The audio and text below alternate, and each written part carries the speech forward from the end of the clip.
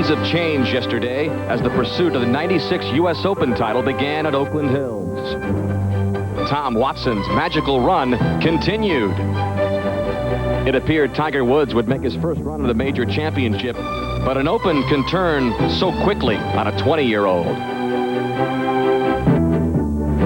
Jumbo Ozaki has plenty of experience, but can he rally himself 3 more days? Paul Azinger's experience outside the ropes has toughened him for moments like this. Moments that produce U.S. Open champions.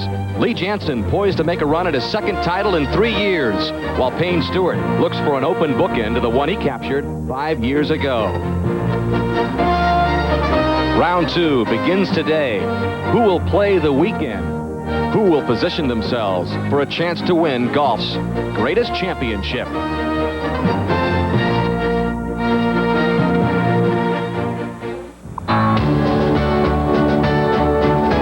ESPN and the United States Golf Association are proud to present second round coverage of the 96th U.S. Open Championship. A glorious Friday at Oakland Hills, less than 20 miles northwest of Detroit. And after some early weather worries, the forecast for the rest of this championship looks to be just about perfect. And the monster may have been soft yesterday after recent rains, but 3 under was the best anyone fared.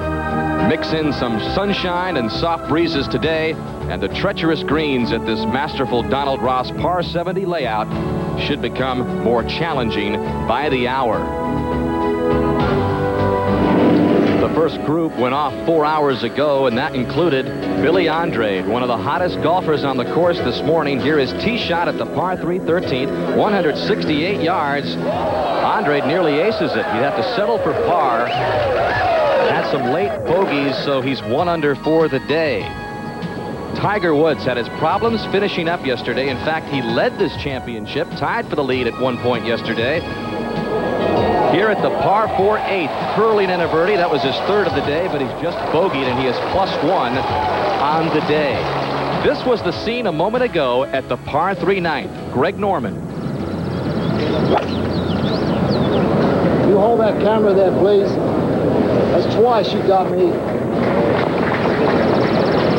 Norman, disturbed by the clicking shutter of a photographer by the ropes, pulls his tee shot well left of this whole location.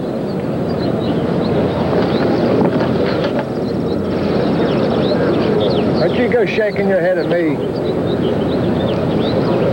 Yeah, you always apologize after the fact, don't you? But Norman calmed himself and saved par from that point. He began the day at +3, 1 under on his round today. The Shark +2 for the championship. John Daly had a hard time getting his putting blade going yesterday, but here for birdie at 10 was able to get it to roll in. John Daly even for the day, +2 for the championship. He also has 3 bogeys. Michigan native John Morse continuing his stellar play from yesterday. Shot a 68 in the first round, parred the first hole, and then here at the par 5 second, rolls in a birdie. He began the day a shot off the lead at 2 under, but with that birdie has tied Payne Stewart and Woody Austin for the Open lead at 3 under par. Lee Janzen, who won at Baltusrol in '93, begins the day at -2 after his opening round 68. Paul Azinger continues to be a story, 1 under through 7. Jumbo Ozaki had early problems on the first hole, and he has fallen back. Colin Montgomery even for the championship, along with Tom Watson, who opened up with an even round 70 yesterday. As you see Billy Andrade falling back a bit after his early success here. And Davis Love III playing the course, +1 through 13. The lone tower announcer. And then on the fairways, Gary Koch will be following that threesome of Daly, Woods, and Pavin. And John Schroeder will be alongside Paul Azinger, Barry Lane, and Curtis Strange.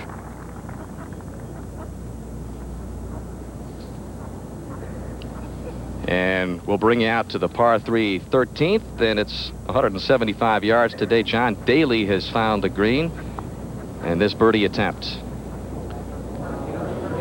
From well below the hole in the front of the green. Good pace, though. Very acceptable from there. John Daly, up and down round. 3 bogeys to go along with 3 birdies, the last which you saw at 10. So he is +2 and very much alive in the hunt for this championship as we move you back to the par 4 8th. Paul Azinger, second shot. John Schroeder, bring us up to date. Well, Paul Azinger is playing very, very nicely today. Hasn't made a bogey so far in his round. Put the ball about 2 inches outside of the fairway, so he's in that first shortcut of rough. Has 186 yards to this elevated green, par 4. Pin's cut 15 yards deep and only 7 from the right-hand edge, and there's a big mound in the middle of this green, so he wants to keep the ball, if possible, on the right side of this green to give himself a reasonable putt. And Roger, it sets up very nicely for the way Paul plays with that little hold shot he hits. Probably hitting a 6-iron. He can move it in left to right and use that mound to the left of the hole to bring it to the flag. It's a little right of the flag in the air. Ooh. I don't know whether he mishit it or misjudged the wind. Not a bad shot, though. Underneath the hole here is okay. Back to 13, Corey Pavin. Gary Koch with his threesome. Long birdie putt out of the low area at the front of the green, very similar to the one John Daly had. And back to 12, we pick up Greg Norman. Third shot. I think you could call this hole location tucked right behind the bunker. Excellent shot by Greg Norman. Went out and 1 under. 2 birdies, 1 bogey. And they head to 13. And Tiger Woods. Gary, have you had a chance to get a feel for how Tiger's playing today after the late disappointment yesterday? Dan, he's shown remarkable composure today. Played pretty solidly, just hasn't made many putts. I know it's a little early on to start thinking about it, but at +7 right now, he needs to probably make a birdie or 2 to have a chance to make the cut. A nice iron shot in here, about 15 feet to the right of the hole, but this is the difficulty of Oakland Hills. Even though he's on the proper level of the green, he's still going to have a huge break from right to left.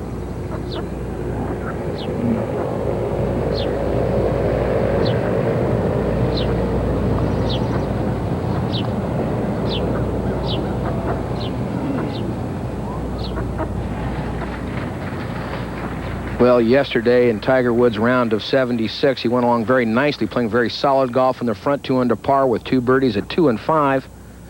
Then on the backside, continuing his good play, picked up a birdie at 12, but then hit a poor chip at 14, leading to a bogey. 15, made double bogey after a poor tee shot, and here was the killer right there, the snowman. Quadruple bogey 8 on the 16th hole, followed with 2 more bogeys, a 43 coming in. Very disappointing finish. Tied for the lead as he made his way to the 14th hole. An hour and a half later, dropped 9 shots as you see John Daly save his par at 13.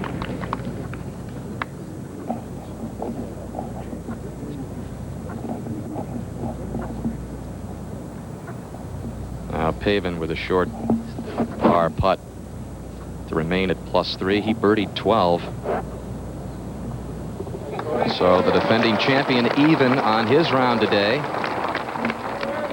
First round 73 yesterday. When he won at Shinnecock last year, he opened up with a 72. So it's about right where Pavin was last year when he went on to win it. And back to 12. All right, the group of Frank Nobilo, Jay Haas, and Greg Norman.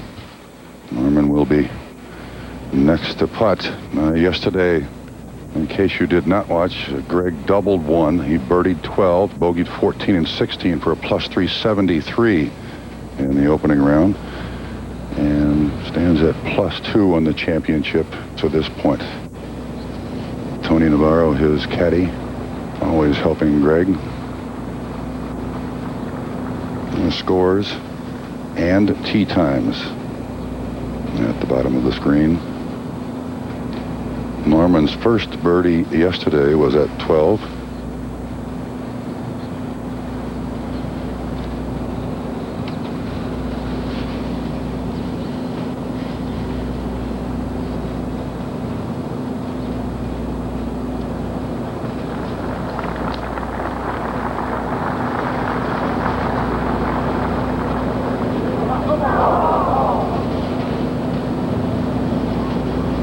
We saw that happen all day yesterday, didn't we?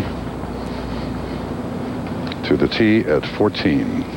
Okay, Trump, it measures 471 yards, longest par 4 on the course.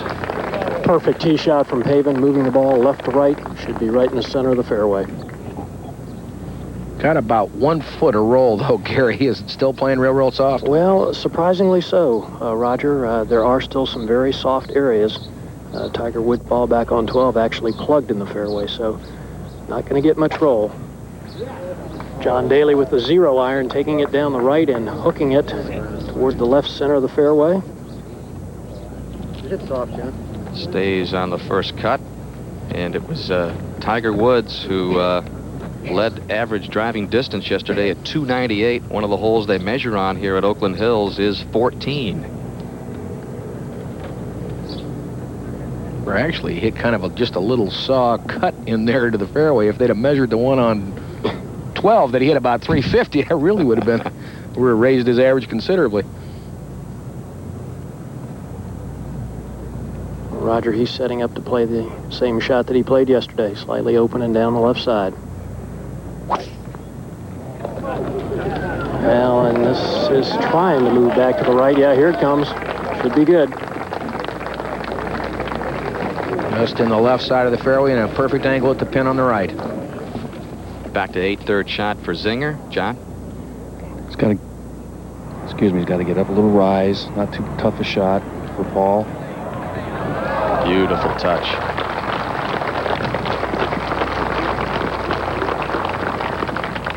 That left for Zinger's par, trying to win for the first time since the '93 PGA Championship after the bout with cancer. As we move back to 18, Billy Andrade for birdie. Across the large ridge. Cuts through the center of this green. That is a wonderful putt from there. And even despite the late problems, Roger, he double bogeyed 16 and bogeyed 14, but still a pretty impressive second round 69 for Andrade. And he is at +1 for the championship, hoping to be a factor this weekend. That's in contention. Beautiful Oakland Hills Country Club, the 6th U.S. Open this storied Donald Ross design has hosted. And back to 8, two-time Open champion Curtis Strange for par. Hit his tee shot in the bunker and pitched from about 120 yards at this point.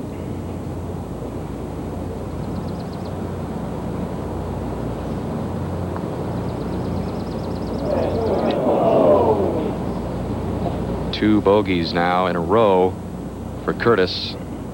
Began the day at +4, so he is now at +6. Fighting to be around on the weekend. To the 13th tee, the last par 3 came at 9, where the disturbance from the photographer came. 13 playing 168 yards today. The pin on the black back plateau of this green, pretty much a semicircular or crescent kind of shelf around a large valley in the center front portion of the green. A tough hole location, tough to get at. This is 6 iron. Try to take a little something off it, I'm sure. It's plenty of club for Greg.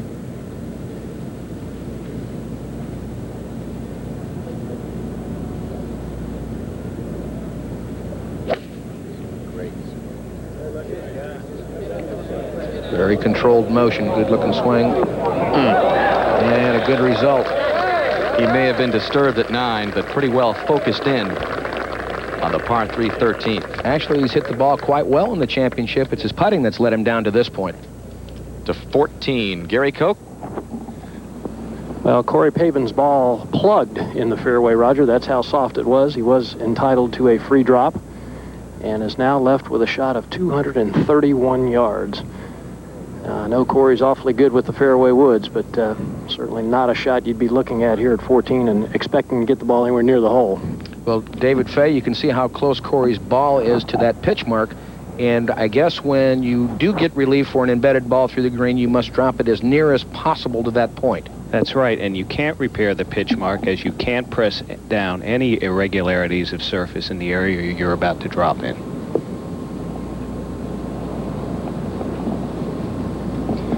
Rory with 212 to the front, 231 to the flag. Slightly downhill, he's taking his forward.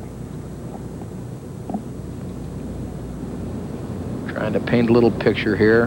Hit it at the center of the green and just cut it back toward that whole location on the right side of the green over that bunker.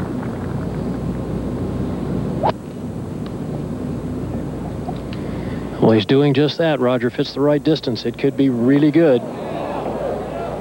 If it'll stay up on top, we'll gather down over the ledge and into the valley. We'll see a lot of that.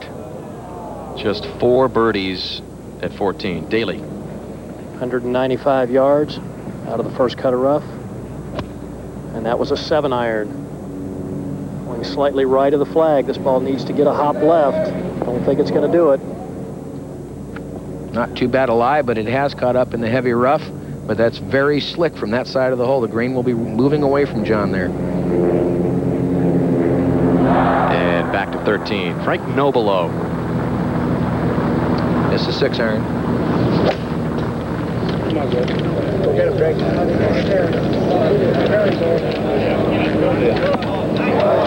Nice shot by Frank. Another solid shot. Well, it is. The pronunciation is Nobilo. For many years, he's been called Nobilo by a lot of everybody. folks. Most everybody, including us. Now Tiger Woods, second at 14.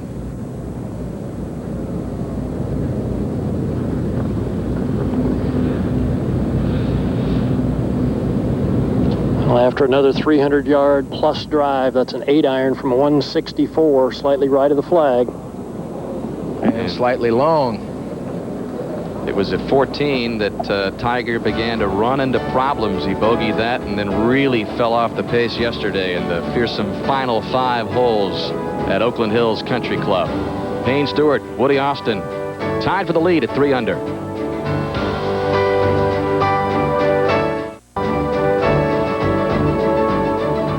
Welcome back. Frank Nobilo for birdie at 13. But we'll move right to left.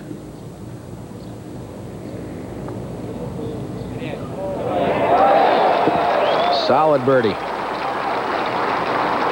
And Nobilo moves back to even par for the championship. +1 on his round today. Over to 14, we pick up John Daly, his 3rd shot from just in the rough.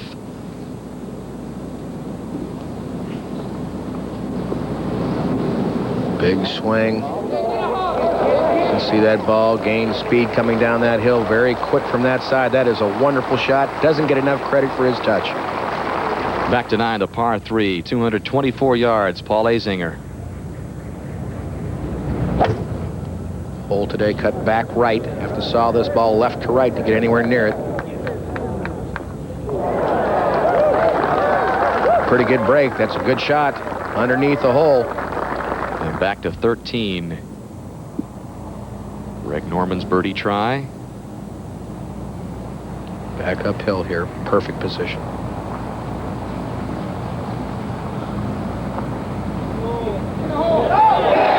Third birdie of the day for the Shark, who's making some noise on this Friday.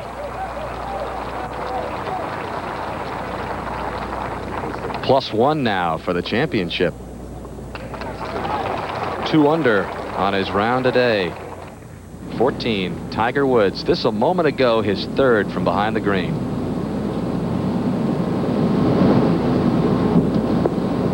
Big swing, flop shot. Well done, but a tricky little putt from that side of the cup. That on tape, and also on the same hole. Now Corey Pavin for birdie. Putting up out of the valley, the center of the green, where most of the players will end up today. Not a bad putt. Now live, Tiger trying to save his par. One of those putts, you get so many of them in U.S. Opens. 4.5, 5 feet, slippery, sliding to his right.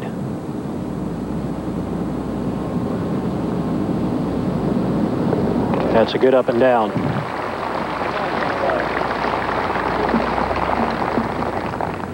Tiger remains at +7. Now back on the tee, Greg Norman, coming off the birdie at 13.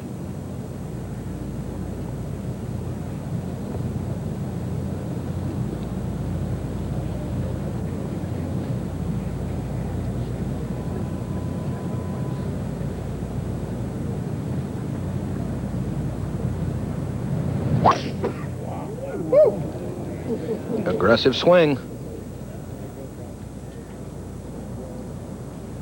But not a great result. As missed left, it will depend if that ball is caught up in the rough or if it's over where the gallery has walked and might have a clean lie. Here's the swing, set up of Greg Norman. Absolutely perfect. Good extension in the backswing. The way down really clears hard to his left, but his right arm releases over his left and the ball gets away from him. A little bit of a double cross. I'm sure he was trying to hold that ball and move it back to the right slightly. Now no below.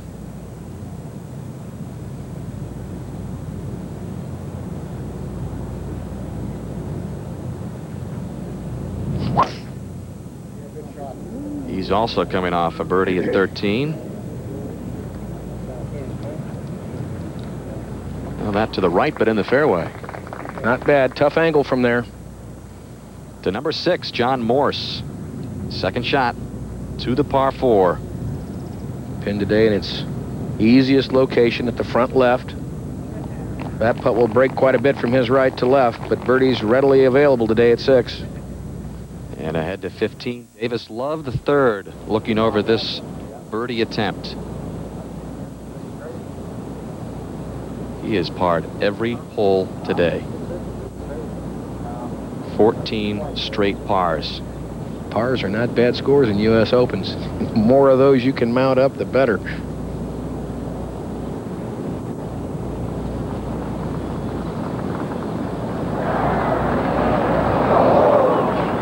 That's a lost opportunity there. Putted from underneath the hole. That was the side you'd want the ball on. So now 15 straight pars for Love. +1 for the championship. Gary Koch.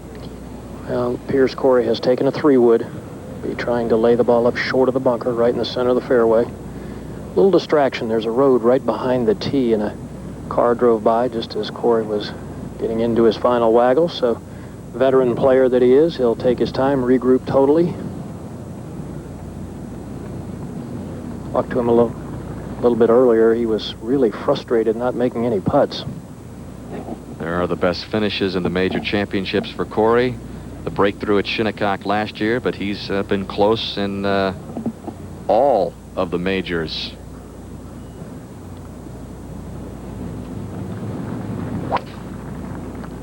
Well, he's hitting that low draw that he often does when he tries to work the ball from right to left. He's got it up the left side of the fairway.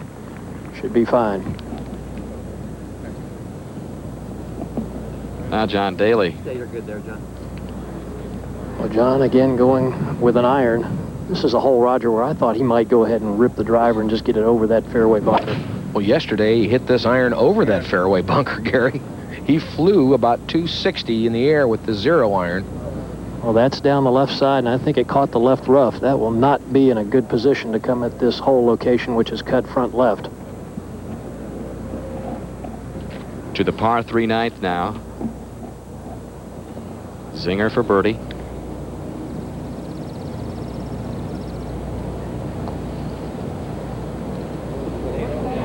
Back uphill. Loses it a little bit left, but 3, a good score at 9 today. A very demanding par 3. It was the second hardest hole on the golf course yesterday. It'll play that way again today. And back to 6. John Morse pacing his birdie attempt. Very impressive Open so far for Morse when you consider that he has missed the cut in this Open Championship in his 3 previous tries. A little surprising, really, that he would have that kind of record.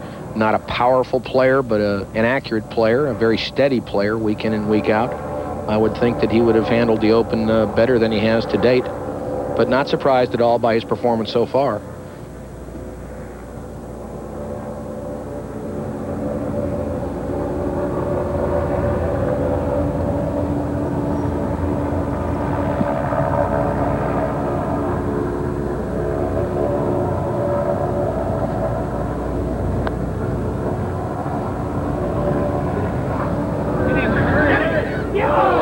Just lost pace and ducked under the hole.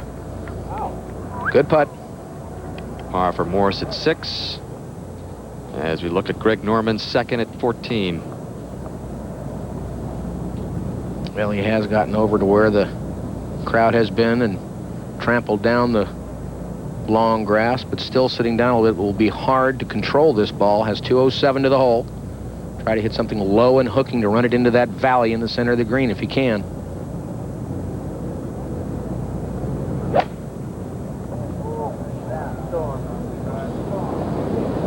He's trying just that.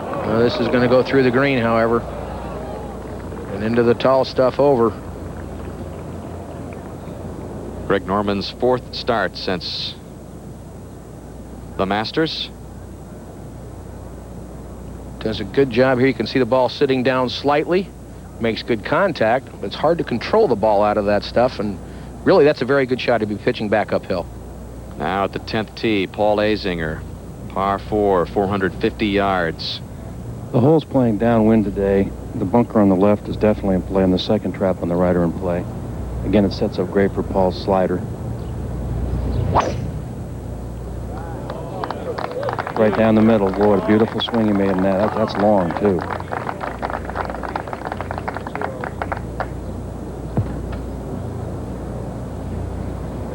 Good to see Paul back in the hunt. And back to 14, Frank Nobilo getting ready for his second. Here you can see the flagstick just at the left edge of the bunker, tucked on the right side of the green. Now the difficulty of this shot is that the green runs away from the player from front to back, and it is sloped from right to left. So from this angle, to get the ball to stay on that level, Frank will have to manufacture some kind of shot that comes in from left to right and very high in order to hold that part of the green. He'd much rather have it on the left side of the fairway, but this from 198. Slightly downhill. Going with a hard 6-iron here, maybe a 5. Get something up in the air quickly.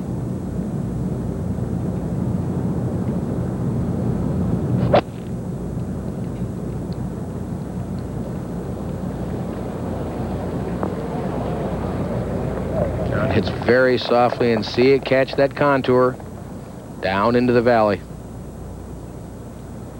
Nobilo, a couple of top 10s in his 2 opens, tied for 9th in 94, and then a tie for 10th at Shinnecock last year.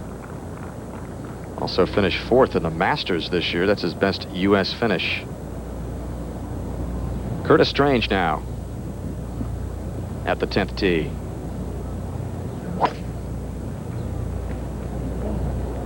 Over par in his round today, +6 for the championship.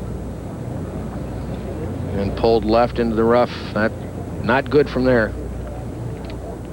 And back to 15, Corey Pavin, his second.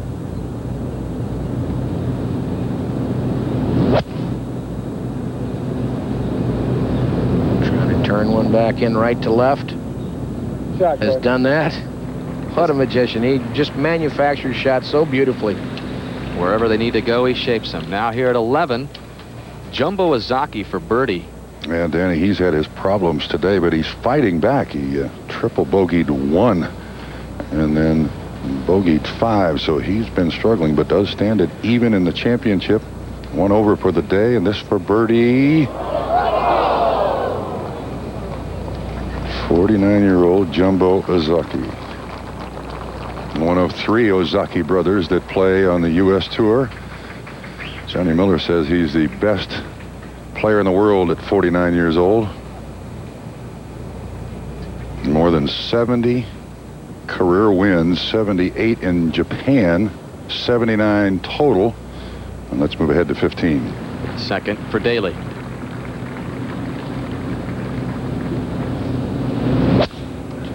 First cut of primary rough, and you could see how hard a swing he had to make at that. Well, not very many players could do that. That is sheer brute power. And below the hole at 15. Back to 14, Greg Norman in his third. Rolling through the green to this point. Well, so many times in Open Championships, you're actually better off when you miss a green as opposed to being in the wrong place on the green. Greg has gone through the green now, is pitching back uphill to the hole.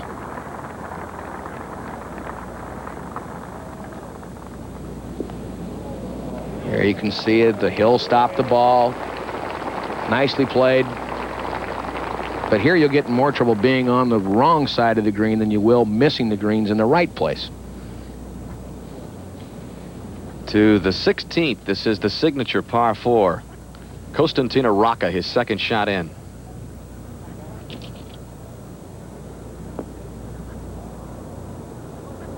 Rocca began the day at +1, doubled the 4th hole, bogeyed the 5th, and has parred the rest on to where he stands at +4. Also playing in this threesome is Davis Love and Tom Lehman, and here is Lehman second. 2 over par in his round today.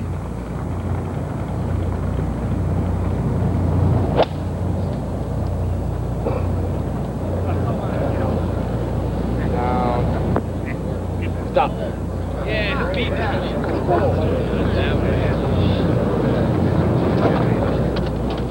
And back over to 14, no below. Up from the valley, this will break right to left as the green runs away from the player and from the fairway. Runs to the back part of the green.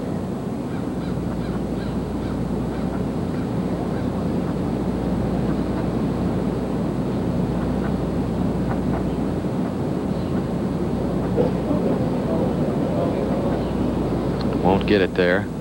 Still a little work left. To 15, Woods for birdie.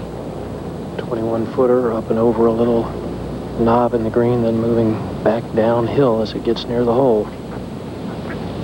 But that if you get aggressive with, you can knock it by. Oh, that's a good stroke. Wow. Can't hit it any better now without it going in. So Tiger will remain at +7. Like he thought it was in. He wants it, he wants it. Are you kidding me? Good to see his 20-year-old emotions out here, especially the fist pumping out in the fairway at 5 yesterday. The one hopper slam dunk in, rattled the stick at 6. The exuberance of youth. Now Daly after that great shot out of the rough for birdie. It was a fantastic shot. As Roger said, only one with his strength could play it. Double breaker here, moving right, then trying to go back left. Yes. Right in the middle. John Daly beginning to find the putting touch here on the monster greens at Oakland Hills, and a birdie at 15 moves him to +1 for the championship. Just 4 off the pace. Back to the par 4 10th. Look at this stance by Curtis Strange, his second shot. No chance to reach the green from there. Really, that's a heck of a shot to get it that solid from that position. Really not a bad play at all, and he's going to have a reasonable chance to save par. You can see how far the ball is below his feet. My goodness, it must be a good foot or more. Picks the club up sharply. Very little lower body movement because the ball's so far below his feet. Catches it solid. Now Zinger's second. He hit a huge drive here, guys. He had 184 to the hole, 156 to the hole, but I left it over that right knob, I'm afraid, or that mound in the middle of the green, Roger. It's a tough putt. It did. It moved just right, and he will have to putt over the top of that ridge in the center of the green. Back over to 15, Corey Pavin. Birdie try. 8-footer, speed putt. Depending on how firmly he hits it, how much it'll break left. Lost it low. Not quite enough pace, and that really been an unPavin-like performance so far with the putter. Usually wastes very few shots, saves every shot you can possibly imagine on the golf course, but really could have left 4 or 5 shots in the course yesterday, don't you think, Eric? Well, no question, Roger, and I talked to him a little bit this morning after he made his birdie putt finally at number 12, and he said, man, it's about time I made something. I'm just leaving a lot of strokes out here, getting pretty frustrated on the greens. Remains at +3 with a par at 15. And back to 14. Nobilo made his par, and now Norman trying to get his.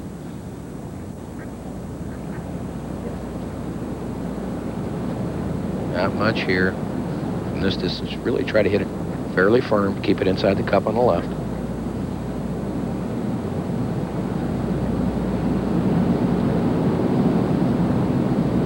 Good stroke. Good par save for the Shark. Ahead to 16. Rocca for birdie. Some work left for his par. And to 9. First look at Bernhard Longer. This for birdie.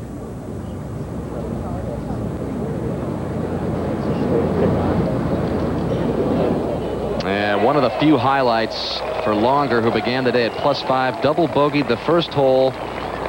4 more bogeys on the front 9, but with a welcome birdie to get to +10. And back to 16, Davis Love circling his birdie attempt.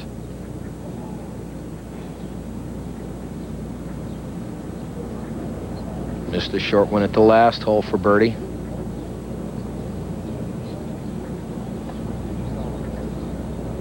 Davis Love, of course, in search of the first major championship in his career.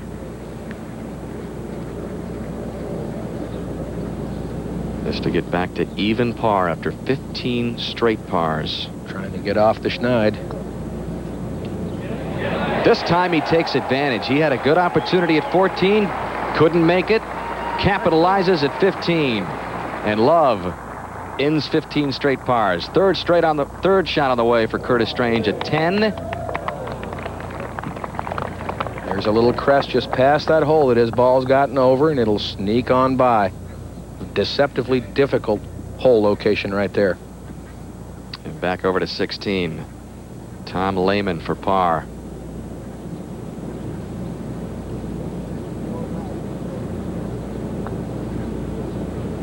And he's got it.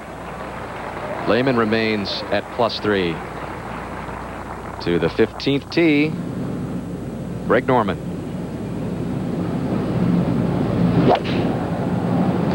Yeah, good shot.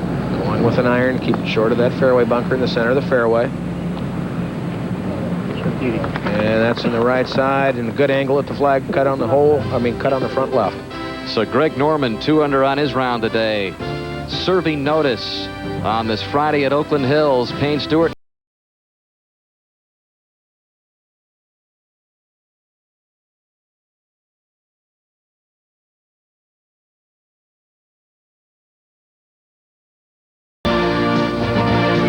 Love.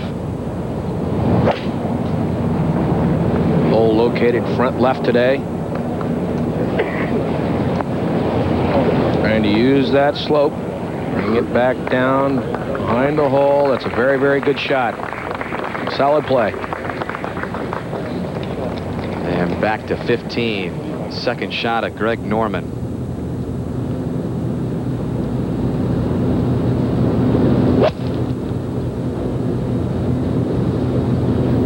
One with a 6-iron.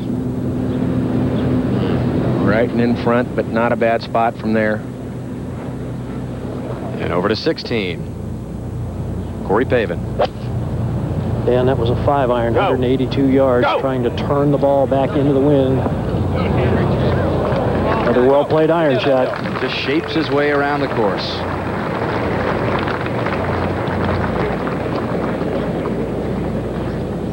And back to 10.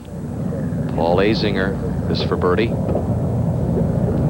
Cutting across that hump. Now the ball starts trekking downhill. Should work back slightly to his right. Just overbarred a little bit, but beautifully paced. Good 4. And back over to 16, Tiger Woods. Remember his problems at 16 yesterday. His second shot now. Gary Koch, how far? He's got 168 yards, Dan, and fortunately for Tiger, a much different pin placement. Hole cut in the back left portion of the green. Taking a 7-iron, wind is into him from the left. He's going to have to get all of it if he's going to get it back to the hole.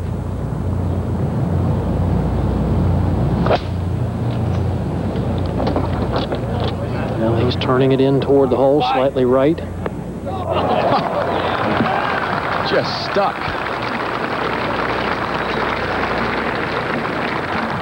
So he got it there today. Exercising those demons. Now John Daly.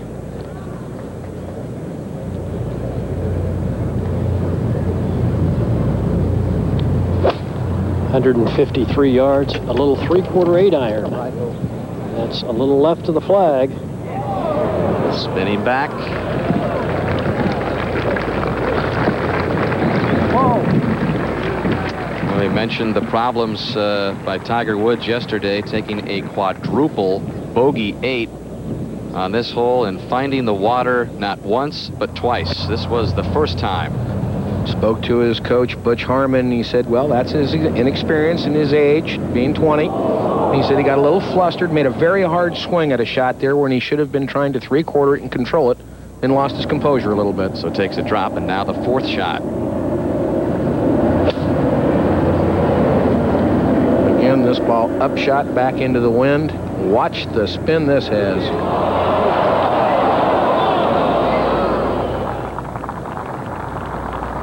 And it resulted in an 8. We mentioned how quickly he fell off the leaderboard. Back to 15. Greg Norman is for birdie from just below the green.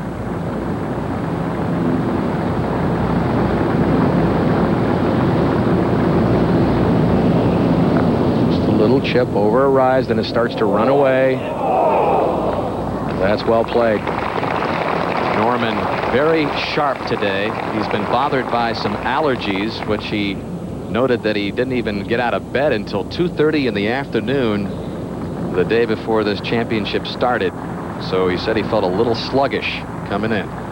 And his good pal Nick Price had to withdraw from the tournament for the very same reason, allergies and sinus infection and whatnot. And so Greg's a little under the weather right at the moment. But to 18, Bill Murchison. That was for par, but Bill at one point got it to 5 under for the day, but bogeys the last 3 holes. Still a fine round of 68, and he is at +3. He made a quick appearance on the leaderboard at Shinnecock in last year's U.S. Open. Journeyman pro, has been on and off the tour quite a number of times, playing the Nike Tour mostly. Has played well at times in the Open Championship. Turned pro back in 1977 out of TCU. 39-year-old Bill Murchison. Payne Stewart and Woody Austin yet to tee off. They were the overnight first-round leaders with the opening rounds of 67. Davis Love the third at even par through 16. A lot of people pulling for Tom Watson. Can he win another Open Championship? Won at Pebble in 82. Back to the action now at 16. John Daly for birdie. And a long putt here, Dan, in the neighborhood of 30 feet. One of those that looks like it's got a couple of breaks to it. Wants to move a little left to start with, and should come back to the right at the end. He seems to have a little more confidence, even though he left that one short in his putting today, Gary. Well, he's been more aggressive, Dan. There's no question about it. That was the thing that was lacking yesterday, and surprisingly so. Over to 17, Davis Love, birdie.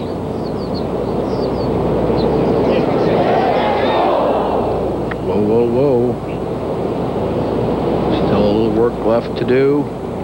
17, how about that hole location yesterday? 17 playing the toughest on the course. It was diabolical. Nearly impossible, as many of the hole locations can be here at Oakland Hills. Very, very hard to get the ball near the cup with your iron shots, with your approaches. Same hole now, Tom Lehman for his birdie. Underneath the hole in a perfect spot to putt from. Lehman runs one in. That's the angle you want to get at this hole from. +2 for the championship for Lehman and back to 16. Corey Pavin's birdie attempt.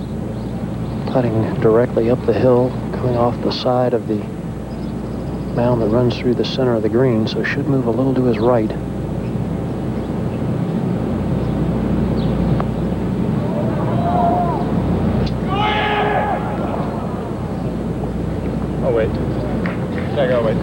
Pavin stuck on even par for his round today, +3. And back at 15, Norman for his par. Nobilo has already saved his par here at 15.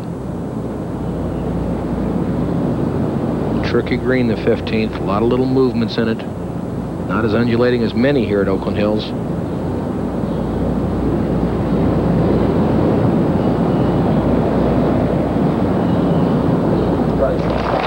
Still just one bogey on the day for Greg Norman. It came all the way back at 5. He remains at +1 as we send you to 11 and Paul Azinger.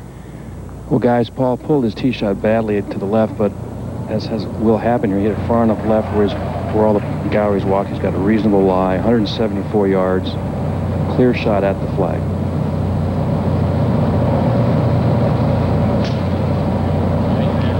Sounded like it caught it very solid. Actually, it could be helpful. Ooh. Well, it didn't quite get up, but it could have been helpful if the ball comes out with less spin. He could run it up that big slope and get it to the back part of the green, pinned just on top of a large plateau.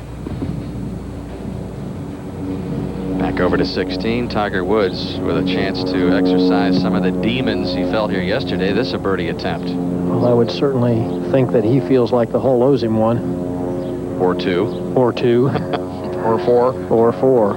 Uphill, moving to his left. But you can really be aggressive with.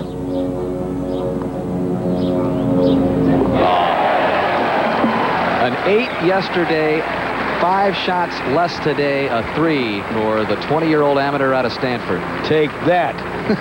Oakland Hills. That's right. Take that, 16. Back on the tee now at 16, Greg Norman.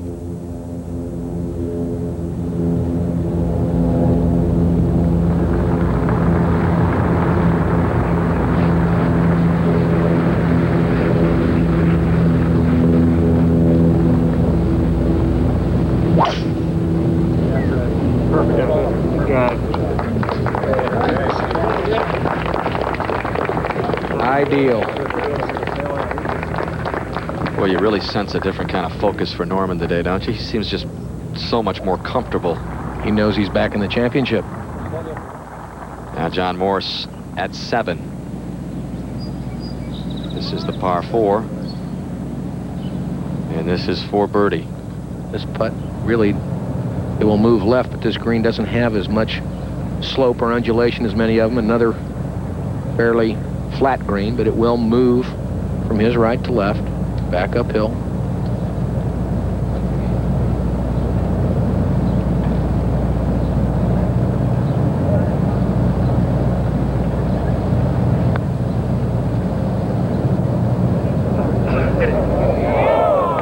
Good putt. Off the tee at 18. Par 4, 465 yards. Davis Love. Toughest hole on the course. Perfect drive, and that's what it takes to set this hole up.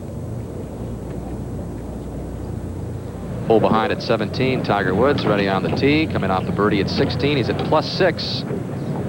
Well, that could have been a very, very important birdie for Tiger when it comes time to make the cut. Hole playing to 188 yards today, hole location front left. And I've got to think a hole that favors Tiger Woods and John Daly over Corey Pavin because they can get the ball up in the air so much more.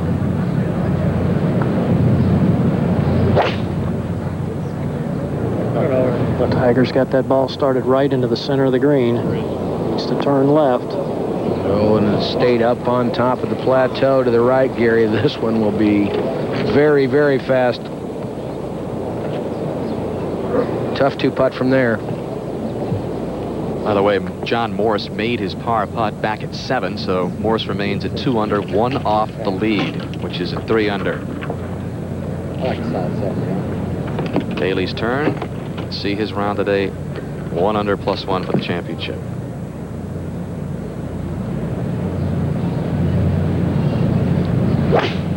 It's a 6-iron for John. Stay in the air. Get it a little heavy. Ball's got to get up. Okay. It got up, and he's using the slope, Gary, and he's brought that back to within 12 feet of the hole. Best shot we've seen yet today.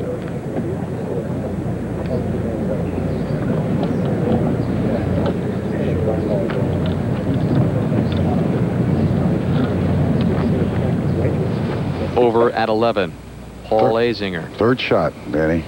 This is fast and will break right considerably. Deft touch by Paul Azinger. Very nicely done. Let's move ahead to 17. Corey Pavin contemplating his tee shot at 17. Well, Dan, as I mentioned, a much more difficult shot for Pavin. The green sits up above the level of the tee, some 20 or 30 feet. And Corey's normal ball flight quite low. So much more difficult shot for him to play. Look for something coming in right to left, landing near the front of the green. And hopefully utilizing the slope in the middle of the green and running the ball toward the hole. That's right. There you can see his familiar pre-shot routine. Does that because he says he tends to take the club on the outside on the backswing. So this is just a reminder to get the club traveling back more inside.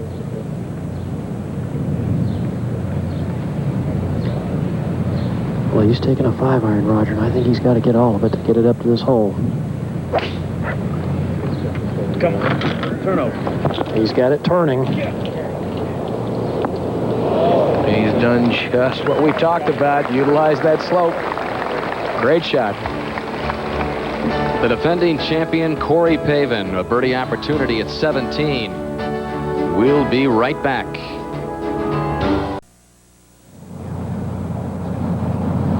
With a fairway wood, rock a second shot at the par 4 18th. Right on the potential cut line of +6 or +7. Beautiful shot. Brilliant shot. Now at 16, you saw the great drive. Perfect position for Greg Norman. 149 yards. Hard 8-iron.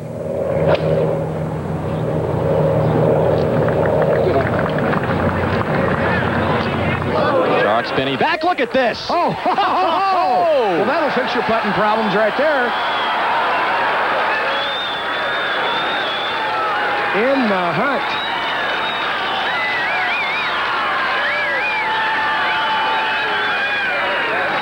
Eagle 2 at 16.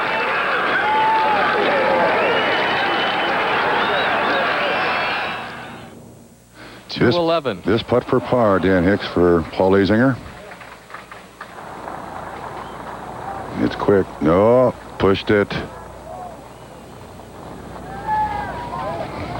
Well, ahead to 18. Davis Love roars all over the golf course today. His second at 18. Oh, he's pulled it. Doesn't like it at all, and he will have a putt over a large hump that dissects this green. Very, very tough 2-putt from there. Still buzzing at 16 as the Shark comes up to retrieve an Eagle 2.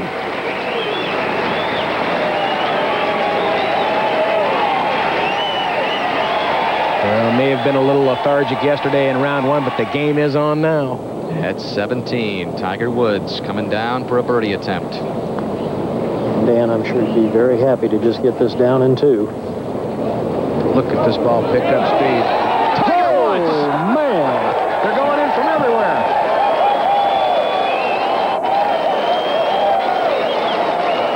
Birdie, birdie for Woods. And after really being on the bubble of the projected cut, Tiger Woods with that birdie at not only 17 but 16, chances are he'll be around for the weekend if he negotiates 18 well. And you get the feeling in the future we'll see a lot of Greg Norman take this and Tiger Woods take that.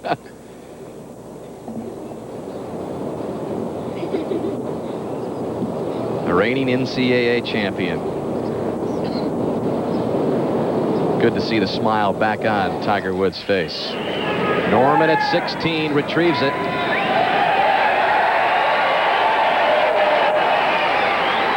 Roger, so much talk about losing the 6-shot lead at the Masters. You have to admire him, the way he's come back, especially today. So resilient. Pavin for birdie at 17. Ideal position to be putting from. Back up the hill, turning a little right to left.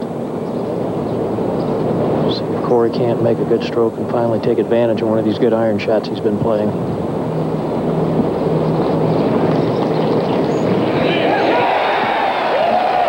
All of a sudden, the teeth have come out of the monster. Birdie for Pavin at 17.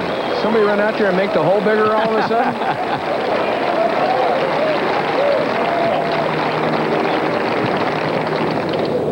Tiger says, ho-hum birdie. Thank you very much. Now, Daly's got to be If this thinking, goes you in, guys I'm leave leaving. one for me. If this goes in, I'm leaving, Raj. It's one of those you either think it's a barrel you're putting into or a thimble. Position, back up the hill.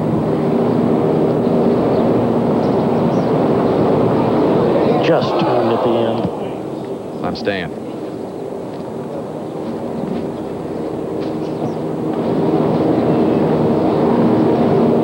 John Daly par at 17. Woods, Pavin, birdies at 17.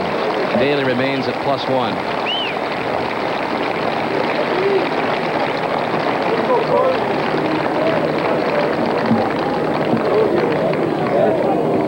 The intensity has been cranked up a notch or two the last few moments on this Friday at Oakland Hills. And there it was at 16 a few moments ago at its height. As Greg Norman ran it in from the fairway, he is at 1 under for the championship, 2 off the pace.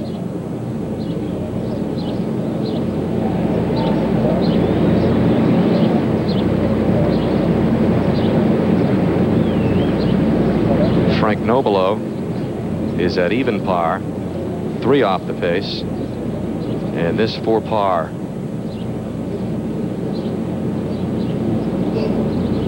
Probably the weakest part of Frank's game, a very solid ball hitter, a little erratic with the putter. Not much break on this putt, though.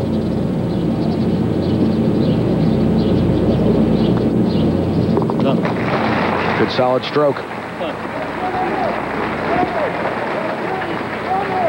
They follow Shark, the Throng's galleries here at Oakland Hills, to the par 3 17th. Got 184 in the pins at 7 today. Over to 18. Davis Love, long birdie attempt. Have to putt up near the fringe in the back. Over this hump, up into the fringe. Now watch this. Watch this.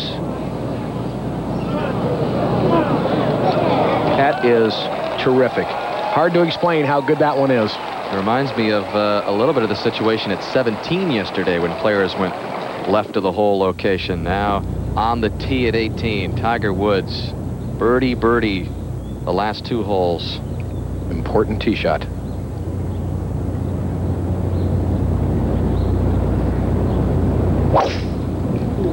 Drive. Perfect. Well, he has ripped it right up the right center. That should be perfect. And deep.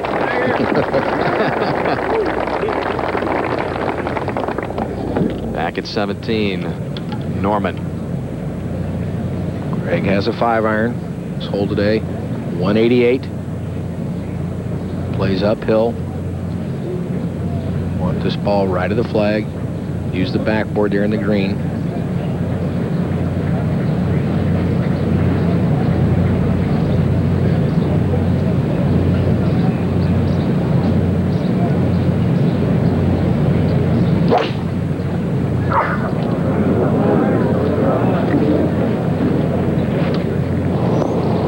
Going right, and he will have his hands full from there.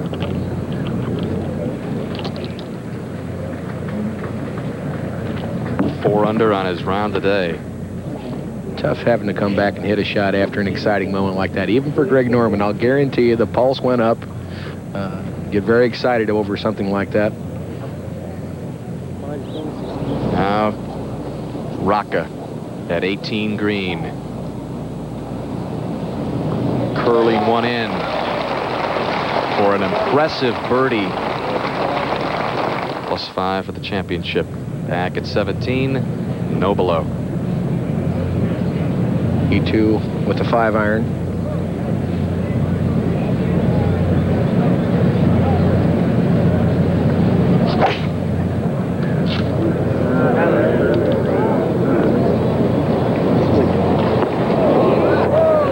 Good shot if it'll settle down.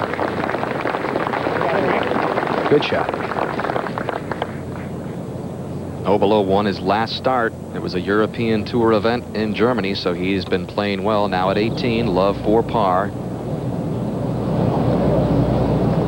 Davis Love III keeps his hopes alive of his first major championship. Follows up the first round 7.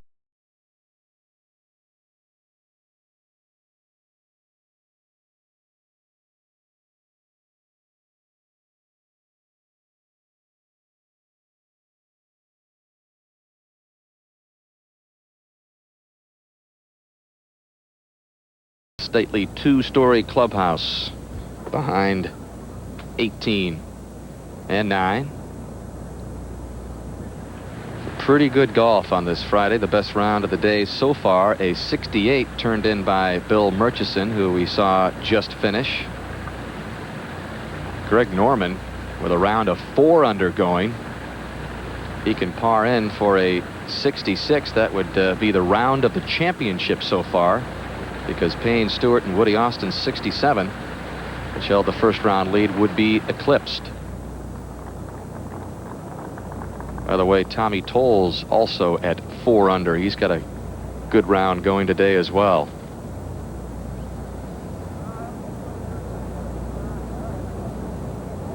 Some of the other names in this 156 player field: Scott Hoke at +2, Hale Irwin with an opening round of 72 yesterday for the 3-time Open champion Steve Scott, underway after his excellent start yesterday.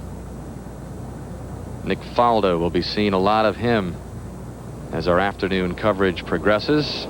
Back at 17, though, Greg Norman trying to keep a stellar round going here with this second out of the rough. And has a delicate, tough little chip shot in the primary rough from a downhill lie to a green that will run away. This will move to his left. Just try to pitch something onto the green and let it gather pace down the hill.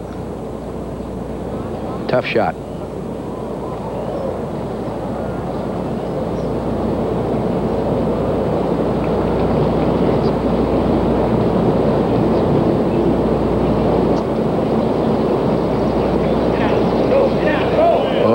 You can see how quick that is coming from there. That's really not a bad effort at all, and he does have an uphiller coming back trying to save his 3.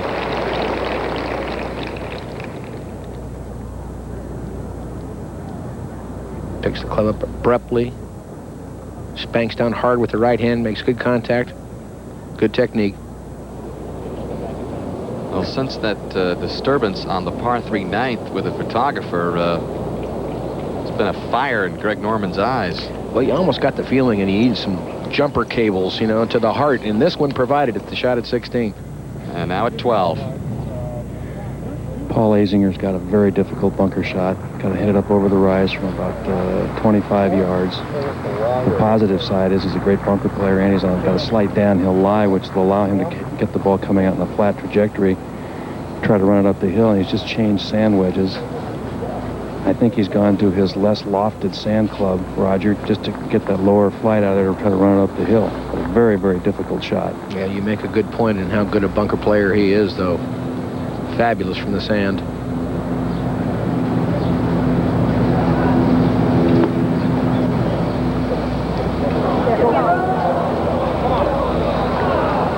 Now that's his 3rd shot. Zinger just bogeyed 11. And let's move ahead to 18. Tiger Woods.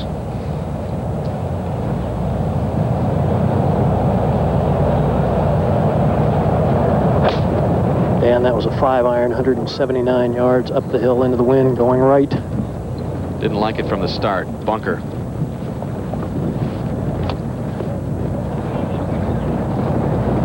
That into the bunker that was reconstructed after the rains of Wednesday. Well, just a moment ago, same hole, John Daly second. Right up against the collar.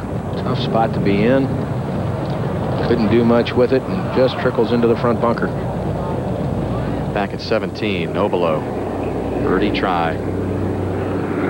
This is actually a little uphill in the first part of the putt, then gets over a crest and will start to run away.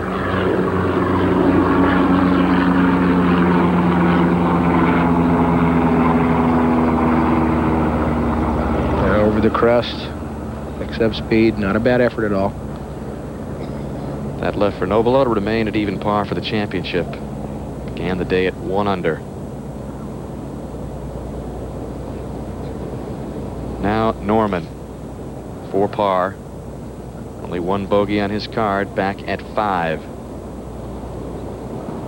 See how he's vaulted to the first page of the leaderboard after the Eagle 2 at 16. Now just 2 off the pace, wants to stay that way as he plays 18. He really hasn't faced a big putt yet in the championship. Found himself a few over par, a couple over par, not squarely in it, but not out of it. all of a sudden, by virtue of holding an 8-iron at 16, he is only 2 shots back of the leaders, and now he has a big putt, a big par-saving putt, and this is really what has bothered Greg so far in the championship, is he just hasn't putted as well as he'd like. This putt back uphill. Shouldn't do too much from this angle.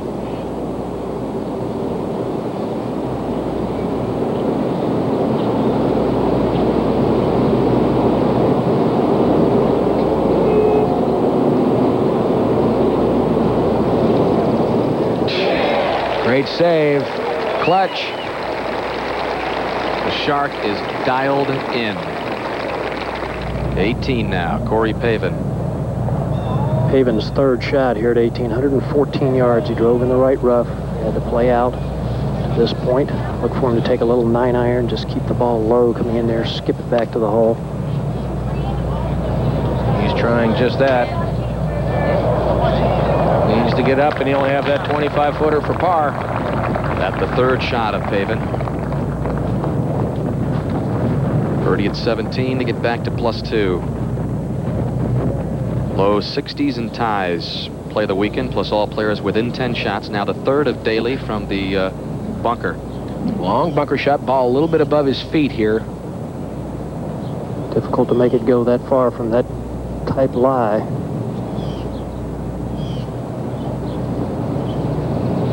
He's taking it way up into the back of the green, hoping it'll come back. Had plenty of spin on it. Look at this. That is a great play. What a great short game he has.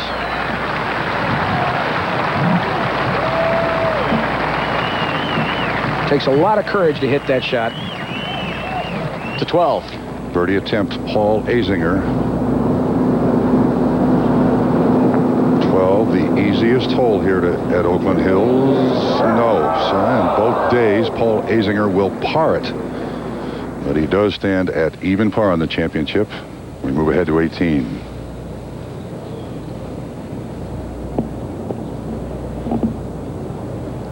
Tiger Woods with a practice swing. Well, he's got a difficult bunker shot, Dan. The bunker is very deep. Green runs away from him once it gets up onto the putting surface. Ball wants to move hard from the back part of the green toward the front. Literally, Roger, I would think, needs to play his ball up near the fringe somewhere to the right of the hole. Let it trickle back down, but you just have to admire his composure to come back after the disappointment of yesterday. This has been an inspired performance for Tiger Woods today.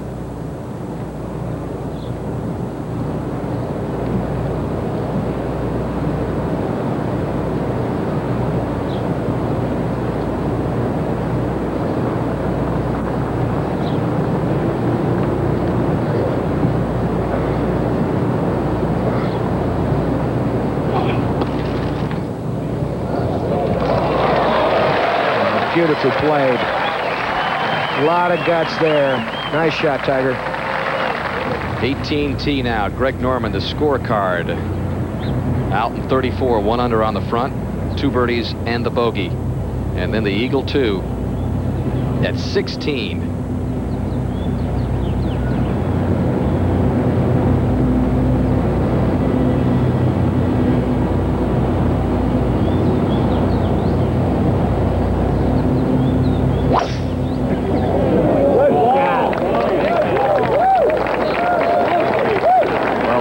Record at Oakland Hills, 65. It's been matched 7 times. Greg Norman has a shot at it if he's able to get a birdie at 18, but he can par in for a 66 and the round of the championship so far.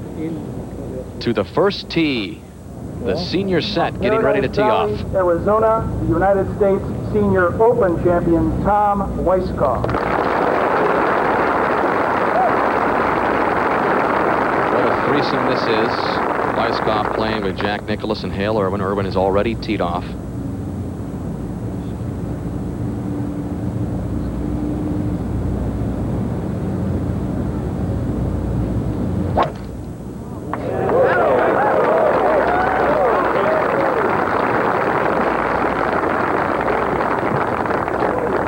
And Weiskopf down the middle. Jack Nicklaus, North Palm Beach, Florida.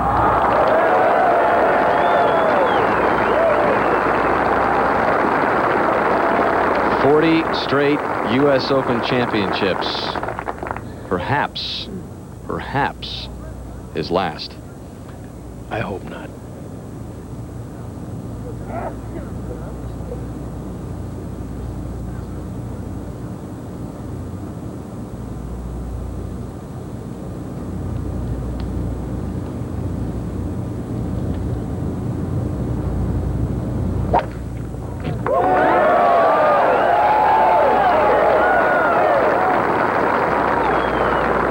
Jack down the middle.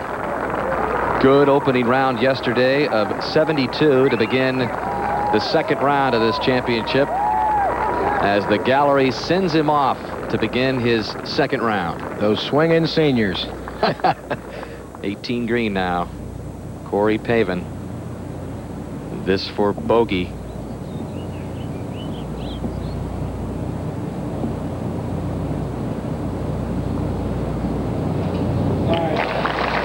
So a little disappointing finish for the defending champion, who had birdied 17 to get back to +2, but a pretty good even round 70, +3 for the championship. As we send you back to 13. 168 is the yardage. Paul Azinger on the tee.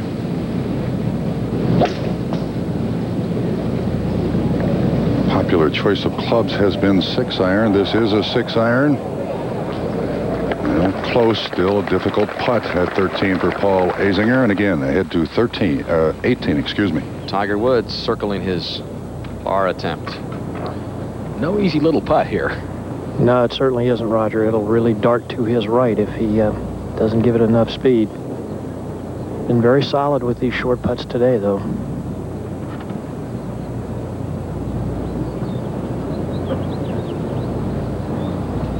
Would be a nice way to finish.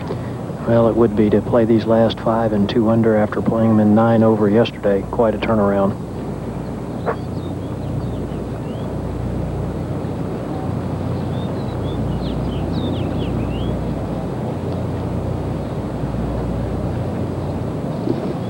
Don't believe that bug will be a problem again.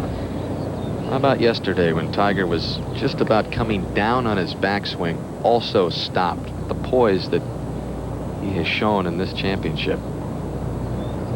Well, plus I like what I see here, Dan. He didn't just back away and then get right back over the ball. He's gone right back through his entire routine.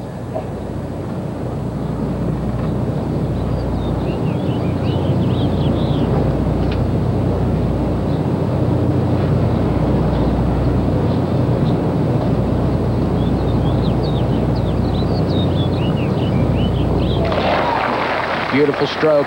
Great finish. Nice comeback, Tiger. A lot of people would have written him off yesterday after the closing 76, a 69 today. He lost 9 shots on the last 5 holes yesterday. Today, 2 under. Now Daly, and this would be a spectacular par finish.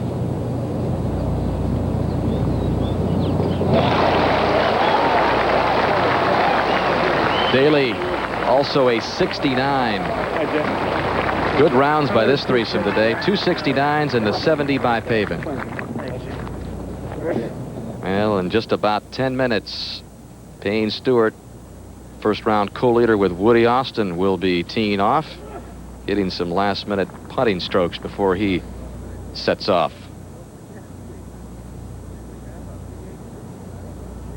Payne Stewart, the last first-round leader to win an Open championship. Now Nobilo from the fairway at 18. The left-hand side of the fairway. Beautiful angle to play at this pin in the back right. 212 yards to the hole, uphill. Yeah. Green is quite wide, but as you can see left of the flagstick, the large hump in the center of the green needs to keep the ball right of that.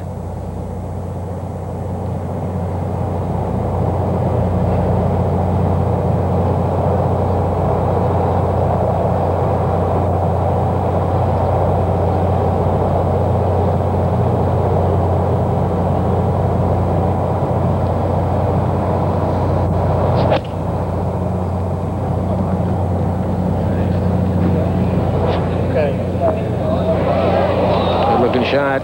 Settle down, settle down. Actually, that ball would have come back some if it hadn't gotten back up into the back fringe. Beautifully played. Now, Norman. And we'll mention again, a birdie ties the course record, 65, matched 7 times, matched 3 times in the last Open Championship back here in 85. 207 yards uphill, perfect 3-iron for Greg. Shoot this ball straight up in the air.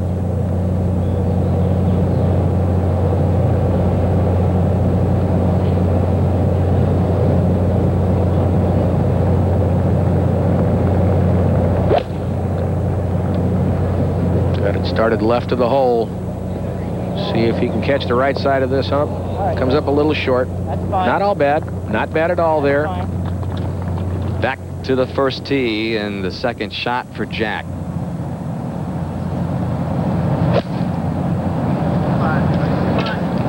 .430-yard par 4. Good shot right over the top of the hole. Good start for the Bear. Payne Stewart and Woody Austin getting ready to try to add to their lead.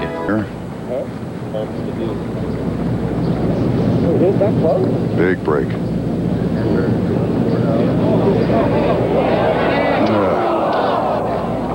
So he will stay at even with that little tap in and again up to 18. And Greg Norman, be it a lengthy birdie attempt, he can somehow magically get it to fall in. He'd tie the course record. But again, he is on the right side of the hole. He is underneath, putting back uphill. He will have to flirt with just a bit of the hump that is in the middle of this green. We'll shove the ball right some, but from a pace standpoint, not a lot to be overly concerned about. 2 putts from here would be very good, and I'm sure he'd be very happy with 66. And that would be the round of the championship so far. As you can see, Norman's position on the leaderboard, 2 back. John Morse still staying intact out there as well at 2 under as he makes the turn.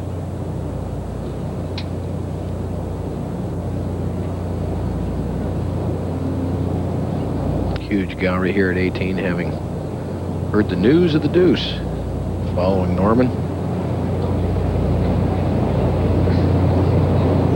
Even without the deuce, I love to watch him.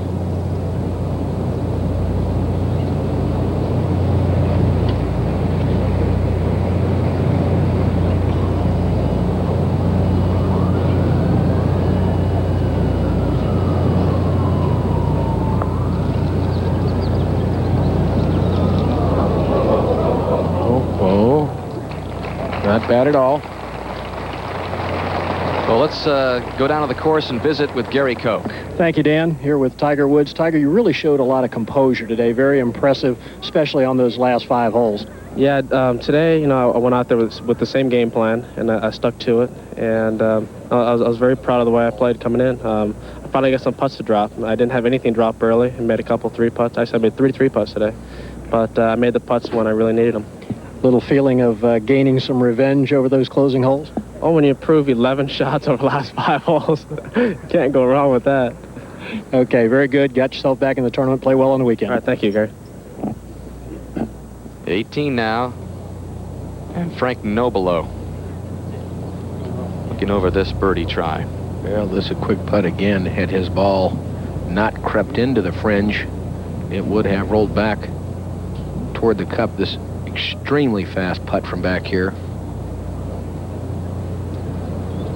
Just try to get this ball dribbled out of the fringe and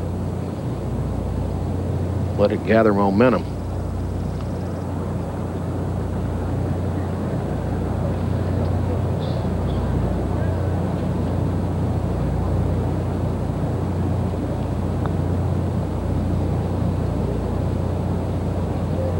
Right over the Shark's mark. It took a little something off it, actually. I think he might have had a chance at holding that had it not gone over Greg Norman's marker. First green, Jack for birdie.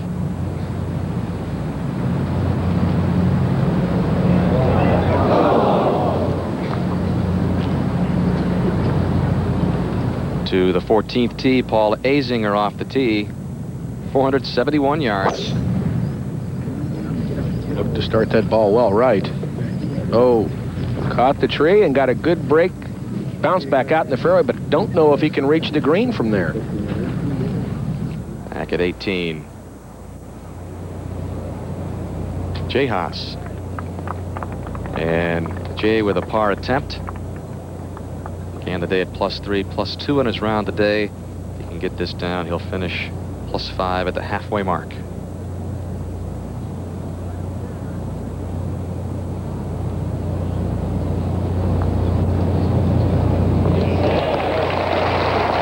Nice par save by Haas. That will ensure he's around for the weekend. Nobilo tapped in his par putt, so now the only play left in this threesome is the par attempt for Norman, bidding for the low round of the championship.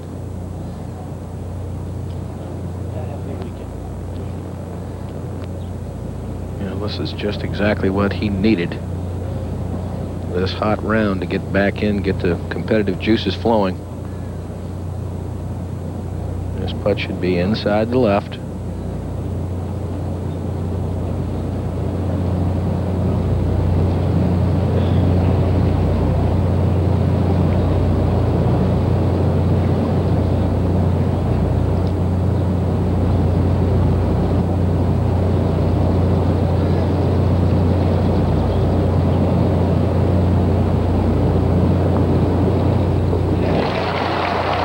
Any questions if Greg Norman was able to recover from the Masters collapse have been answered today in the first major championship since Augusta. Round of the championship so far, 66.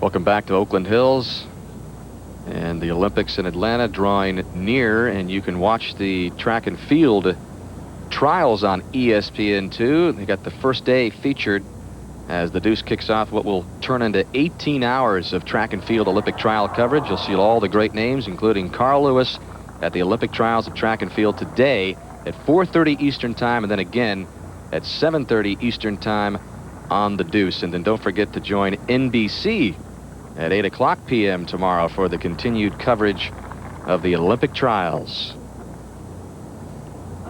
Out to the action now at 14, second shot of Paul Azinger. Even par for the championship. Got the break off the tree, but a long way home. Starting this ball up to left, trying to cut it back into the center of the green. Watch out. That will get through on the left-hand side. Long way from the hole there, back uphill. Back to the first tee. Bob Tway. Tway yesterday a first round 72. Just only one fairway in that round, driving the ball beautifully.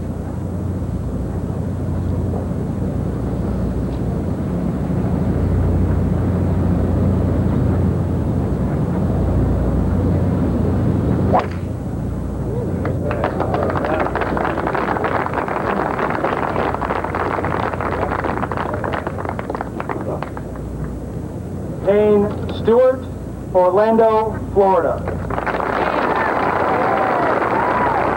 Champion at Hazeltine in 91.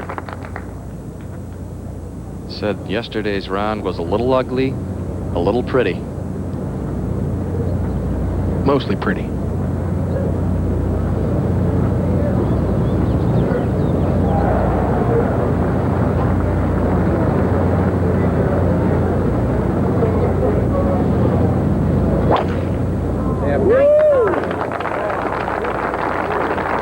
In 95 Open Championships, 16 first-round leaders have gone on to win. Poway, California. 87 champion at the Olympic Club, Scott Simpson. Great U.S. Open player. Hits it very, very straight. Manages his game very, very well. Seems to be always a factor in the Open.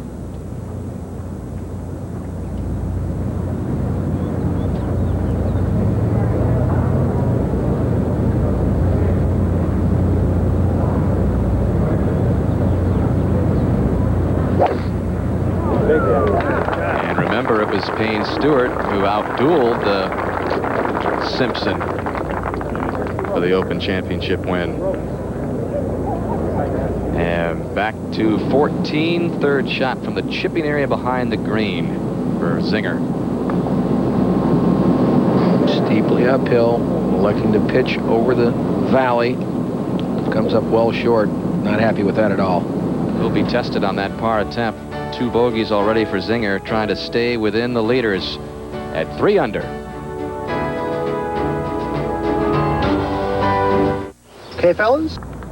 On the par 5 second, Phil Mickelson for birdie.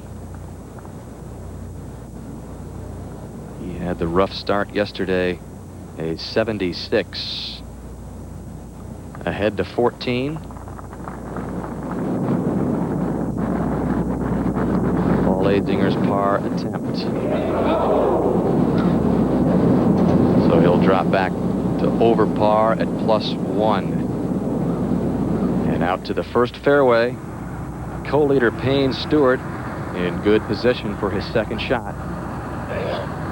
Hole today about 2/3 of the way back on the left-hand side. Yesterday was the second hardest par 4 on the golf course. Not an easy start at all here at Oakland Hills.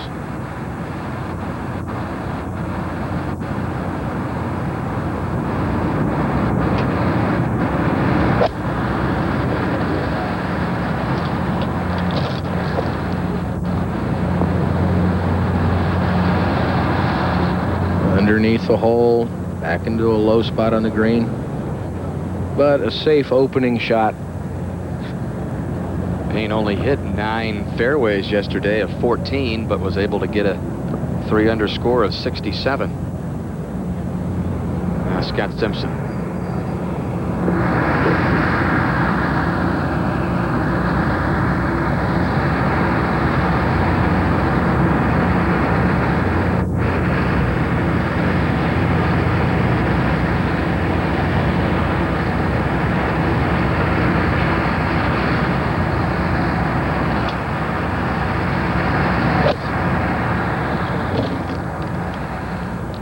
Doesn't like it. Looked like he lost it right. He did. That should gather back down into the valley. Ahead at the par 5 second. Second shot for Tom Weiskopf. Gary? After a huge drive, 225 yards to the front, 239 to the hole, a 1-iron. Always a great long iron player. This one's headed a little right. They catch the right edge. And will it stay on the green? Just off the back, but Weiskopf birdied the first hole. They get back to +5. Set up for another one at 2.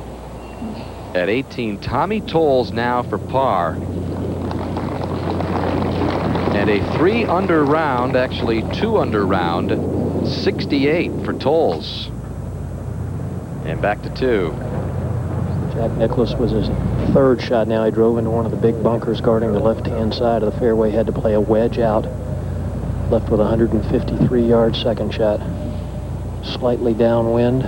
Jack with an 8-iron.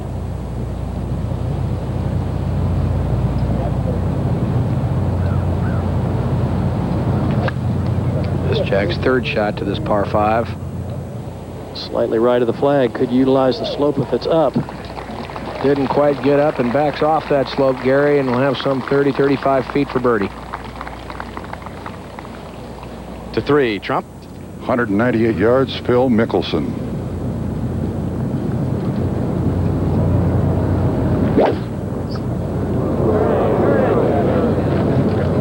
Doesn't like that, going well left. Well, Roger, there were a lot of people that picked this young man to be one of the contenders this week for this championship. Opening round 76 yesterday, has not played like the Phil Mickelson we know. Let's move back to the tee at 2. Par 5, 523 yards. Nick Faldo. Hit every fairway yesterday in the first round. Always the tactician.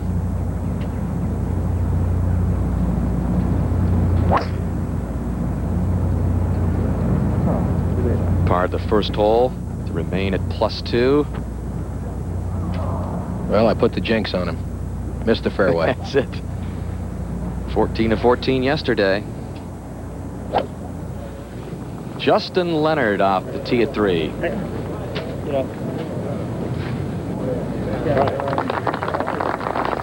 Justin at +2 on the championship. By the way, Justin will turn 24 tomorrow. Where are these kids coming from? Colin Montgomery. He bogeyed number 2. He stands at +1 on the championship. Again, 3, 198 yards. Another great driver of the ball. Missed only one fairway in the first round. That is certainly the way to play Oakland Hills. On a real hot streak lately. Has played very, very well so far this year. Roger, this is a 3-iron.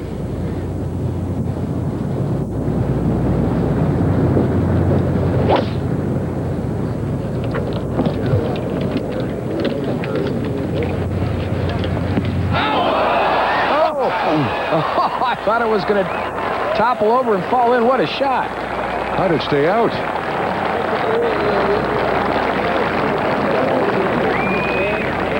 Well, let's say that that'll be a birdie for Colin Montgomery. That'll move him to even par on the championship. Goodness.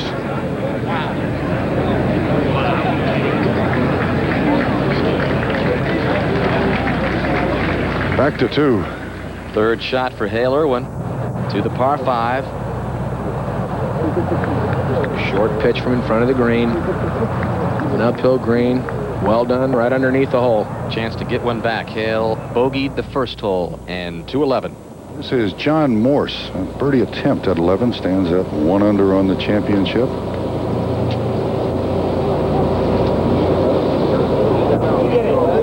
Actually, that's a very nice putt. He'll save his par 11, stay at 1 under on the championship, 1 under on the day, and to 2. Now Tom Weiskopf thinking birdie here with a possibility now of eagle. Dan, I think he'd be very happy to two-putt this just off the edge of the green. The real difficulty, he's got one of those, what I call chocolate drops, little mound in the green about 10 or 12 feet short of the hole, and once it gets over that, it is straight downhill toward the cup. So judging the speed is very, very difficult.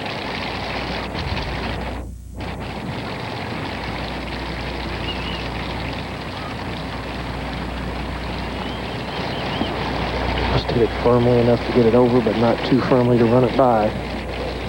Hold on. Looky here. Oh, yes! Oh!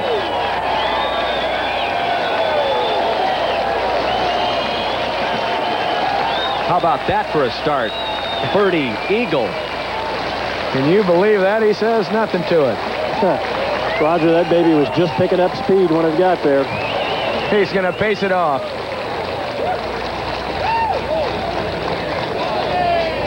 Weiskopf continuing to play well since he won in Pittsburgh last week on the senior tour. Well, he played very well yesterday in the first round. Had a very disappointing finish. 26 steps, Roger. It's a field goal. Talk about getting jump started. Well, a little different Tom Weiskopf than when he played the regular tour. A little more ready with the smile. It's nice to see. Now Jack. Jack left with an uphill birdie putt. 35 feet. And this was the area of his game that really was not good yesterday. He had numerous birdie putts, makeable birdie putts, unable to convert on any of them.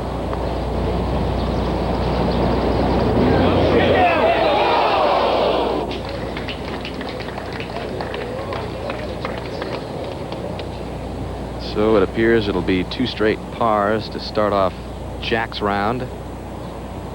He'll mark.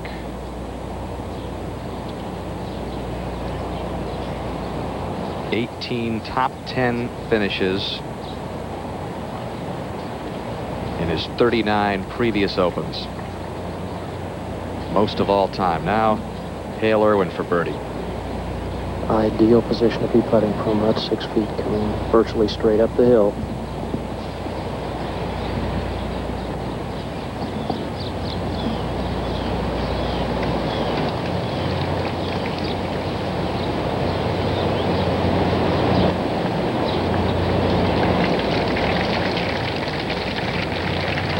How about this senior threesome turning back the clock a little bit?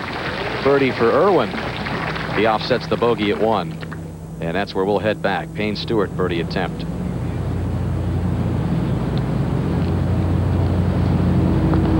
From up out of the valley. Up the hill, moving a little left. A little tentative, but not bad. Payne Stewart, first round co-leader with Woody Austin, will have that par left on the opening hole to try to stay at 3 under. And we'll return to Oakland Hills Country Club in a moment.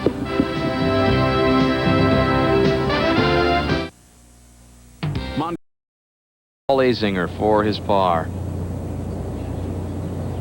Has to remain at +2. 3 over in his round today. He's got this one uphill. Moved just slightly from right to left. Would dearly love to hold this. Don't want to get too far away from that lead.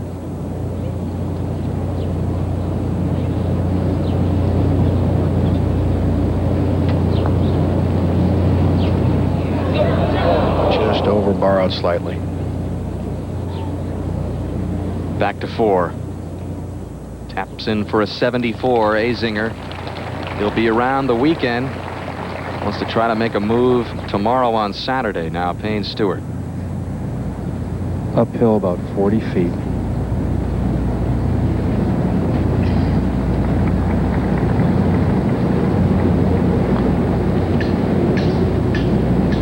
He's gotta hustle. Gotta hustle. Ooh, we misjudged that one badly, Roger. Par 3 ninth, our first look at 27-year-old David Bergagno, 91 U.S. Public Links champion. And he's at 1 under. Hole located in the extreme back right portion of this green. Oh, great bounce. Great shot. Haven't seen anybody that close here at 9 today. To the par 5 second. Second shot for Ernie Els.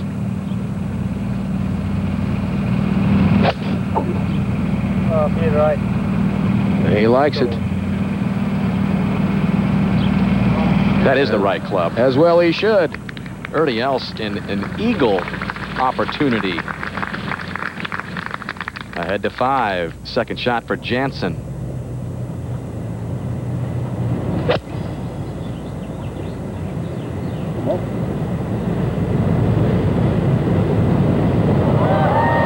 Another brilliant shot.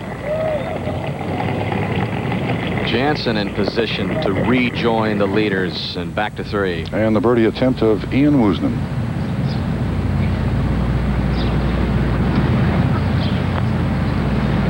He stands at +1 on the championship, just 32. Runs it by, whoa, ball. Whoa. Ahead to 6. Tom Weiskopf. Shortest par 4 in the course. And well done. Weiskopf 3 under on his round today after the birdie eagle start. Back to 3. Well, this is Tom Watson who will be next to putt in 24 U.S. Opens. 1 win, 2 seconds, 6 top 5 finishes, 11 top 10 finishes for Mr. Watson. Well, Trump, so much has been made of Tom's putting woes, but he's always been able to hole them from away from the hole. He probably makes more than his share from this distance. I was amused by his comment that he's had suggestions to help his putting from everyone. This for birdie. Come on. Over the rim. Come on. All right, John. Good putt. That was caddy Bruce Edwards trying to encourage that ball into the cup. 2-4. Payne Stewart. This for par. Touchy little putt. Move to his left. Loses speed. It'll break rather sharply.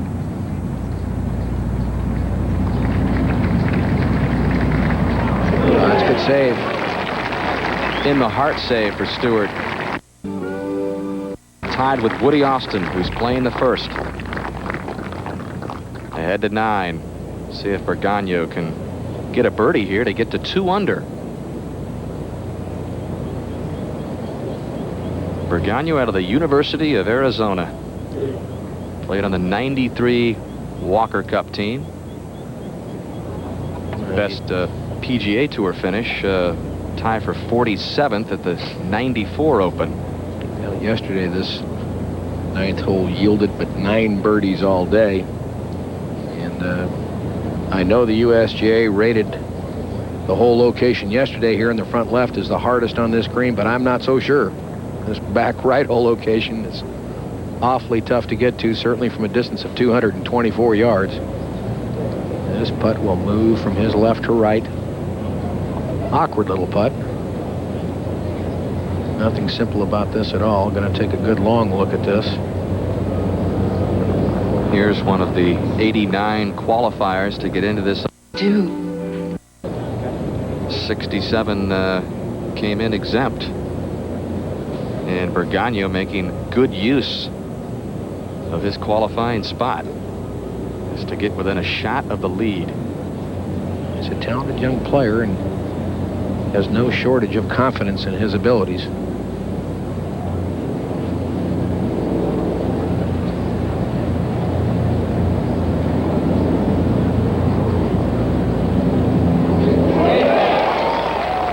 David Bergano, a shot out of the lead, tied with Jansen and Watson.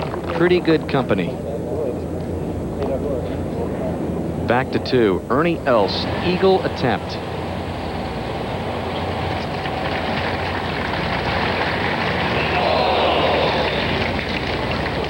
That was to get into a tie for the lead. A birdie will get him to 2 under now. Neil Lancaster birdie tried 17.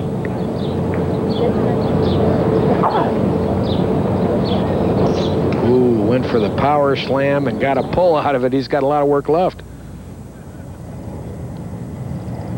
Nick Faldo for birdie. Curling one in on 5. So finally, Faldo gets something to drop. And he moves to +2.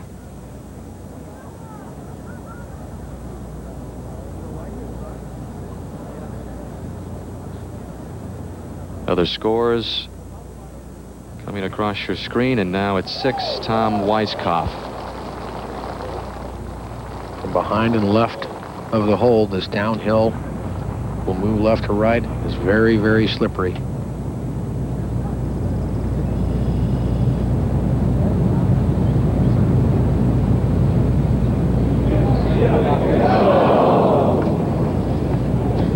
Good try, just lost it underneath. Tap in par for White. Back to 5. Lee Jansen, birdie attempt.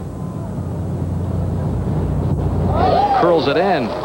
3rd birdie of the day for Jansen, and he rejoins Stewart and Austin atop the leaderboard at 3 under par. Tom Watson just a shot back. Greg Norman. Putting along a ridge in the green. This will break sharply right to left.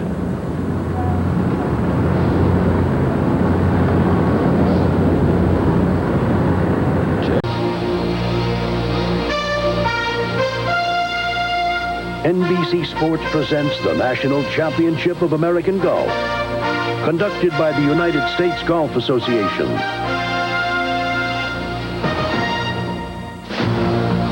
Today, it's second round coverage of the '96 U.S. Open. Sunny and 80 degrees, ideal conditions to lengthen the monster's teeth The tough test of golf at the Oakland Hills Country Club northwest of Detroit will become even more difficult as the course dries and quickens. Par is 70 over nearly 7,000 yards that presents high punishing rough and wildly sloping greens. Reigning champion Corey Pavin and 154 others compete today for a coveted place on the weekend as they battle for this 1996 major championship. This Friday has produced a great second round of golf. The Big Story, authored by Greg Norman. The Sharks a 140-yard approach into the signature 16th at Oakland Hills with spectacular results.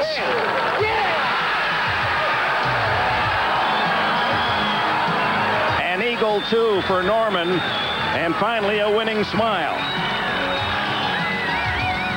Then at the par 3 17, a tough 5-footer for par.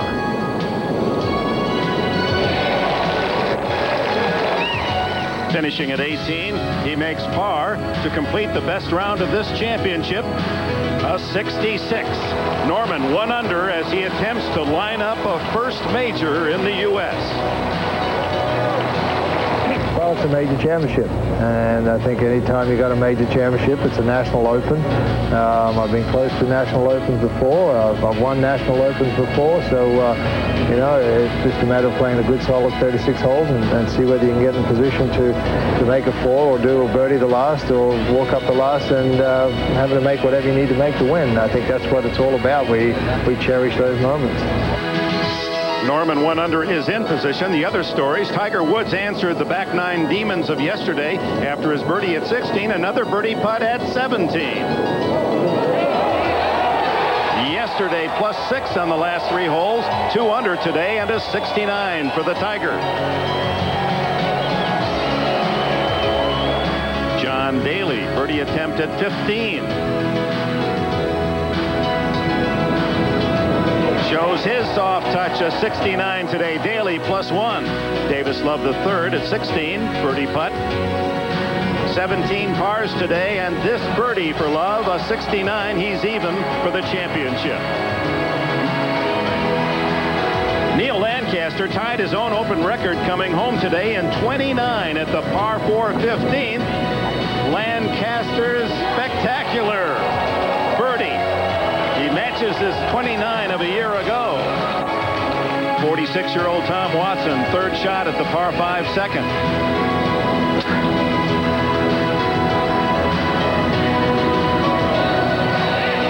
Would make birdie start for the 82 Open champion to go 2 under.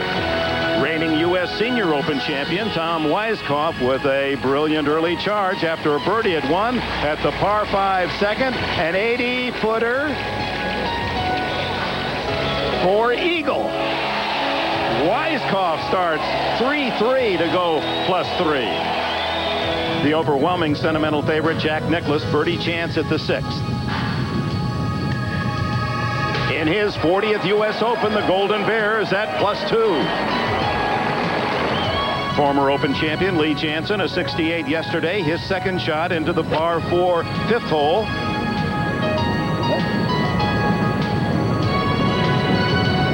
Janzen would make birdie to go 3 under. Payne Stewart, 67 yesterday, good enough to share the lead at the 5th today. A birdie to move him clear of the field, 4 under through 5 holes. As we check our U.S. Open second round leaderboard, Payne Stewart 4 under, a 2-shot lead over Lee Janzen and Woody Austin. Greg Norman has moved himself very much into the picture for this championship. Ernie Els, the champion 2 years ago, 3 behind Stewart. With the 10-stroke rule in effect, at the moment, 110 players are now projected to make the cut. The all-time record, 88 at Baltusrol in 93. Let's go live to the action at the 9th. The leader, Payne Stewart, for birdie. Well, this 224-yard par 3 after a beautiful shot. And a downhill, very slick putt. Johnny hit a 2-iron in there from 224, as you say. He's got it just behind the hole. real quick putt coming down this hill. If it gets away from him, it could move a little bit to the right. See how soft his hands are moving through this putt.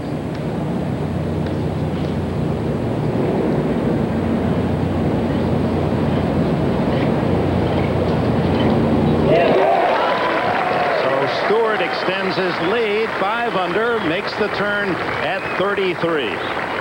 As we welcome you to Oakland Hills Country Club with the 1973, wow, is it that long ago, Wow. U.S. Open winner? And the spectacular finish there. How many? 20 Opens? Around that number, I suppose. At least that many, yeah. Well, you have so many that might be playing on the weekend. I suppose many of the golfers might be a bit guilty at this point of rooting against Payne Stewart. Yeah, that's very possible. The guys that have already played their round could be back watching the TV set and not in a nice way, hoping that he doesn't light it up, because there is the 10-shot rule. If Payne comes in at 4 under, then 6 over will get in off that closest, to 10-shot rule. So that'd bring in a huge field. Might be the biggest field ever on the weekend. So many positive stories today already. Tiger Woods making a nice comeback. Greg Norman with a spectacular round. The old guys are playing well, and I know that pleases many of the gallery. Well, it's just so hard to pick who might win right now, but you got Faldo's hanging right in there. Davis Love, a good tournament going on so far, and then Jansen, the U.S. Open champ from Baltusrol in '93, right in there, and then Watson, and of course Pebble won at Pebble in '82, and of course Stewart is right there. He won at Hazeltine in '91. So you got some great stories, and let's not forget about Greg Norman. Obviously, really showed what he's made out of. Really, after that '73, he could have gone home to Florida, but he had the low round of the tournament, 66, with that great shot at 16 we saw earlier. So wonderful stage has been set here at not the halfway mark, but darn near the halfway mark. And the weatherman says the weather will continue to be outstanding through the weekend. That may or may not be good news for this field. Well, to be honest with you, it takes a while to dry out a golf course, and right now the course is just about in the perfect drying stage. It's the nice weather, so the guys are comfortable, but the ball's going pretty far in the air. This nice, good carry on the ball, and the greens are holding, and they're not too fast. The USGA has done a good job. The only negative, if it's a negative, is that the rough is really getting long, because it just hasn't been cut for a while, and it's at about the 6-inch mark. So if you miss the fairways in the primary rough, not out where the gallery's been trampling it, you got some problems. We go out to 10, the par 4, 450 yards, and the leader, Payne Stewart. Payne's going with a 3-wood here, 266. To reach that left bunker. It's going to go up the left side. Could get a kick off that if it stays short of the bunker. I don't know. I can't see it from our angle, Dan. I think it carried into the left bunker, Johnny. Little downwind off this 10th tee, and the guys are really carrying the ball a long ways.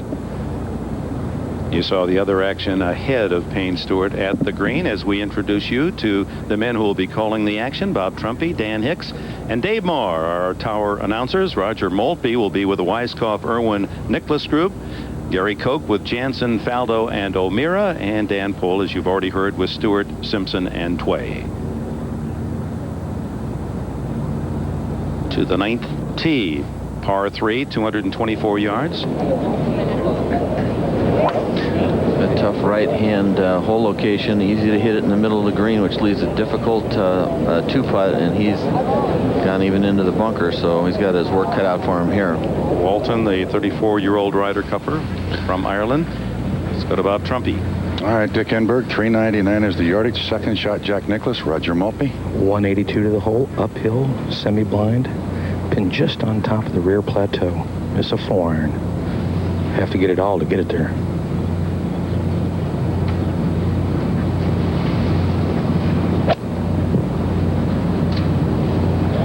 Good looking shot, just right of the flag. That's on the back terrace, rolling down to the middle of the green, but it's considerably long. Back to 10. And Nick Faldo for birdie. Long birdie putt here for Nick. Ball landed right in the middle of the green. But he is an excellent putter, #1 in the stats on the PGA Tour this year. Putt will go left at the start, then catch the chocolate drop in the middle of the green and swing hard back to his right.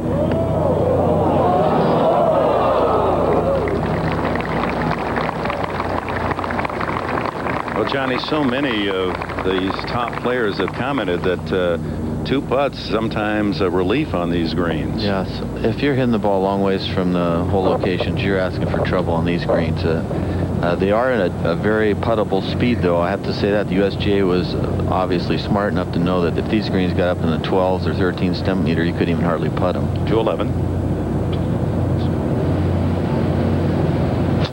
Boy, was that thick. Tom Weiskopf, after having driven right, came up with nothing and is coming off bogeys at 9 and 10, and he's in big trouble here, still in the rough.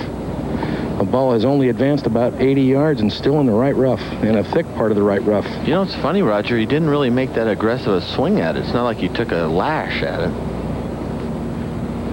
Lee Janzen with this birdie putt. Move him within 2 of the lead. Well, he's putting a little uphill, which is good, to sort of a crest.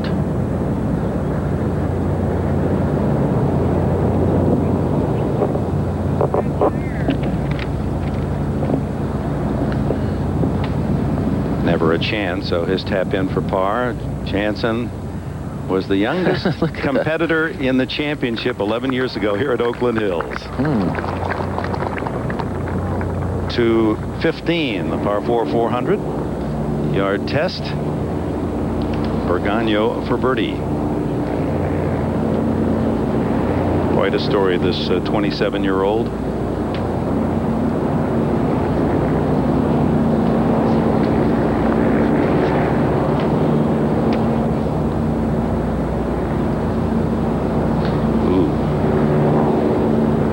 Bergano 1 under. He's from the inner city Los Angeles, and a priest suggested that he keep himself more occupied with positive pursuits and gave him some golf opportunities. Got himself a Chi Rodriguez starter set, and off he's gone. Let's go to the 9th. Walton's second shot out of the bunker.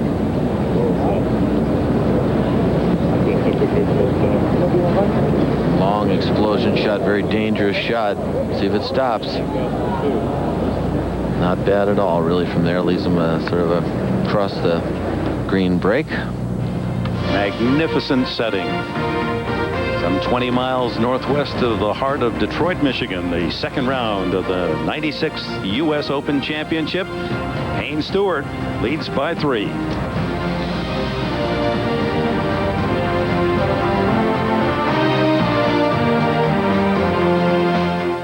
A basketball victory. Doesn't have a high body count or too many. 39-year-old Payne Stewart, the leader by 3 shots in the bunker at 10. Former PGA and U.S. Open champion Stewart. You can tell that lip has some influence on it, but Payne hits the ball high, and can't tell exactly from our angle just how much it will affect it. Well, he's got a good lie in the bunker, but he's got it uphill.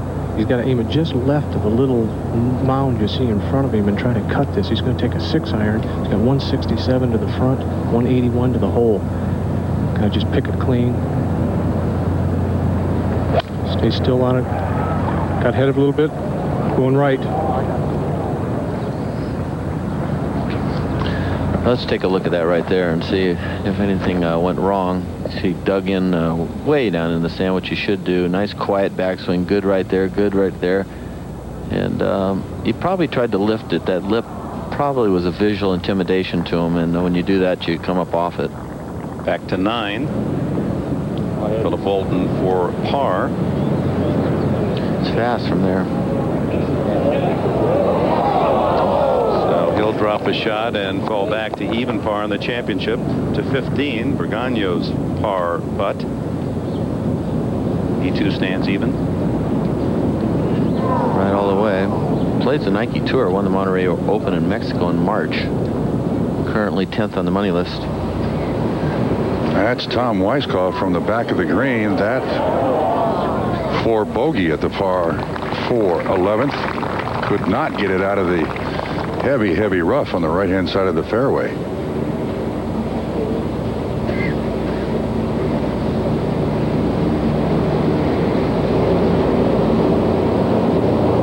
So Weiskopf with a double bogey moves to +7 on the championship. Remember, he started birdie eagle and then pars to 8, bogeyed 9, 10, and doubled 11. And at 12, the par 5, 560 yards, third shot, Colin Montgomery.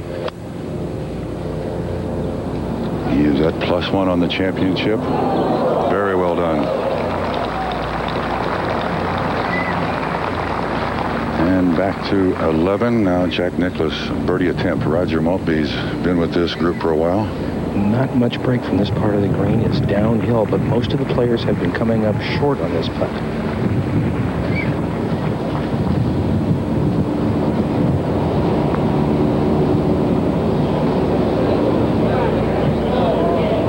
As Jack has done way short, respecting that ledge just past the hole.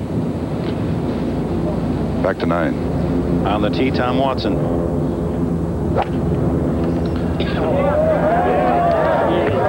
Very aggressive swing with a long iron. Very, very nice. Chance to make amends for the double bogey at 7. Ahead to 10. Payne Stewart. Dan Poole, what's happening there? Well, there's a lot of photographers around here, and they're snapping the photos in between the guys' shots and things like that. He was just making sure that while he was getting ready to hit, nobody was bothering him a little bit. So I know Bob Tway was getting ready to hit there, and Payne just went over and exercised his professionalism and said, "Hey, let's keep it professional out here, and don't do it in guys' backswings." And the players are going to have to get used to a little bit more of that. The game is blossoming and growing. There's going to be more coverage of golf in the future, and there's going to be more people out on the course with cameras that maybe don't have a clue of which end to hold. So, as Greg Norman found out today on the 9th hole. Well, Payne's got a really tough shot here. He's got a big clump of grass in behind it. It's really thick. It's just coming off of where the drain, this fairway drained to, and it's really thick. He's got about 25 feet of green to work with, so he's got plenty of green, but this is a tough little pitch. Came out soft. You just don't know how those are going to come out there, Johnny Miller. Not a bad shot, though. I mean, it's not a hard putt from there. To 11. And Jack Nicklaus for his par 4. Tentative. It gets away on the right, so a bogey 5 for Jack moves him to +1 on the day, +3 on the championship. The U.S. Opens 61 and 85. He also won the Senior Open here at Oakland Hills in 1991. Remember, he beat Chichi Rodriguez in a playoff.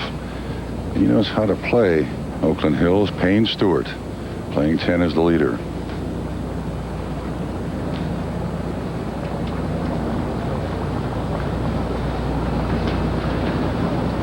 Second shot, Mark O'Meara at the par 4 11th. Bob, that was a 5-iron, 167 yards, mud all over the ball, jumped to the left immediately. That's just a bad break.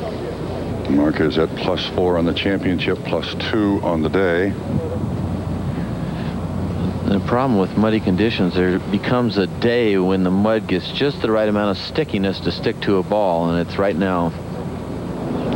Here at the 12th, Justin Leonard.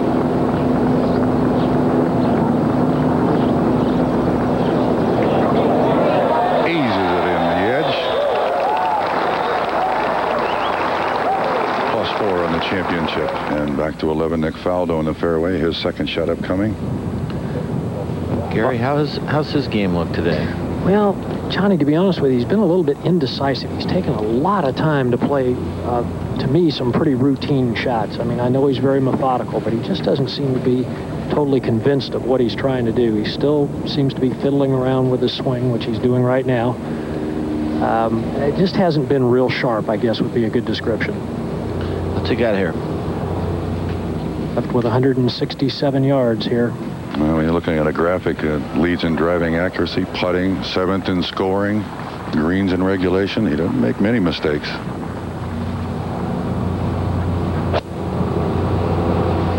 He's taking this in low. I don't know if it's going to get up to the top level.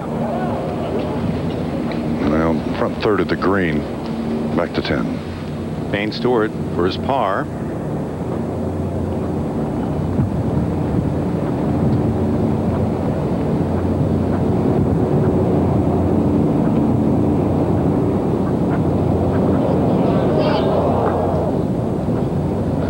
Stewart loses a shot, will fall back to 4 under.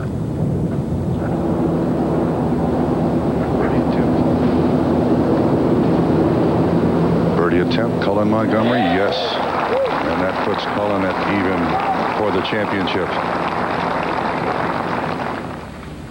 As you look down to historic Oakland Hills Country Club when Robert Trent Jones redid this course in 1951. It's the first place that they really started talking about target golf. And the MetLife blimp Snoopy 2 is cruising the skies above Birmingham, Michigan to provide an aerial view of the U.S. Open. Snoopy 2 is constantly on the road, logs over 60,000 miles a year. Payne's driver. David Fay, what's the ruling? Can Jack Nicklaus replace that driver? Yes, he can. That's covered under Rule 4-4, and he can replace with any club, a club which becomes unfit for play in the normal course of play. What that means is I've learned that he has 2 drivers in his locker, one 45 inches length, one 44-inch. I believe he wants the 45-inch. The only prohibition is he cannot borrow a club from anybody else playing on the golf course. All right, thank you, David Fay. Yes, in administering that blow, it wasn't in anger or anything else. Normal part of the game. Breaks his driver, can be replaced. Let's move back to 9. The par 3, Tom Watson for birdie. Moves right. Not enough. So Watson makes the turn even par today and even for the championship. To 12. All right, Jack, second shot again, 12, 560. 260 yards to the front edge. It's a long way to hit it. Well, he's hit it solid, and it's going at the left side of the green. It's on. That's a big carry, even slightly downwind. Wow. Well, he did bogey 11. He breaks his driver on 12 and then pounds his 3-wood on the green here in 2. And at the par 4 11th, third shot, Lee Jansen. Ticklish. No way to stop that ball at all. Jansen at 2 under for the championship. And let's move ahead to 16. Where we find David Bergagno. This for a par. Even par coming to this hole. And he's got it. How about that from off the green for the former Public Links champion? As Dick Enberg told you moments ago, started playing golf by his parish priest. Said a Chichi Rodriguez starter set. Say he's done very well. Very well. So he stays even par. Let's go to 9. Ernie Els. At 224, probably going to have to hit a smooth 3 or a good 3 or a smooth 2. Pretty good shot right there, right underneath the hole. And Ernie Els on the first page of the leaderboard, 3 from Stewart's lead. Woody Austin, co-leader yesterday, has dropped a shot early in his round. Colin Montgomery even par. To stay at 2 under and 2 back of Payne Stewart, Lee Jansen for par. 10-footer that'll move a little bit to his left.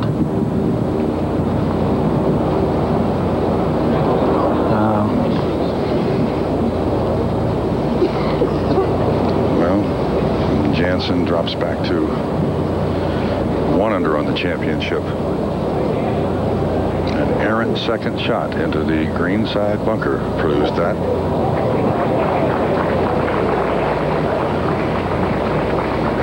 There's a bunch at 1 under. And at the par 5 12th, third shot, Tom Weisskopf. Roger Maltby, help us here. Tom had to lay up after driving left into the rough. Has 89 yards to the hole. That's just a sand iron. Pin just on top of a plateau. Player has to watch out for spinning the ball back. Kept it down low. certainly a reasonable birdie opportunity after that double bogey at 11. Weiskopf stands at +7 on the championship.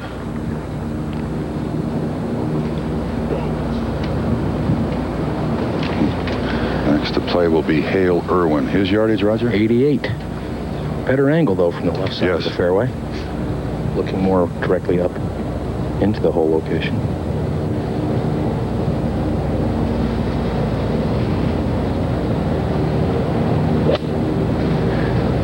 He's taking a big swing, hit the ball very high. Very nice. Hale bogeyed 1, birdied 2. The rest pars to this point. The 12 is the easiest hole here at Oakland Hills. Today, 27 birdies, 52 pars, just 14 bogeys, 1 eagle. At 560 yards, today's players and technology have just reduced this par 5 to an easy par 5. There's the first page of the leaderboard. Payne Stewart at 4 under leads. And let's move to 13. Okay, Bob Trumpy. Colin Montgomery, 168 yards today. Full location just 4 paces off the left edge. 6 iron for Montgomery, and off the birdie at 12, in position for another one at 13. Well, we've got Game 5 tonight of the NBA Finals between the Chicago Bulls and the Seattle Supersonics, as Seattle tries to continue to extend this series after the 3-0 deficit. They won Game 4, and on NBC tonight, you can catch Game 5 as the Sonics try to send the finals back to Chicago.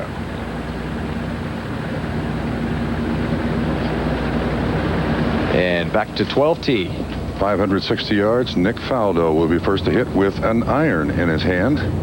Well, an interesting play here, Bob Trumpy. Obviously, he feels like he cannot reach the green in 2, so he's making it a 3-shot par 5, taking the bunkers out of play by going with an iron. Okay. Nick is at +2 on the day, +4 on the championship.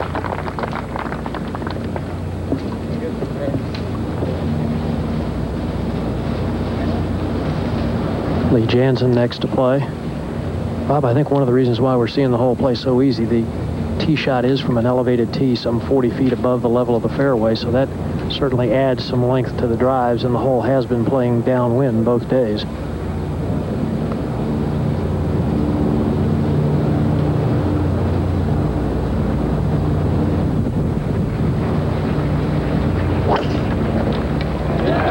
Jansen has just unleashed one right down the left center of the fairway. If he gets a bounce, he may be able to go. Well, he just came off bogey at 11 and dropped him to +1, and now second shot, Payne Stewart at the 11th. Well, he saw both of his playing partners come up short. He had an 8-iron in his hand. He's got 153 back to the flag, but I think he went back and got the 7. The wind's picking up. It's into him, a little left to right. So this is just a nice, smooth 7-iron for Payne. Really playing with it himself. Good tempo today. And it came off a little bit. It's heading right. But does catch the green, Dan. Down on the front third. Payne has gone birdie on 7, bogey on 8, birdie on 9, bogey on 10. A yo-yo close to the front side. And at 12, this for eagle for Jack Nicklaus. Up over the ridge. Oh my goodness. That made it about 60% of the way ahead to 13. Colin Montgomery trying for his second straight birdie. This will get him 1 under for the championship. This breaks big time left. With the slope of the green.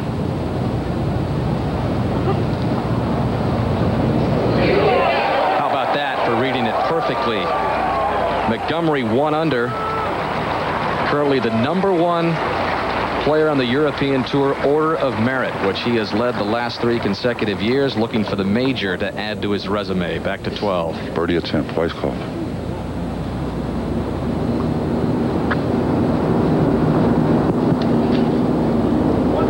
Go in. So he'll stay at +7, back to 9. 1994 Open champion Ernie Els.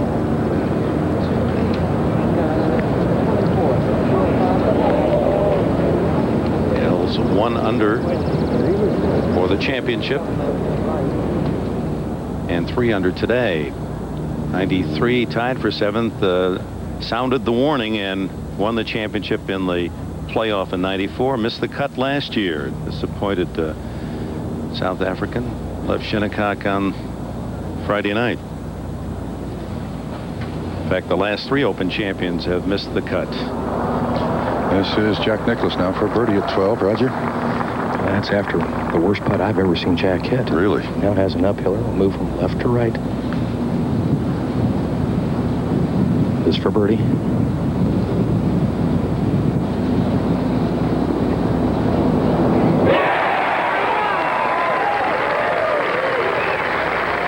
Jack Nicklaus at +2 on the championship. Even par on the day.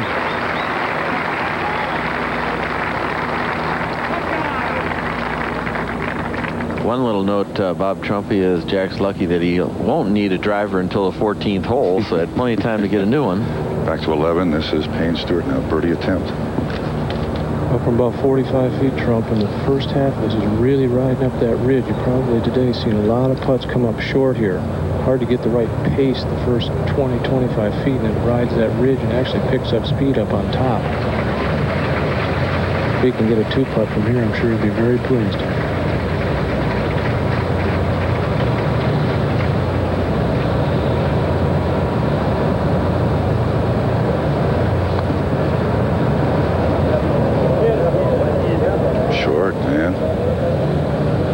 You called it.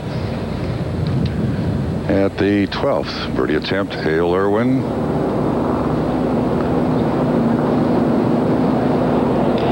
And that puts Hale Irwin at +1 on the championship as we continue our coverage in the 96th U.S. Open. Payne Stewart, the leader, by 2. Hale Irwin off the tee at 13, again 168 yards. Got a 5-iron from Hale, right at it. Will it stay? There's a deep hole in the middle of the front of this green, and that ball will not stay up. Hale will have to come up the slope for his birdie try. Birdie 12 to get to +1. And back to 12. Second shot, Lee Jansen.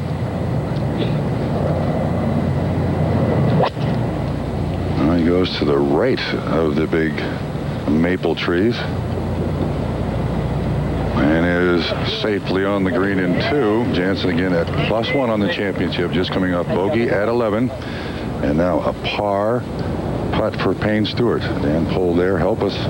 Well, from right below the hole, he saw Scott Simpson's putt come up here and move a little bit to his left, but if he hits it soft and move hard left, so this is a putt where he's got to just pick the line, maybe right on the right corner, hit it firm, and just hit a good solid putt.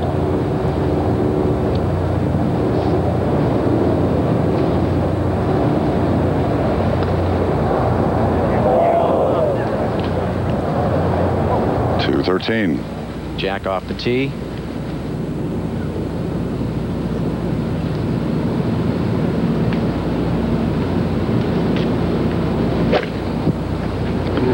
This is 6-iron. Right at the hole if it gets back. It won't stay there. That too will come back. That's the main feature of this green, as the green slopes severely from back to front, and with that depression they'll even collect more golf balls. Send you back to 10. And Tom Watson in trouble here at 10, had to hack his way out of the rough. This is his 4th shot. And not a real good one there either, so this hole's costing him. All right, you're looking at that familiar combination. Fanny Sinison on the right, the caddy for Nick Faldo. Next 3rd. Gary Koch, you have a yardage? I do, Bob. It's 87 yards, and a little surprising here. Faldo laying up from the fairway with the second shot. I'm surprised he didn't try to get the ball a little farther left to give himself a little better angle on this shot. He's now got to come directly over the bunker, and there's only some 6 or 7 yards before he hits the hole location. So very delicate shot. Being played downwind, it's going to be difficult to spin the ball as much as he'd like.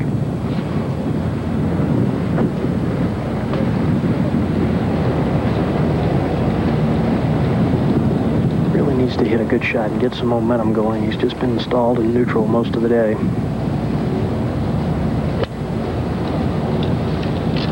This ball needs to spin. It's going to carry long. Yeah, went to the right to the edge of the back cut. Nick Faldo does not have a birdie today. And 12 again to repeat, the easiest hole here at Oakland Hills. Now Mark O'Meara's third, just about the same yardage, isn't it, Gary? Just slightly shorter, Bob, about 80 yards, but he's got a much better angle. He laid up on the left side of the fairway. He should be able to spin this one a little bit better than Nick did. Stayed underneath the whole location. O'Meara at +4, and we move back to 10. Bogey attempt for Tom Watson.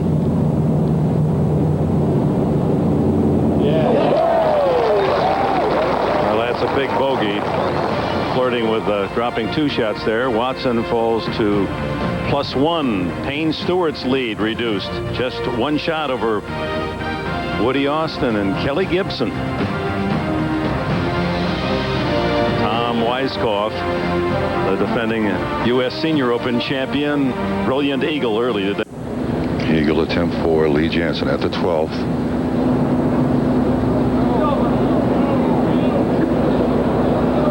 Well, that's a little better effort than Jack Nicklaus just had on his eagle attempt for a birdie. And ahead to 14. Second shot from 202 yards out, Colin Montgomery. Back-to-back birdies at 12 and 13 to get to 1 under. Longest par 4 on the course. Little short for Monty.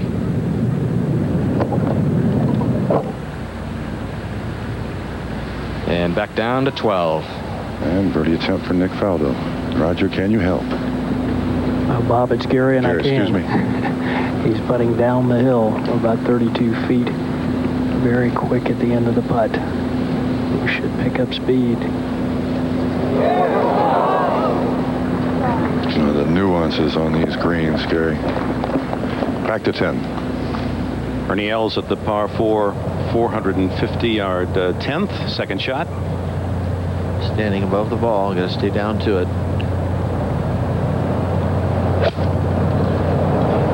Looks like an 8-iron. Yeah, it's a beauty. Another chance for birdie. He has 3 today. 3 under for the round. Oakland Hills. First play 1918. The club formed 2 years prior. Payne Stewart and Stewart Sink, a qualifier, share the lead. Woody Austin and Kelly Gibson a shot back, and Greg Norman with the round of the championship, 66. And the Sharks' eyes were glistening as he came home at 18 with a par to complete that terrific round. Featured an eagle 2 at 16. Former champion Els making his move.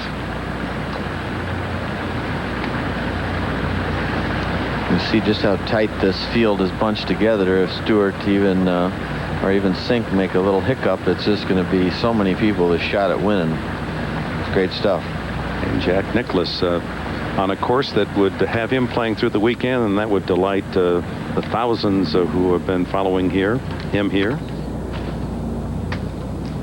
Stewart Sink eagled the second hole to move up into the first page, go -3 to 9. Peter Jacobsen. Par 3, 224 yards. Big 2-iron, probably maybe 3-iron. So back into a little bit of wind. So pretty good shot. Peter's a very good long iron player and driver of the ball. That'll go right in that little gap groove in the green. Jake 2 over today, 3 over for the championship. Bad back has really hampered his swing. Bob Trumpy. Yeah, this is Lee Janzen now. Birdie attempt, Gary. Well, Bob, this is one of those putts that is so tricky here at Oakland Hills. It's not long, but there's certainly some break in it. But wants to wander off to the right if it's not struck solidly.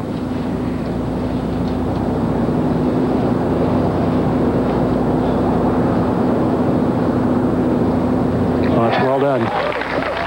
So Lee Janzen, even par on the day, 2 under on the championship. And let me correct myself with Nick Faldo. He does have 1 birdie, that at 5, but first let's go to 13. Nicklaus trying to save par.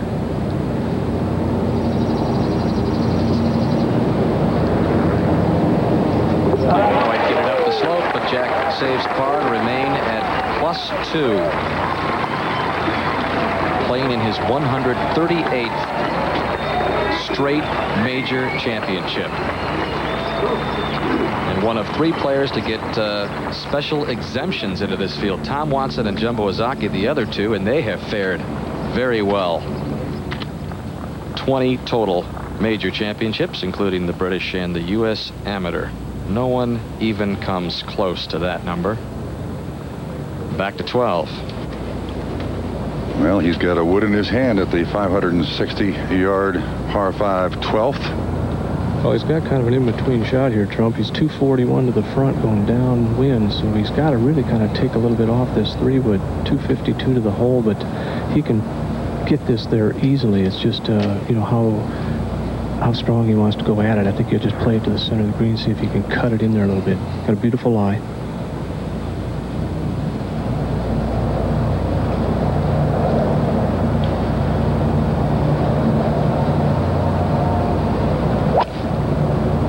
He's taking it in real high, and it's going right at it. Cutting just a little bit.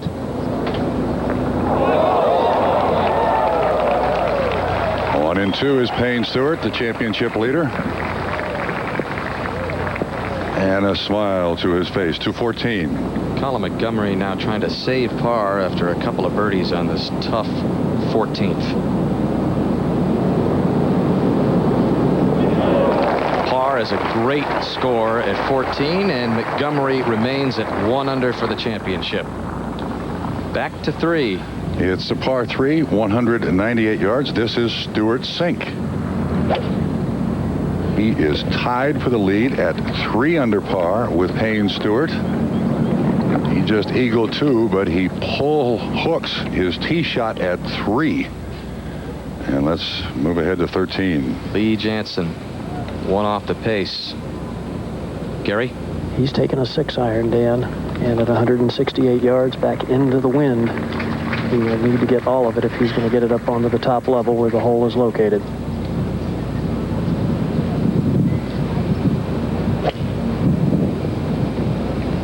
Well, he's got it going left. This is going to miss the green left. This is not good. In the rough on the short side of the green as well. I guess that's what you call arrogance, huh? Blowing right in the players' faces. Johnny, that's about the 3rd one of those I've seen him hit today. I don't know if you noticed anything in the swing. He has a tendency to rock off the ball a little bit. When you rock off and don't come rock. Let's stay.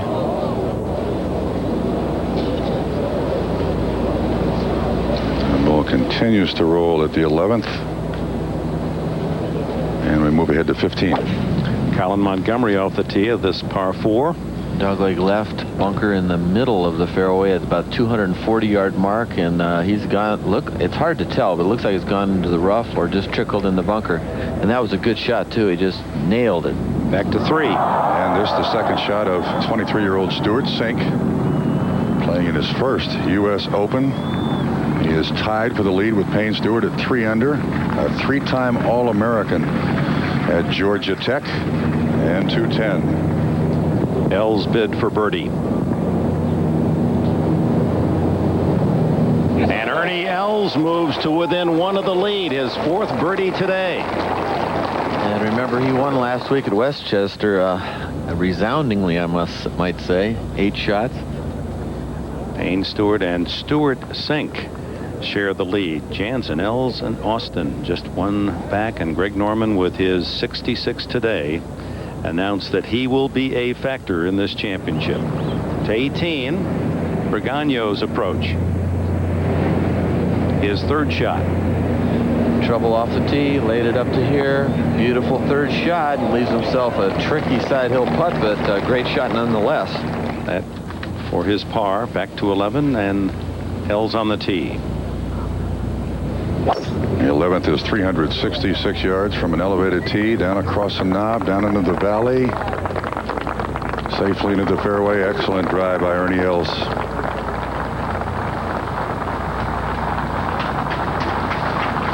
And at 12, you're looking at the green, and Payne Stewart will be first to putt. Dan Pohl. Well, he hit a beautiful 3-wood in here, but this is a real tricky little putt. He's got a ridge he's got to slide over, about 22-footer, but you know, it's a type of putt that you want to go at, but it's real hard because once you get past the hole, it's going to keep on moving. So see this putt, just kind of trickle it down there, see if he can, if it falls in, it's going to be going real slow. This green has a lot of grain going back to front. It really picks up the speed once it gets over about 8 feet from this hole. See if he can gauge the speed correctly.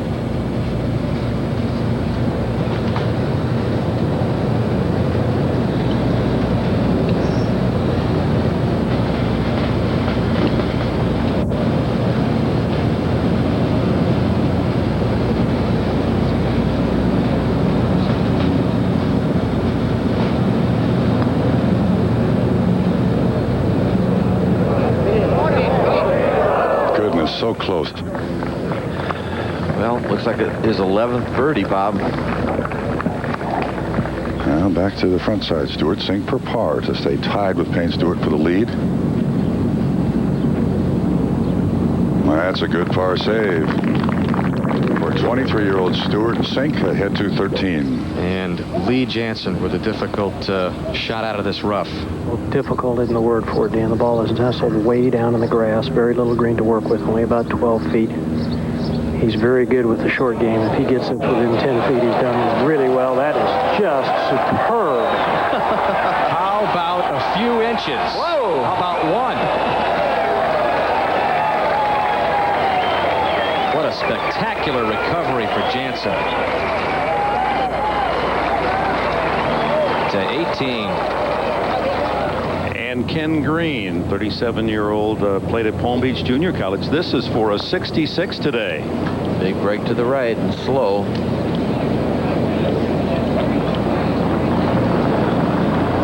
Leaves himself a very interesting right to left 3 or 4 inch break. So a par would give him 67. Norman 66, the best of the championship. Neil Lancaster, second best round today, a 67. Woody Austin. Again, 224 yards back into the wind and maybe a little to the right. So it's a very difficult hole. The hole is cut way over on the right side. 3 is a great score. Woody, all pars and 1 bogey, that at 3 today. Don't really want to short side the pins. Just it's not a good move, but easy to do. To 14. Second shot for Jack Nicklaus.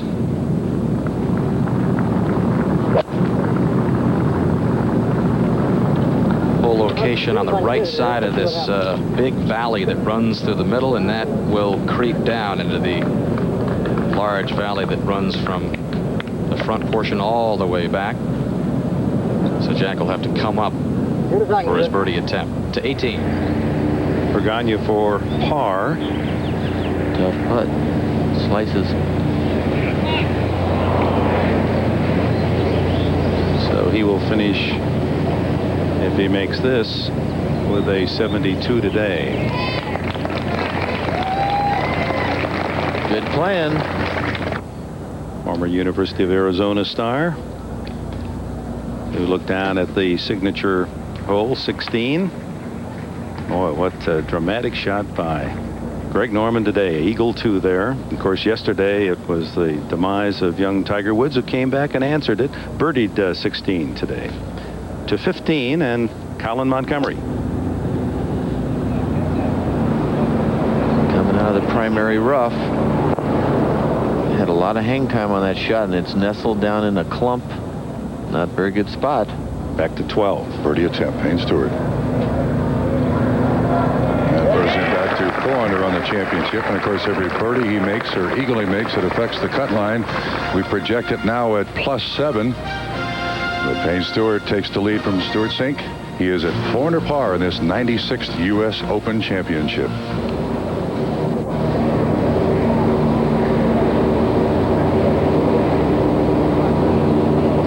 Hole location back third of this green. Excellent shot. One of the closest we've seen all day long as it creeps down towards the hole location. 4 birdies, no bogeys for Ernie Els to this point, playing 11.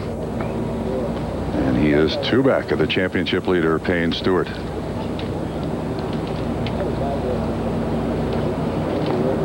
Back to 9. Second shot for Woody Austin, this par 3.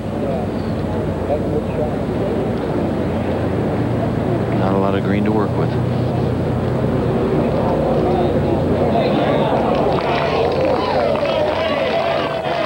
Good solid chance for his up and down for the 32-year-old who played at the University of Miami. To 13. Payne Stewart getting ready to take aim. 168 yards. Dan Pohl difficult to get it back to the hole location today. Well, this is the type of hole you just play into the center of the green or just short front. Just get your 3 and get out of here. This is a real tricky pin placement back there. And if you knock it over where Scott Simpson just hit it back left in the deep rough, basically no chance to make 3. Just going to knock down a 6-iron. Not much wind right now.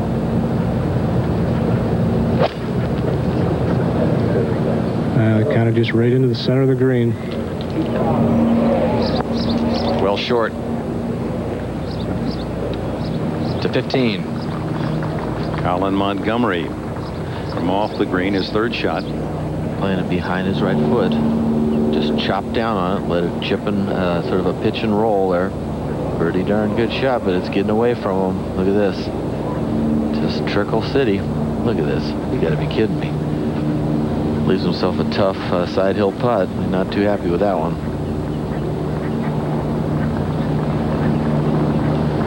A reminder, tomorrow at 8 Eastern and Pacific, NBC Sports proud to present the U.S. Olympic Track and Field Trials. Oh, so important for our top athletes as they vie for the opportunity to compete in Atlanta. We'll have live coverage. 8-time Olympic gold medalist Carl Lewis attempts to qualify for the games again in Atlanta tomorrow on NBC. Jack Nicklaus for birdie at 14. Up the slope, right to left.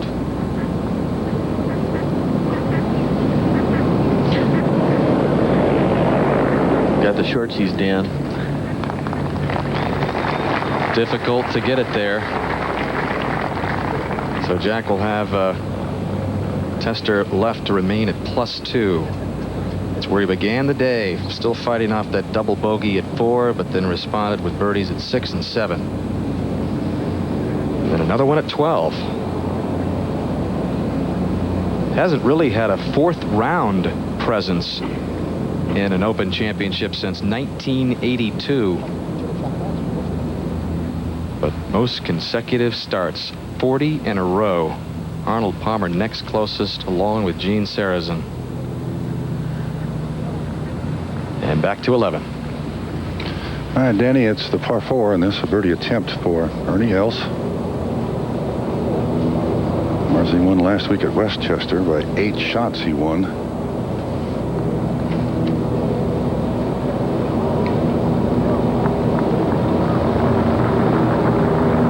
This is very quick.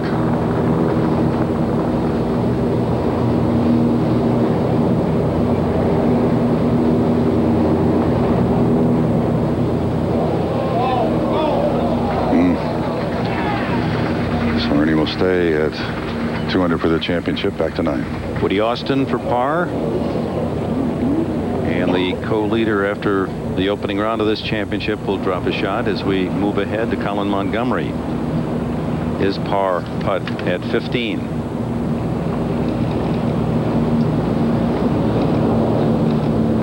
Montgomery falls to even par for the championship. 4 behind the leader, Payne Stewart. Go back to Woody Austin, and there was some controversy, Johnny Miller. A little bit. He had his picture in the newspaper USA Today, and it appeared that he had struck this putt with his caddy directly in the line behind him, which is a breach of the rules. Couple shot penalties. So USGA wanted to check it out because it was reported that maybe it was an illegal move, and the USGA is now looking at it with our tape from NBC, and David, David Fay is here. The fact of the matter is that Woody Austin wasn't putting. He was just making a practice stroke. So there was certainly no violation of Rule 16(1)F, which many people refer to as the Johnny Miller rule, because the rule was changed in 1976. Yeah, some people thought I went into a slump not long after that. And they thought maybe because they didn't let my caddy behind me, that was the reason for it. But my caddy actually didn't even line me up. A lot of you saw at the Ladies U.S. Open, the caddies were lining up putts and shots, and then of course the putts would get out of the way at the last minute. But Austin with a 67 yesterday, 2 over as he makes the turn today, and just wonder if that didn't add already pressure in a pressure championship. Well, I think he knew the rule, and he wasn't. There was no infraction, so for him, no big deal. But good player, good, solid-looking player. Yeah, he certainly appreciates the fact he's here. The story well known, a year and a half with the knee injury, couldn't play, and did everything from being a teller to a pharmacy, working in a pharmacy, and a bartender. Well, the one thing you want to do on a layup hole, you want to lay it up, not like Colin Montgomery laid it up in big trouble. If you're going to lay it up 10, 15 yards short of that bunker, or blast it over, and looks like Jack's going over it. A 255-yard carry to get over it, maybe 260. Nicklaus off the 15th tee. Oh, that was a 3-wood. He's pulled and hooked well left into the middle of the trees on the left-hand side. Roger, would that have come up short of the bunker with a 3-wood at 240? Well, the wind is back into the player's face a little bit, Johnny, and I'm sure Jack would have, the way he plays, I doubt he would have brought that bunker into play. So I'm assuming he thought he'd keep it short. Because Colin just made that mistake. Back to 13. And the situation here, Payne Stewart next to play, and he's got to come up out of the swell and not give it too much speed to where he has a downhill putt coming back for par, Dan. Well, you're exactly right. You know, this is the type of putt that you can't be too aggressive with. You want to keep the ball below the hole on the second putt, but you know, this is where Payne has really matured over the years. A lot of times when you've got the type of golf game he does, you will attack this particular pin placement because he's so good of an iron player. Now he's really content to play it in the middle of the greens. It's become a major factor in major championships. See if he can just lag it up there, get himself a 3 and get out of here.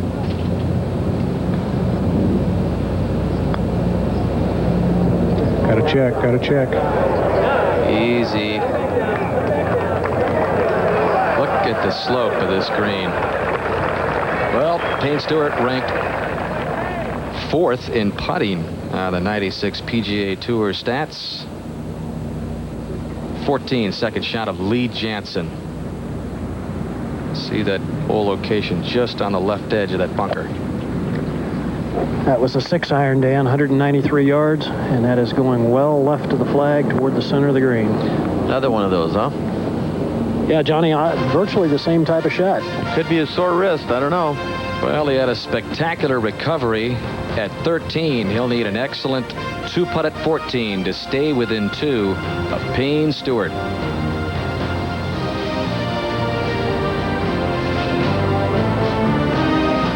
96th U.S. Open Championship in 96. Let's go to the 12th hole. Dick Tom Watson has 256.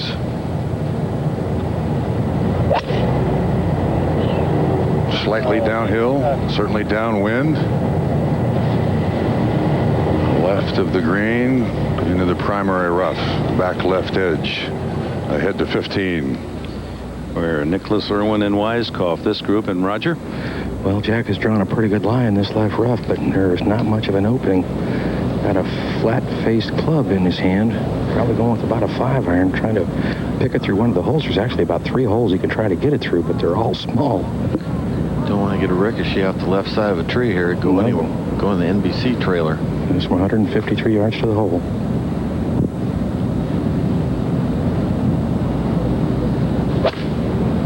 Nope.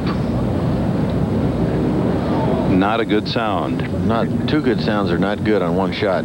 It has ricocheted to the right into the bunker in the center of the fairway. Lucky it didn't go the other way. So Nicklaus +2 today, or even today, and +2 for the championship, finds himself in continuing trouble at 15. Back to 14. Lee Jansen with a bit of a roller coaster run here, Gary. Definitely, Dan. It's considerably uphill. He's going to have to hit this putt very firmly. Coming up and over one ridge onto the other. And he's gunned it a good 5 or 6 feet by. And that's to remain at 2 under. That's where he began the day. 3 and 3 on the birdie and bogey side. He was just a 21-year-old amateur when he played at Oakland Hills back in '85. Now Payne Stewart back on the tee at 14. 471 yards. Payne setting up in the tee box on the left side and putting it down the right side in good shape. 12.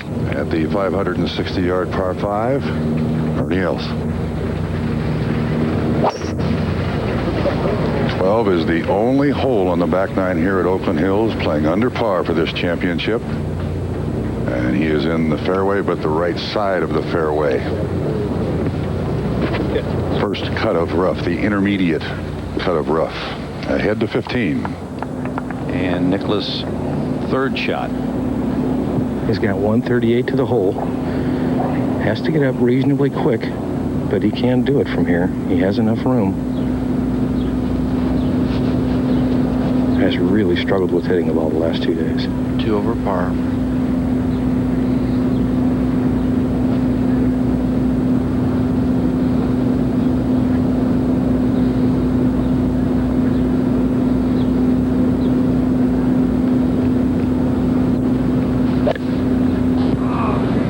Caught it thin, just ticked the grass over the bunker. He's got it to the front edge. That's a good shot. Nicklaus is only 6 from the lead at +2. Ball rolling towards the hole location of Tom Watson. Eagle chip.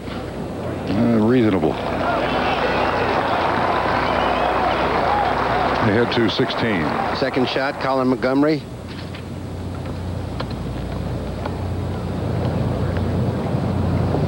Oh, and he put it in another bad spot after doing the same thing at 15 and dropping a shot there to go back to even, which is the way he started the round. So he has a little work there. Two shots in a row into the deepest part, and he knows he's in trouble there. Colin, of course, playing very well. Won 1 tournament in Europe so far this year. Payne Stewart, of course, with a two-stroke lead at this point. Stewart sink, just 3-putted the 4th to drop a shot there. So the young man who was the College Player of the Year in 1995, having a great first U.S. Open. Look down at this Oakland Hills, the Monster, and the MetLife blimp Snoopy 2 is navigating the skies above Birmingham, Michigan to provide aerial coverage of the U.S. Open. In 1996, the blimp will travel over 60,000 miles to cover news, specials, and sporting events. And let's go to 9. Tee shot for John Cook. 1 under for the championship. Going with probably a 4-wood at 224 yards into the wind. Probably to the middle of the green the way he's not watching it. Cook with 6 career tour wins. 70 yesterday. 14, Jansen faced with another one of those open par-saving attempts. Well, he's usually very, very good at these. I've seen him miss this length for birdie, but very rarely for par. Until then. And, of course, you always put the jinx on him, don't you? So Jansen bogeys for the first time since 11 and slips back to 1 under. Well, all or nothing. Every time he finished in the top 10 last year, it was a win, except the season-opening Mercedes Championship. He rises to the big occasions, usually in big championships.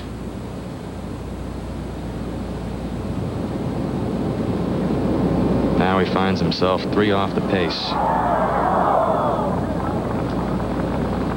This is Nick Faldo, and that for par.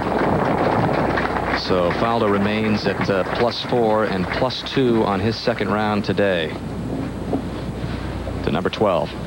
Well, we saw the tee shot, we saw the second shot, and the third now this for birdie for Tom Watson.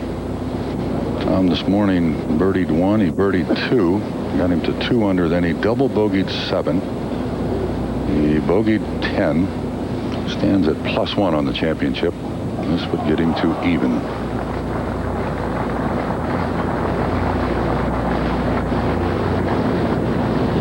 Oh, he's been good at taking advantage of the par 5s.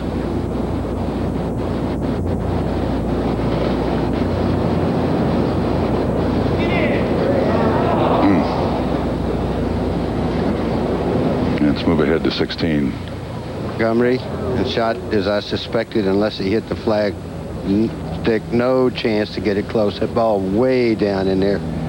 Playing with Phil Mickelson, who was 6 over, just the way he started, so even for his round today. Let's go to 15. Jack Nicklaus, this would be some 4, wouldn't it? Sure would. Roger? Well, this putt from a little better than 25 feet. Slightly uphill, will move right to left, and even though Johnny, he doesn't strike the ball like he used to, he still manages his game better than anybody else. Yeah, he's the best that ever. Yeah, Hogan and Nicklaus probably right up there together.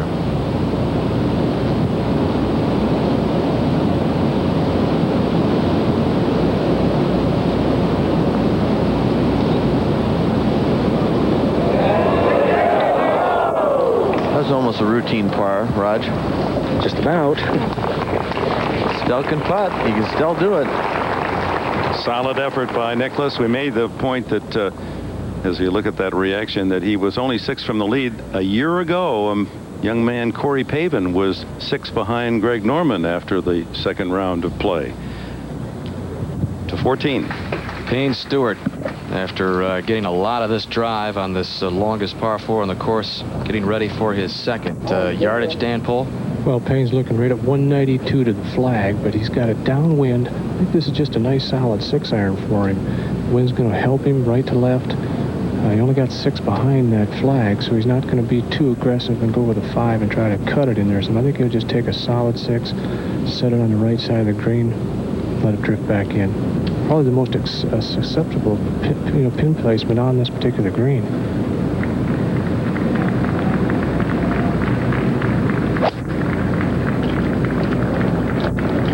They're going just left of the flag. That's a beautiful shot. Hole high for Payne Stewart.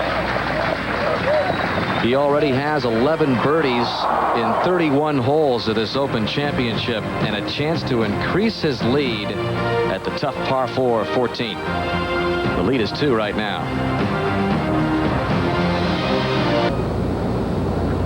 Colin Montgomery at 16. This for his par. Remember, he missed the green to the left. Chip to there. Looks good. Looks, oh, man. Ooh, he caught a lot of the hole. Let's go to the 9th real quick. Birdie chance for John Cook to go 2 under. Long, long birdie chance. That's like one of those putts you practice when you're a kid. What a putt.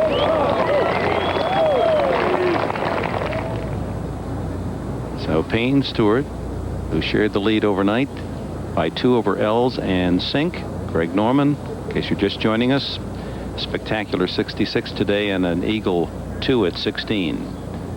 The others very much a part of this championship picture. All with a big chance. To 14. Scott Simpson has to make this long putt up that we saw Lee Jansen attempt a moment ago. This is a birdie attempt. Very difficult putt, probably close to 50-footer going up the hill, as you do in a lot of these greens. If you miss it to the fat side of the green, you've got an uphill, then there's a straight zone, it goes away from you. Try to get it up there close and get your 2-putt. Now the swing from right to left, just not quite enough for Simpson. It looks like he'll extend his string of cuts made in the U.S. Open to 10, and that is the longest current streak. To 16T. 403-yard par 4. Jack Nicklaus coming off the bogey at 15. +3 for the championship.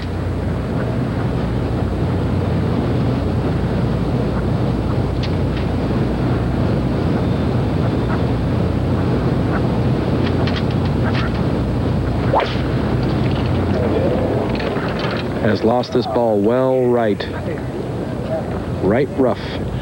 Could have been because of thinking of what happened on the last hole at that same club, huh, Roger? Could be, but that was dead blocked. Yeah. Behind the Gary Player tree. Yeah, let's go to 12. All right, this is the greenside bunker. We saw the second shot of Ernie Els. Oh, my goodness. Oh, my. Look where that thing is. Up underneath the lip is an understatement. Unplayable lie, probably, right there.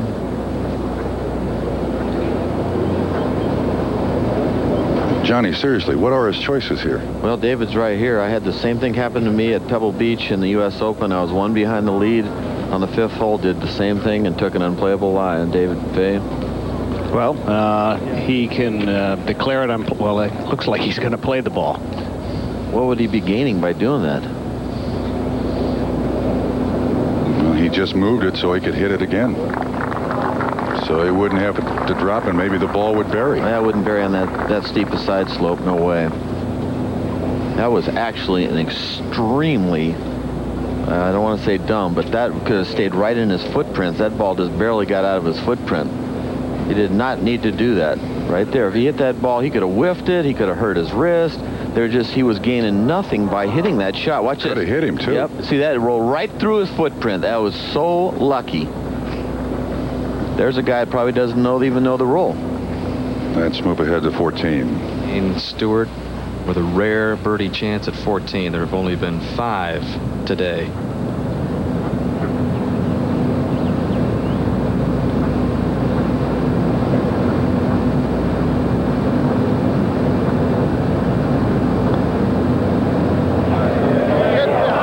Didn't quite stay up.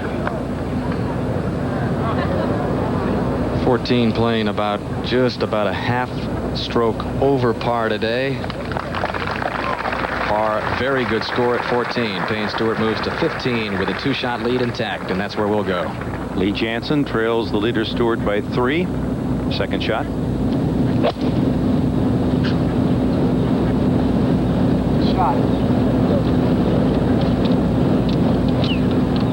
It was tracking right at the pin, but misjudged the wind a little bit. To 12. Ernie Els' 4th shot now, par 5, 12th.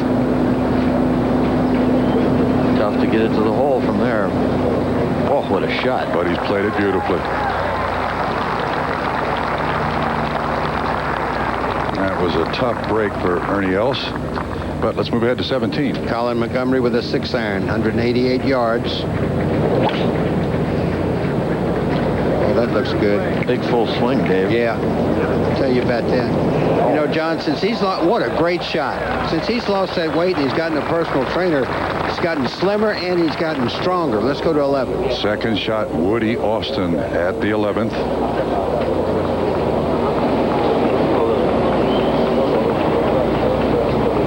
Woody was one of the co-leaders, began today at 3 under, but bogeyed 3, bogeyed 9, stands at 1 under and ahead to 13. Tom Watson up the slope for birdie at 13. Gave it a good wrap. And that's just about all you could ask for from there. 16. Nicklaus. Yeah, Roger Mulvey, you've probably had a look at that line. It looks like he's going to just chip out. He is going to pitch out, but Hale Irwin is on extremely the other side of the fairway and is away and is playing now. It's one way to get out and meet your fans. You don't want to do too much of that, though. We'd have never heard of him. Obviously, he didn't do too much of it. He hit? Yeah. It was in this area in the PGA Championship in '72 where Gary Player was able to hit a ball and knocked it on the green and made a birdie. But Jack unable to do the same thing in this Open. Very difficult lie, long grass, matted, twisted. All he could do was pitch out left. He could not have carried the water.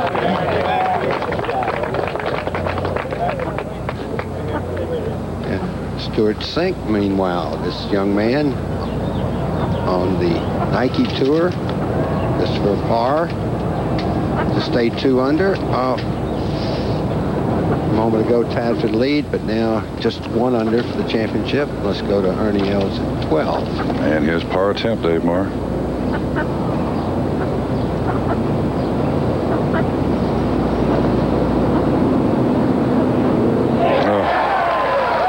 Well, that's a fine save for Ernie Els. He stays now 2 back of the championship leader, Payne Stewart. He stands at 2 under par. 215. Scott Simpson off the 15th tee. Former U.S. Open champion. Some of the best rhythm of anybody that's ever played the game. Putting, swinging, perfect U.S. Open type of game. Very conservative player. Does just what you want to do. Of course, won beating Watson at Olympic Club in '87. Dramatic back 9 where he got it up and in out of a couple of bunkers. Fantastic shots. And lost to Stewart also. So right at the last minute at Hazeltine. So could have won 2 of them. In '91, and here they are in the same group today. Well, Payne's going with a 2-iron off this tee. It's 244 to the front part of that bunker in the fairway. This will be back probably 20 yards short of it. It's getting in position. It's a good swing, heading right up the center. And well shy of that bunker. And up on the 15th green, Lee Janzen for birdie.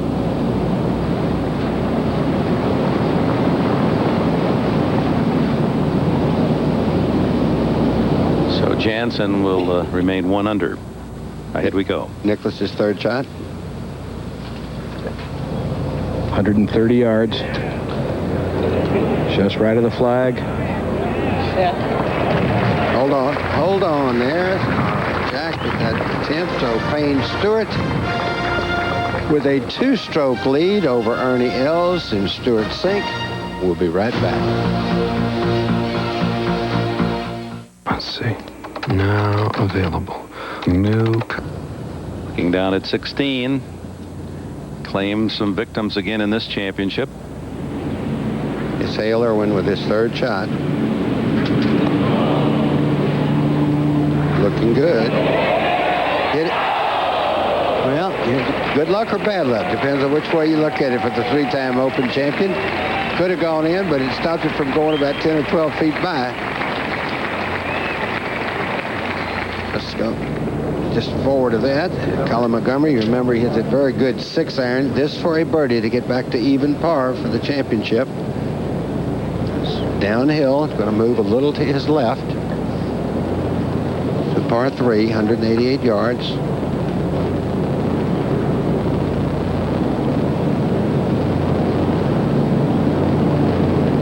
Very fast. Whoop. Well, I couldn't tell whether it hit the hole and spun out even faster or what, but... Hold it, Dave. Left all the way. Take your time, Monty. Sometimes he lets himself get a little bit distracted about things and just need to regroup. Well, he's doing just that.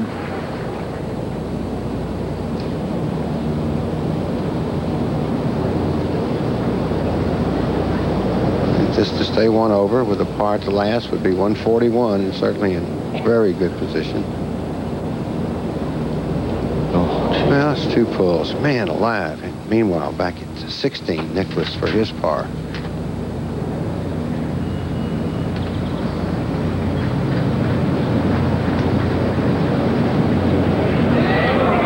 Well, didn't break quite as much as he thought, or he might have pulled a little. One thing, now let's go back to 15. All right, Dave. Scott Simpson, 2nd shot. Even for the championship. It's a 4-iron from 178. Pin only on 8 on the left side. He's hung it out to the right. Got to turn over. He's going to catch that bunker. Well, you can play this game if you miss it on the fat side of the green, and he's got an easy little pitch and run. Ernie Els off the tee at 13. Most players with a 6-iron. Ernie's got a 7-iron. I believe that's the right club for Ernie. Hole high. difficult to get it back there. Back to 11. Birdie attempt, Woody Austin. He has yet to record a birdie today. Breaks right. Oh, somebody put out the anchor.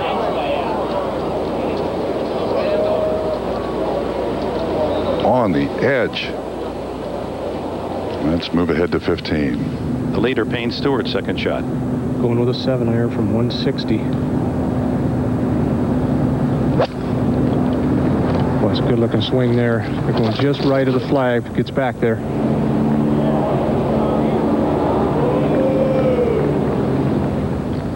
To 16. And that was Hale Irwin's putt for a bogey 5. So Hale drops a shot here and goes to 3 over for the championship. Nicklaus dropped a shot. He goes to 4 over. He missed that short putt after getting that break. I know, still good playing, though, when you think this man that is just dominating the senior tour at the moment is Payne Stewart, dominating this tournament at the moment. 2 shots in lead of Ernie Els, who won handily last week. And look at Norman just creeping up that scoreboard. That 1 under on Sunday might be just lovely. Davis Love, of course, with 2 good rounds. Frank Nobilo. Scott Simpson again. Neil Lancaster at 67 today with that 29 on the back 9. Brad Faxon, Watson. You got so many here that can really still have a chance. Elkington, the PGA champion. That you segue over to the 17th tee. This par 3, about 25 feet above the level of the tee. Flagstick today. Front left portion of the green, just 21 feet on. Tom Weiskopf not having a good day today. Tom 8 over. Even after that start that he had. Birdie eagle. You know, we've talked a lot about Jack playing in his last Open. Possibly this could be it. This might also be Tom's last Open. I know he hasn't played in one in quite a while, since the early 80s. But he really practiced a lot for this. After he won the USGA Senior Open last year, he didn't want to come here and not do well. He's been such a beautiful player. I wish he'd have played a little longer. But he does, as a lot of people know, of course, a lot of golf course architecture now, and builds some lovely golf courses. Classical swing. Yeah, John? Yeah, he won last week in Pittsburgh on the senior tour, so he came into this thing on a high. Sure did. Roger, do you know what club he might have? It's a 4-iron from 188. I'm sure Tom will try to hit this left or right and hold it against the breeze. However, he's got it going well left and hooking. The old double cross into the back fringe, and meanwhile back at 16. Lee Jansen with his second shot. Dave, that was a little knockdown 6-iron, 163 yards, and that's another pull. Gary, he sure got a case of the pulls or the hooks or something. It's not like it's painful. I mean, he's not wincing or flinching when he hits a shot. No, I don't think it's his wrist. I think it's more in the swing. I really do. He just seems to be quitting on it, slightly coming through it, and letting the face shut down. Go back to 15. Third shot for Payne Stewart. 4 under for the championship. 2 better than Ernie Els. Greg Norman's 66 today has pushed him up to the 3rd position, 2 off the lead. Dan? Well, even though he didn't get the results he wanted up on the green, he's got a pretty level putt coming up out of the fringe. As long as it comes out of that fringe initially pretty straight, it shouldn't move a lot. It may move a little bit left. I'm surprised he's leaving in the flag, Johnny. Is that a normal thing that you would do on this particular putt? Well, there have been studies that show that it's an advantage to have the pin in when you're off the green. So, done by Dave Pells.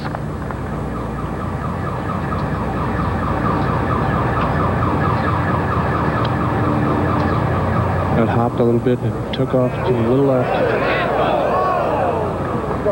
Good putt. He will accept his par as we go to 17. And Jack Nicklaus with his tee shot. Jack now 4 over for the championship. Like to get a nice 3-4 finish just to ensure that you're here for the weekend.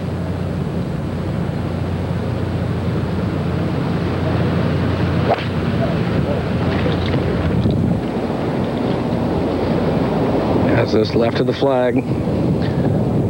Yeah, didn't get to the high stuff, Roger, so he's okay, you know, chipping not maybe the strong suit of Jack's arsenal of weapons, but it's not in the taller part of the rough there. Let's go to 13. Ernie Els to get within 1 of Stewart.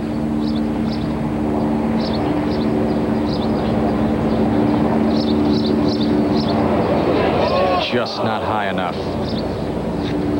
But Ernie Els still has not had a bogey since the 9th hole yesterday, playing very solid 4-under golf.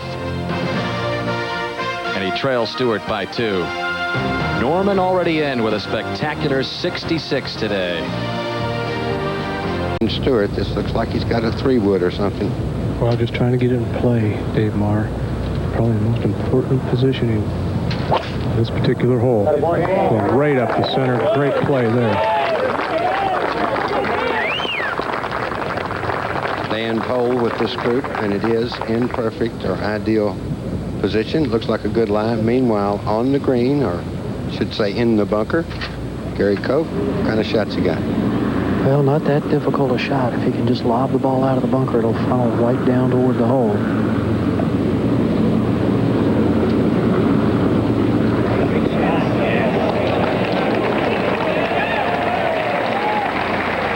Played some wonderful short shots today.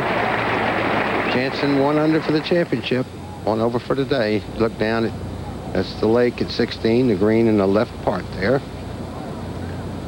Reminder, we're proud to bring you the greatest championship in golf, the U.S. Open, and in 3 weeks, join us for the greatest championship in tennis, Wimbledon.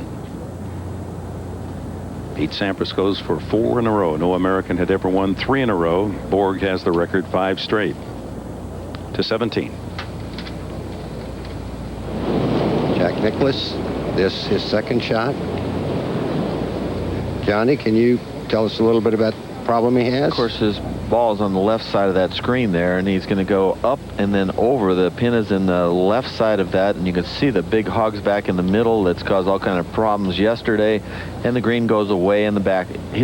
Donald Ross's greens are all thinking about drainage. The water's always coming off the green, so it makes very difficult putting surfaces.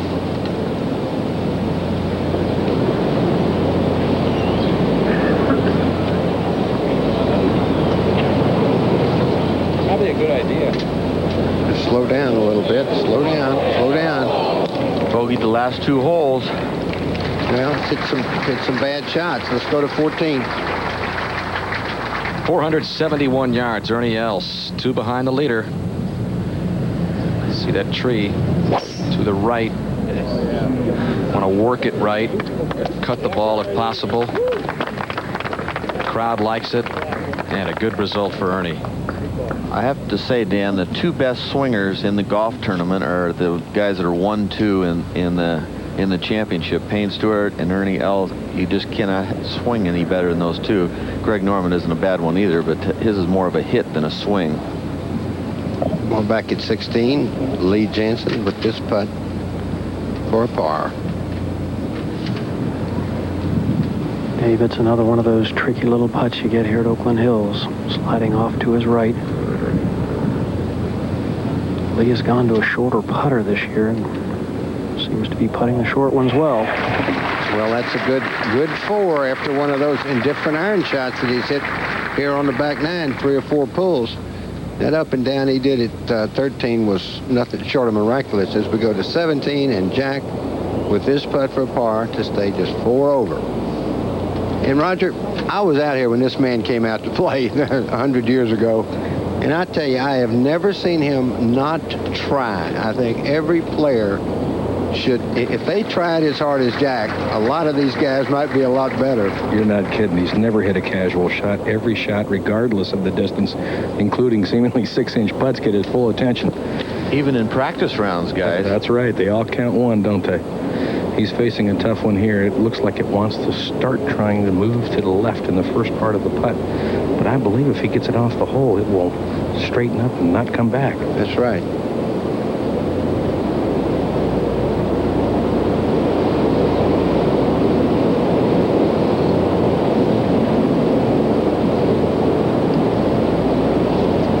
Did he hit it? No.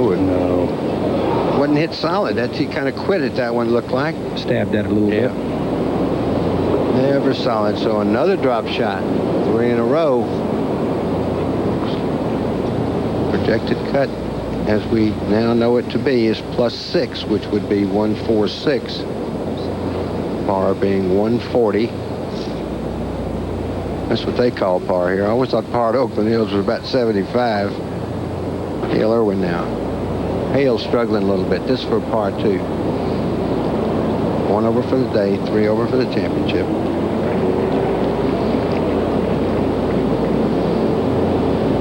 A good solid par by the very fine senior player now, leading the senior tour in money won, 3-time U.S. Open champion. This is Tom Weiskopf.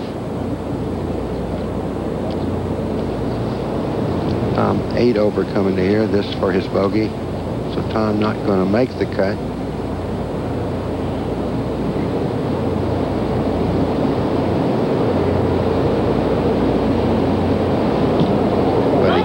Putt there and stays, goes to 9 over, and we'll be watching him in the first week of July defending his senior open. Let's go to Ernie Els. Second shot for Ernie at the par 4. Huge, big drive. What a swing. And just on the back collar. That's a good spot. Divot hanging on to 16. Let's go right to Dan Pohl. Dan, what's he got? Well, he's looking right down at 169, Dave Mars. Just got to take a little 6-iron. Wind's picking up on him. Doesn't have much behind it. I think he's real comfortable with this, just going ahead and putting a nice smooth swing on it. Hit about this distance that he had at the last hole. Came up short with the 7. He got over the top of it. Man. It's up in the tree. Well, it hit something hard over there. I hope it wasn't anybody's head. I don't know. They're looking at somebody over there or something. That was the last minute don't do it Tiger Woods. Oh, man, that was, well, no matter who you are, you're going to make some bad swings. Now, he was lined up left like he's going to play a cut. Now, right there, he gets over it, spins out of the way. You can see the ball start not left, I mean left of left. And actually, he hit the crowd that was not watching 16, but watching 17T. Yeah, he wasn't hitting the friendly guys. I knew it hit something very hard because that ball bounced awfully high. It's Mark O'Meara there. That's too bad. Yeah, that's smart. So I tell you, you ever been hit by a golf ball? I have twice. Well, I've been hit 3 times, man. It does hurt. Ooh, hope he's okay. Let's go up to 18th hour. All right, Dave Marr, yesterday 12 played subpar. Today it's been reduced. At this moment, only 6 men under par for the championship. Well, they're right on track right now where the score that was shot by Andy North is looking pretty darn good, 1 under, because usually on major championships, there's guys 4, 5, 6, 7 under par, and by Sunday afternoon, even par is looking pretty good. So Oakland Hills should be proud of itself if that's what it's trying to accomplish. Par is going to be a wonderful score. Let's go to 18, the storied threesome of Tom Weiskopf, Jack Nicklaus, and Hale Irwin. 85 appearances in the U.S. Opens combined. Nicklaus, of course, his 40th consecutive on the tee. Wants to set up just left of those bunkers on the right side of the screen. It's a 265-yard carry to get over them, and I don't think he can do that anymore. He's pulled it and hooked it, John. Going at or left of those bunkers. Caught the bunker, I believe. Well, not a very good finish by the Golden Bear here, and you got to be a little careful what he might do from there. Up on the green, Phil Mickelson. This is for bogey, one of the favorites. Boy, was that a pretty putt or what? A big stroke too late, perhaps. A bogey at 18 puts him +7, 76-71 in the championship. We've mentioned 6 subpar. One of those, Greg Norman, a 66 today, and here's the biggest shot of this second round of the championship at the par 4 16. 8-iron back left pin, hits above the hole. Yes.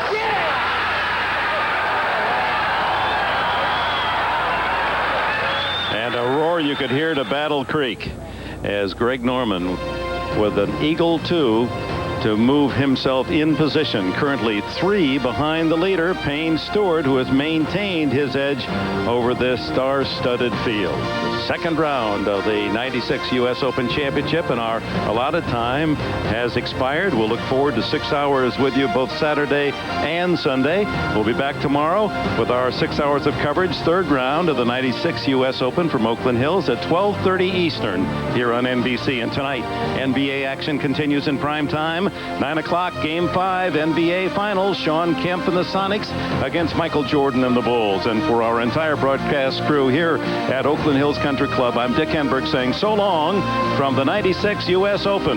Coverage of the Open continues in 5 minutes on ESPN. See you tomorrow.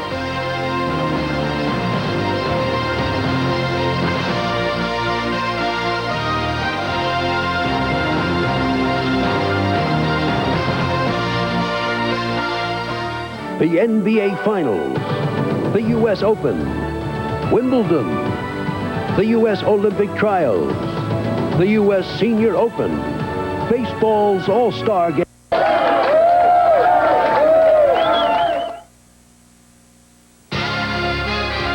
Welcome back to Oakland Hills outside of Detroit as ESPN's coverage of the 96 U.S. Open Championship continues. There's Greg Norman on the practice range and not hitting balls out of anger, hitting balls out of glee. Had a big round today to get himself right in the middle of the championship as our coverage continues here in just a moment. Hi once again, everybody. I'm Chris Berman. If you weren't with us a little bit earlier today for our morning and early afternoon coverage, some great shots made by Greg Norman and some others. The leader, Payne Stewart, is playing this afternoon as we speak. Tom Weisskopf doing one for the older fellas. Look at this 93-foot putt. Oh, it's an eagle on the second hole for Weisskopf. Greg Norman, second shot, 8-iron on 16, par 4, 16, 140 yards. Oh, like it was a yo-yo. That was the eagle that got him in the tournament. The U.S. Open champ 2 years ago, Ernie Els, his approach on 10. Settle. Beautifully done. He would birdie the hole. So Ernie Els, Norman was a 4 under 66 today to go 1 under for the tournament. Els right now is still on the course. He's 4 under par for the day, but they're all chasing Payne Stewart. More on golf for a moment, but now let's catch you up on the rest of the day in sports. A mini Sports Center. Here's Larry Beal. We'll look for you on Sports Center after our 2.5 hours of live coverage of golf. Then after Sports Center, a reprise of the day's best action. And later on tonight, you'll want to join Andy North, Gary Koch, Jimmy Roberts, and yours truly for our 1 hour, it's like prime time of golf. 12:30 Eastern. I know it's a little late, but stay up for it. It's Friday night. You can do it. Join us then. But now, 2.5 hours of coverage here from Oakland Hills. Our leader is on the course, Payne Stewart. It's my pleasure to kick it over to our compatriot, Dick Enberg. Dick? All right, Boomer.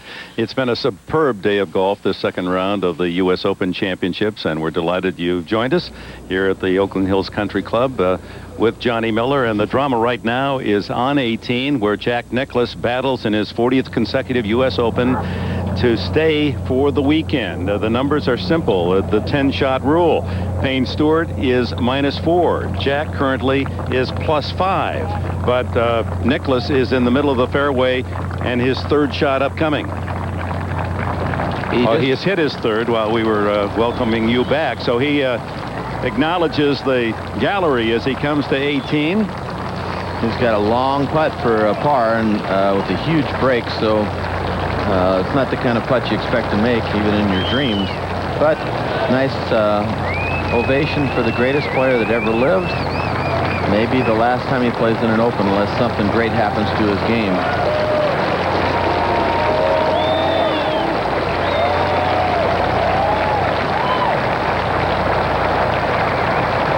Meanwhile, golf royalty, 4 times an Open champion, 62 at Oakmont, 67 Baltusrol, 72 Pebble Beach, and again 80 at Baltusrol. Let's go back to the leader at 16. Payne Stewart at 16. It's taking a while to clear out the people and get where he can play this shot. Dan Polo, he doesn't have much to work with. Well, he's got a little bit of a break, and then he's got some grass under the ball. Tried a flopper, and he came up short.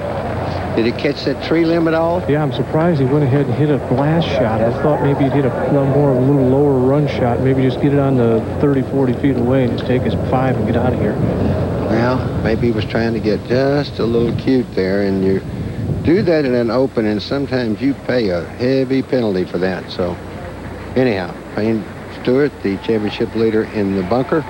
Let's go to 18 real quick. And Jack Nicklaus,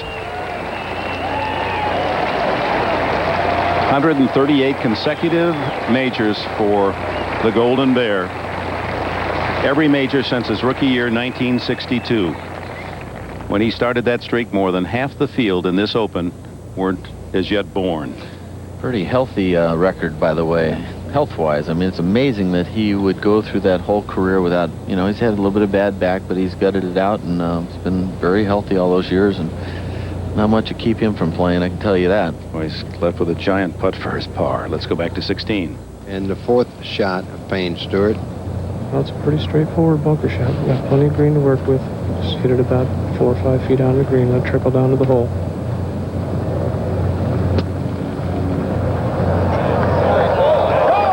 Let it go just a little. Well, not a bad bunker shot, but just that kind of putt you hate to leave yourself. So he needs that for his bogey, which means he would drop to just 3 under, back to even par for today, and 3 under for the championship. Well, there's going to be a lot of people looking at these next couple of holes with Payne finishing, because if he makes a double here, that's going to bring in a lot of people into the cut. Sure. And one of those is Jack Nicklaus. Earlier, Hale Irwin, his 3rd shot. In front of the green, little pitch and run. Beautiful shot. Nice shot, Hale. Irwin +3 for the championship. Now back live at this, the toughest of the tests of this 18-hole layout, par 70. And he's walking right now to a big hump in the green. Just up now about a 1.5 feet, and then back down now to the low where his ball is at. And he's got a putt that's got to go up and over with a huge left-right break. Got to aim probably outside, definitely outside his caddy's feet, and come in from up above. Not an easy 2-putt, really, but I would say he does so many things well, but one of the things he does best is, number 1, not 3-putt, and his lagging ability is as good as anybody that's ever played the game. Well, John, he's going to have to get this ball up there by that left fringe and let it die. If he can get it within 3 feet of the hole, that would be fabulous. He's not looking that far left. If you look at his eyes are looking, you know, more in the 5-6 feet left of the hole range.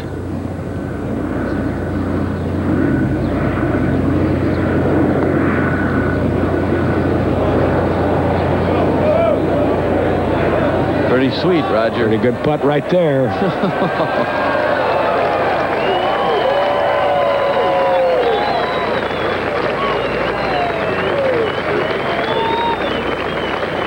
Well, a bit of a disappointing finish, though. 4 bogeys, last 4 holes. But these fearsome 5 holes at the end of this golf course are amazing. 17. Faldo came up short on his tee shot. This is chip at the 17th. Yep, a wonderful chip for the ball. Look at this. Look at this. Aha! A little good news for Faldo. That puts him 3 over for the championship. Let's go back to 18. Tom Weiskopf. This for bogey.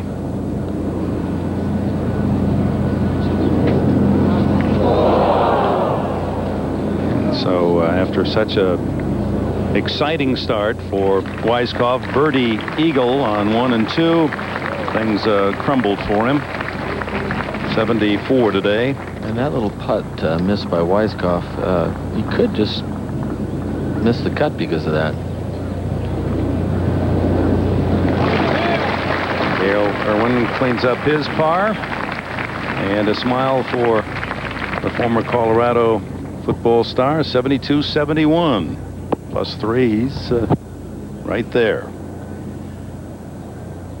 With Payne Stewart, the leader, at 4 under, losing at least a shot at 16. Now Jack for bogey.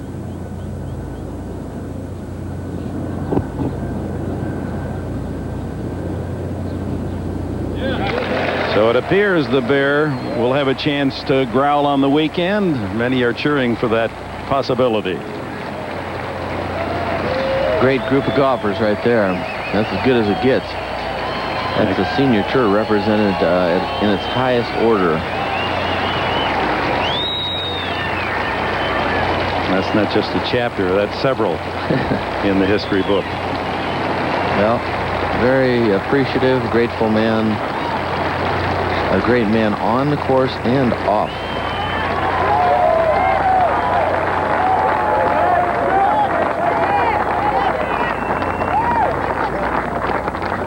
Now to 16. Where Payne Stewart faces this 5-footer for a bogey.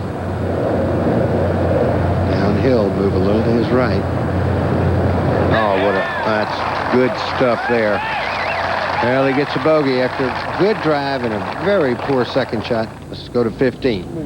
And Ernie Els, who has played as if he wanted to better Greg Norman's top championship round of 66 today. He's been solid throughout. Little uphill shot here. Pins left, side and the front. Effortless swing. Els 4 under for the round. Missed club by a full club. Maybe he thought the wind was going to affect it, but there's a lot of trees there that are buffeting that wind that would be coming from his left. To 17. Lee Jansen, this for a par. Oh, just 1 under coming here. Goes now even for the championship. 2 over for the day. Still, certainly very much in contention.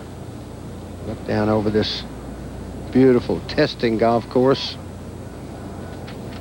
And go to 18T. And the Masters champion, Faldo.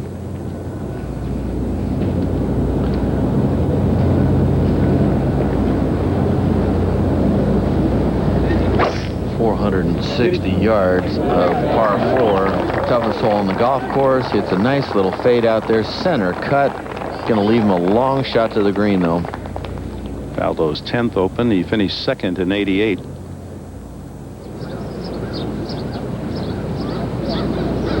At 13, Woody Austin. 168 yards. Either just a nice 6-iron most of the players have been hitting.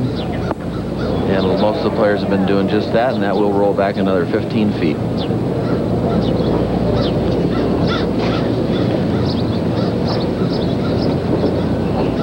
To 17.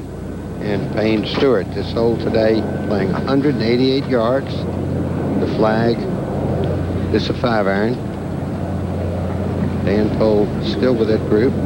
Well, huge boost confidence there with that putt. That was a real difficult putt. He came back through the crowd, gave the guy that he hit in the head of the ball, and now he's just got to regroup. Put a good swing on a 5-iron. I'm going right at it if it's enough. It's enough, and just hit the flag. Hit the flag stick. I guess that's right at it. That is, you call that one right, Dan. Huh? That'll bring a little smile to his face. That's a little bit better swing than he put on the second shot at the last hole. Bob Tway now. Bob playing quite a bit better after having a slump for a few years. Really back on his game. Playing Not so much today. Yeah. Excuse me, Dave. What? That's all right. With a lot of confidence right now, but he struggled a little bit today. It's right at that cut mark, +6 for the tournament.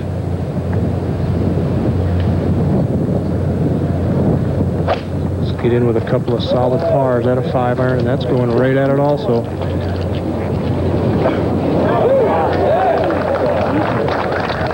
Almost as good a shot, Dan. Just goes on by a little bit, and you're right. 2 pars to get him in. So, closing toward the end of the second round, Payne. Welcome back, and Payne's pain assuaged a bit as the fan struck by the ball at 16 in the gallery is given a couple of pieces of memorabilia from the leader, Payne Stewart. It's cheaper in litigation, I can tell you that. Ernie Els at 15 for birdie. This would tie him with Stewart for the lead.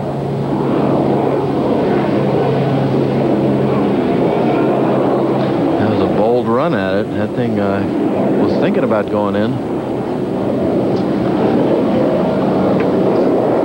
Back to 13.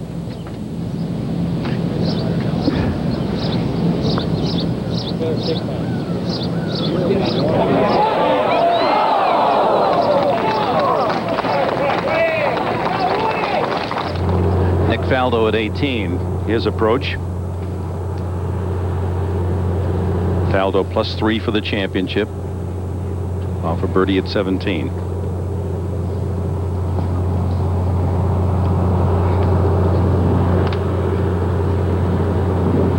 It's got about 210 from there, which is a big shot uphill.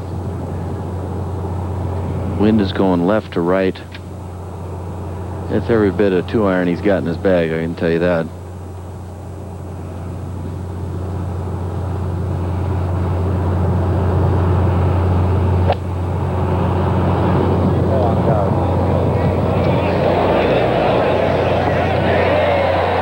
It's a great looking shot. See if it comes back off that bank there, off the green. See if it turns back. So Faldo safely on at 18, and somewhat safely in the clubhouse. Jack Nicklaus pulling for you down the stretch. I couldn't make anything happen, Dick. I was just terrible. I really wasn't very good most of the day. I kept double crossing myself early in the day, and then I got in decent shape. I was even par through 14, and then I just into the wind coming home, which has been my problem, trying to keep my club left of my line swinging coming home. I just flip it down underneath myself and then hook it. 17. For birdie, Payne Stewart, after a beautiful shot that hit the pin, glanced off. To go 4 under. Dan?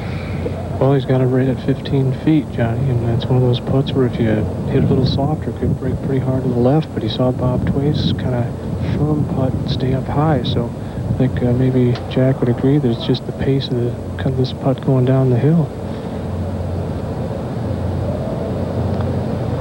It's real dainty. It was left all the way. I don't know if he misread it or whatever, but he started outside left looking perplexed. Ernie Els trailing Stewart by 1.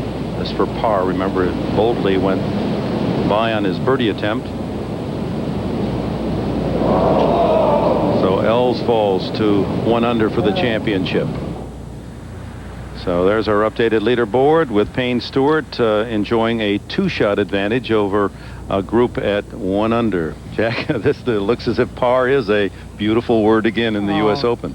It's a good score on this golf course, a tough golf course, Dick, and you know, even struggling a little bit with my golf swing, I still got it around in pretty good shape, and you know, I hit so hard I knocked the face right out of my driver. Yeah, I saw that.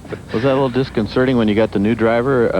Would you get it on 14? Yeah, it was a prototype driver, and you know, we fiddling with lofts, and I think that we worked a little too hard on getting shaving a little loft off of it, and I think it probably just came apart. I've had a couple other ones do that on the prototypes, but it's I hit a pretty good drive at 12, and then I hit a really big 3-wood to knock it on the green. That's big for me. That's not a 5-iron that I saw Tiger hit it there yesterday, but to knock it on there for me is pretty good. And then I played decently. Played the next 2 holes fine, and then in the trees left, right, left. A little bit of everything. This effort, though, was not a ceremonial effort this week. I mean, you didn't come in here just for cruising, right? Johnny, I was in position to put myself right in the middle of the golf tournament. I'm 2 over par with 4 holes to play. I don't think 15 is all that difficult a hole. If you hit a decent tee shot at 16, it's not that hard. Pins for the taking at 17. 18 is a very difficult hole. And I bogey all 4 of them. You know, and if I par them or play them just 1 over, I'm sitting in a position where I'm only 2 or 3 shots out of the lead. That's right. True. You know, even par is probably a magical number the way major championships progress. Oh, yeah. No question about it. I was in the golf tournament, and I know Oakland Hills. I love the golf course. I'm playing well enough to compete, and to let it get away from the last 4 holes just makes. Well, it looks like I'm gonna get to play tomorrow, and if I get to play tomorrow, then I just gotta make a few birdies. Is this gonna be your last Open? Or you just don't know. You're not gonna. John, close? I don't know. I said that this would be my last Open. That I would really want the USJ to give me an exemption. And if they want to come back and give me a ceremonial exemption, Pebble Beach or someplace else, or like they did for Arnold, that would be very nice. But as far as being competitive, as far as playing Opens in a row, 40 Opens in a row is a big number. And if I happen to win the Senior Open this year or qualify through another means, then I'd love to play again. Of course, I'd love to play again. But I really don't want to take up a spot if I'm not competitive. And my golf game should be competitive. I don't see any reason why it can't be, and except for my golf swing. I just make too many bad shots, and that's not that's not your or age or something else. That's just making bad golf swings, and I certainly, my nerves are good. I don't have any problem with my putting, anything else. That's not my problem. My problem is just that I've been in about a 5-year slump. Well, we talked as you were playing, Jack, about how you've always competed so well, and how proud you are of that. And for fans who want to be nostalgic because of your great career, and it is in its twilight, at least in terms of U.S. Open or major championships, definitely you can see you're not nostalgic at all. You're still angry inside. You want to continue to compete. Sure. I want to compete. There's no question about that. I love to compete. But that's why I felt like at 40 Opens, age 56, let the younger fellas take over. That's fine. I understand that. I understand we all have a length of time we're going to play, and I've been very, very fortunate with what I've had. I've played well. I have no regrets whatsoever. But anytime I'm out here, I want to do my best, and I've always wanted to do my best. And when I come home the last 4 holes in a U.S. Open and make 4 bogeys, I don't care whether I'm 26 or 56. I get upset. We'll hope to get a chance to talk with you on Sunday. I hope so, Dick. Thank you very much. Meanwhile, the leader on the tee at 18, Payne Stewart, leads by 2 over Norman, Els, and Austin. Needs a big one. This fairway's about 32 yards wide. And with his best drive, it's probably going to be at least a 4-iron into this green. Well, he hit it down in there low and cut it back into the fairway. Beautiful drive, Johnny. Got a little bit of roll, which is good. Swinging great. Just what a golf swing.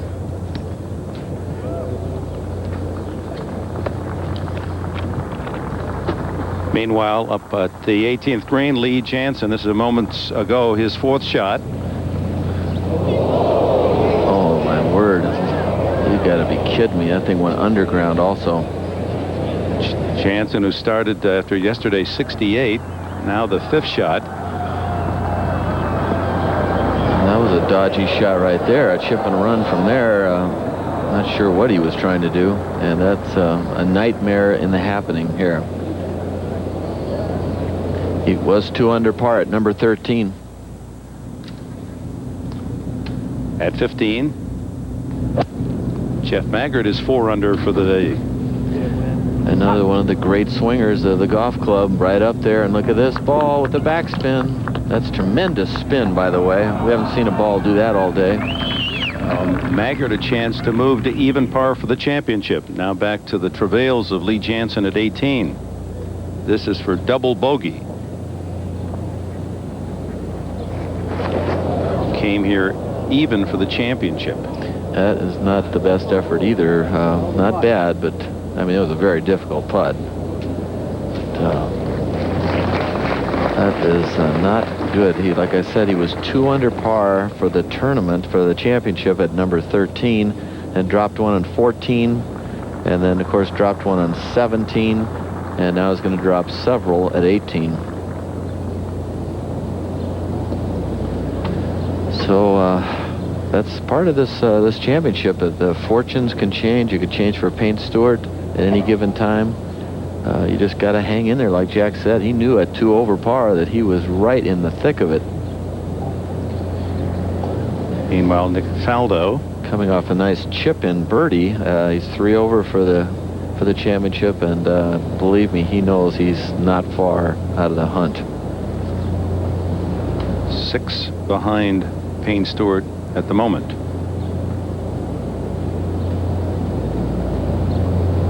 And for a rare birdie, by the way, if he finishes birdie, that will definitely catch up on a few people. Just barely going to move to the right.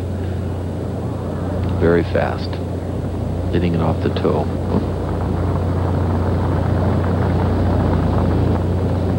Just gets it rolling.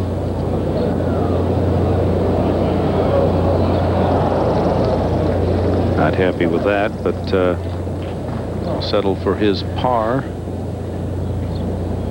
71 today. +3 for the championship. Only 4 under par: Stewart, Norman, Els, and Woody Austin. And if he can throw something like 68 or 9 tomorrow, he'll be right there. To 13. Alexander Cheka. This for birdie. Oh. 26-year-old native of Czechoslovakia makes his home in Munich, Germany, and I love it. they'll hoist one in Bavaria on that one. He says it's great. To 15. Jeff Maggart. 4 under for the day, and this to go 5 under for the day and even for the championship. What a run by Maggart.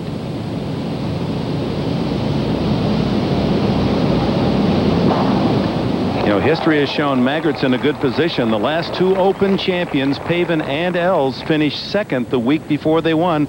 Maggart tied for second last week. And Ernie Els has got a situation. He won last week, and nobody's ever won this championship after winning the week before. So Ernie could change that dubious stat.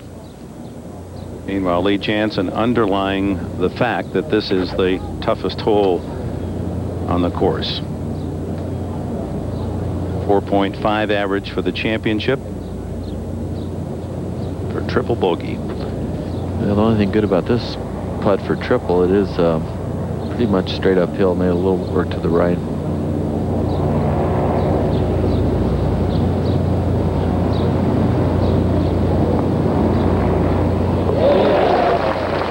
And tough to swallow 7.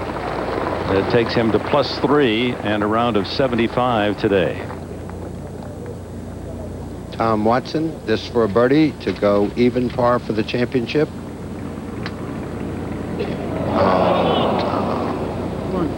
Just a bit.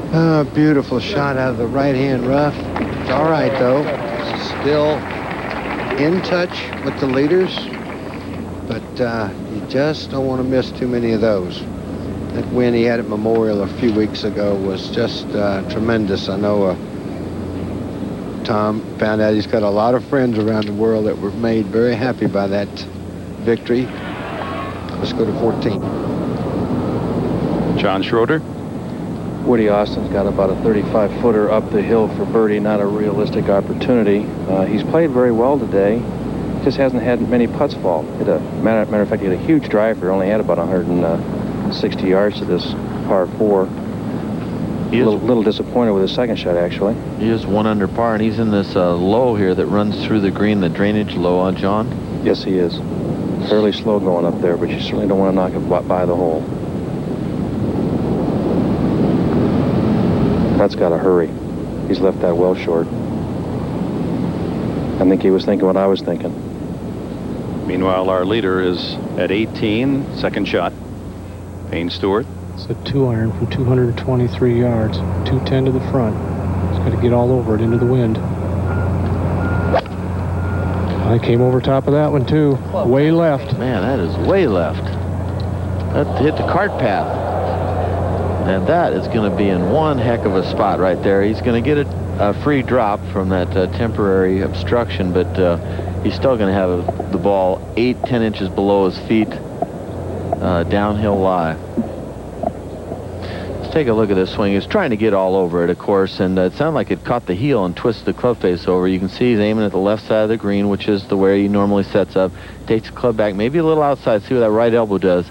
Kicks out. See that right elbow kicked out way too early.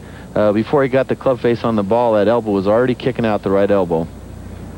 And that's probably because he was trying to really rip it. I mean, that is a long iron uphill into a breeze. Well, Johnny only carries a 3-wood and a 2-iron, and so he was kind of in between shots. He couldn't really carve a 3-wood. It was too short a distance for that, so he was trying to really muscle that 2-iron up there. Again, the cut is getting quite perplexing because he's -3, most likely going to bogey from there. I mean, if he makes par from there, he deserves it. I mean, gee, and he gets to -2. A ton of players are in at +8 or better. 119 right now. Woo! 17T, Ian Woosnam. 5-iron. He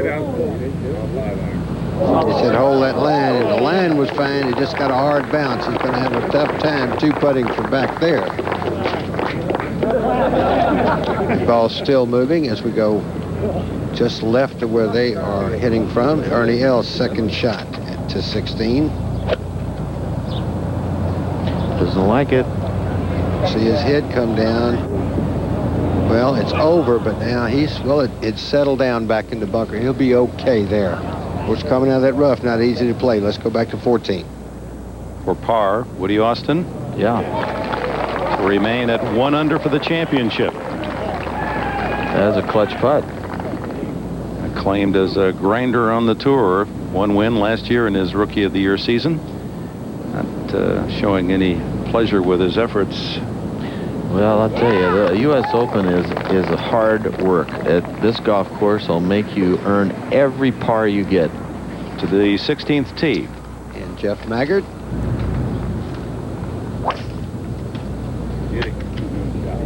Here's someone say beauty. 5 under for his round today, as you know, and a chance after that drive for a birdie here. This man's got a wonderful golf swing. Plays out of the Woodlands where they hold the Shell Houston Open. Went to Texas A&M. Very solid player, Jeff Maggard is. Let's go to 18. Scott Simpson.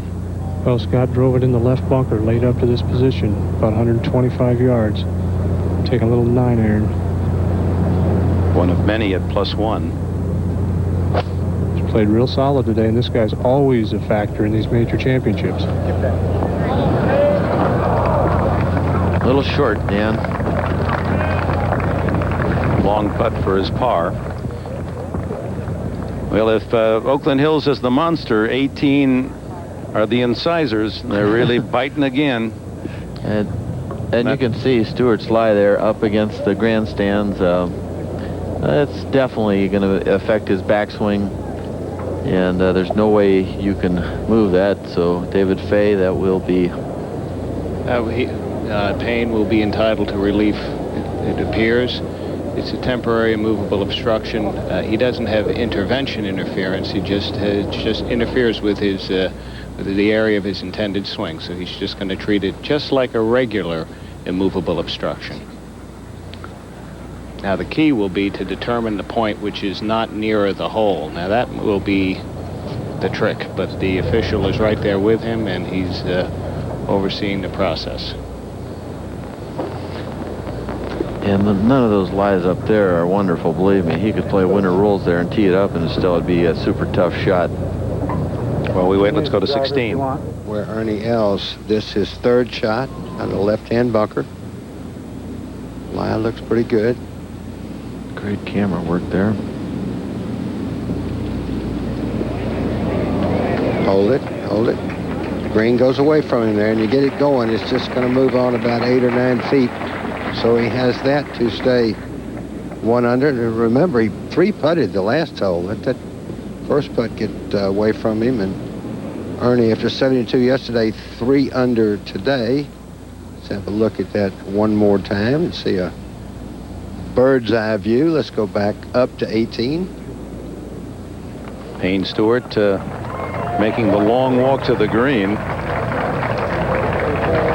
Well, Johnny, it looks like he got a favorable drop. You can see a lot of the ball above grass there. So obviously he got a variety of shots he can play now. But boy, this is one tough little pitch. Well, he's got so much break that it's almost impossible to get it, quote unquote, close to the hole unless he throws it right up into that fringe left to where he's walking now.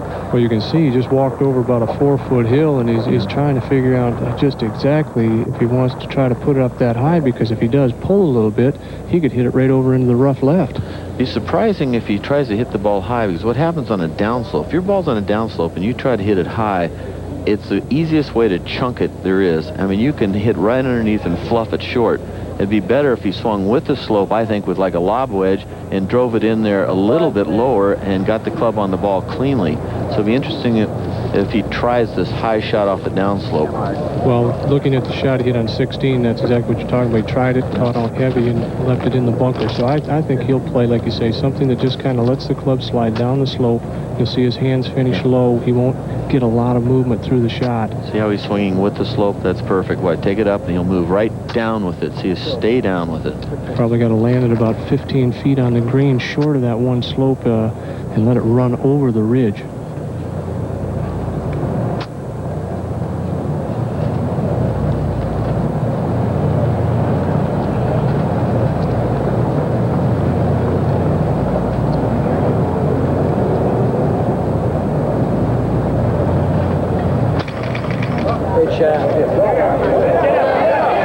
Boy, is that a great shot there.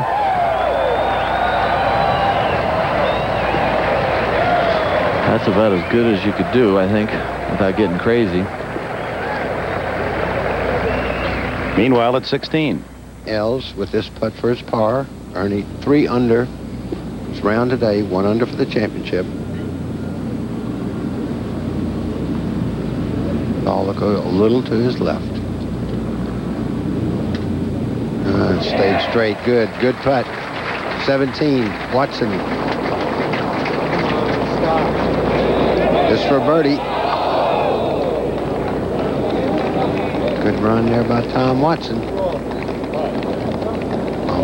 Well, back at 15. Woody Austin tied for second, 2 behind Payne Stewart. John? He's hit a beautiful 1-iron to this position. He's got 165 yards up the hill. Wind quartering from his right, very accessible pin. And this is his first U.S. Open, so pretty impressive stuff. He's swinging very smoothly today. Stands very close to the ball. High a little right. Very nice, perfect distance control.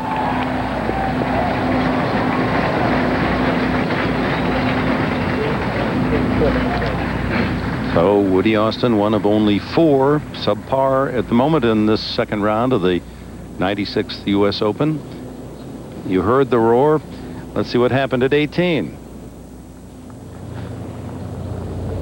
Par Scott Simpson. Only +1. Still +1. Right in there. 71 for Scott Simpson today. He remains within 4 of the lead. Now Payne Stewart. Would this be some par 4? Well, Scott Simpson widened the hole a little for him and got him thinking positively, thinking, well, Scott made a miracle par. Maybe I can too. Got a real good read off that putt too, Johnny. Just goes a little left, doesn't it? Yeah, if he just gets the speed, he's just got to go ahead and feel comfortable hitting it firm. It's actually a very makeable putt.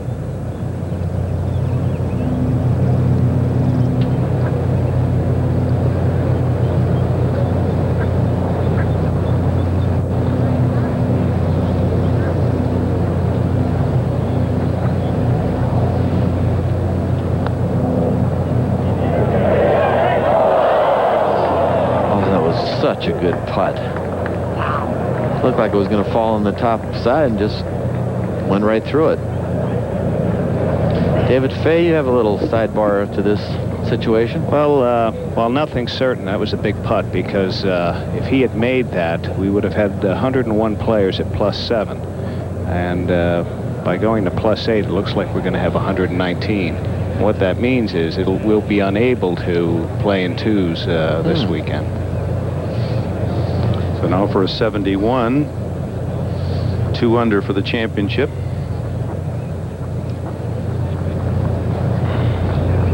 Well, Greg Norman's 66 earlier today grows larger and larger.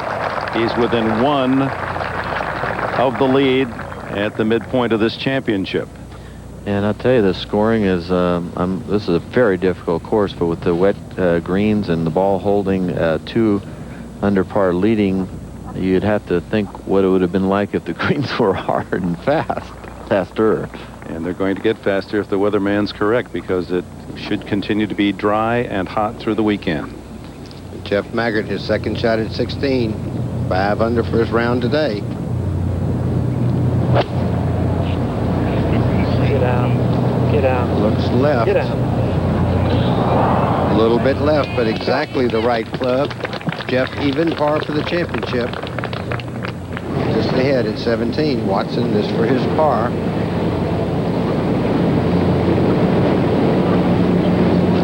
Tom stays 1 over for the championship. 1 over for his round today. Certainly in touch. Looking down, Jeff Maggart about to go 6 under. Today, the MetLife blimp is under the command of pilots Rick Hoffecker, Charlie Graham. The blimp typically cruises at a speed of 35 miles per hour and an altitude of 1,200 feet. Let's go forward to 18. All right, Dave Marr. Second shot of Steve Elkington. Great looking shot here. Shot of the day on this hole. Wow. That was a beautiful shot.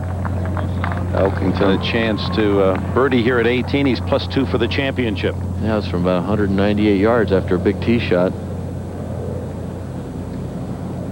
Meanwhile, Jeff Maggart putting together a potential U.S. Open record round. 65, the record, and he's 5 under.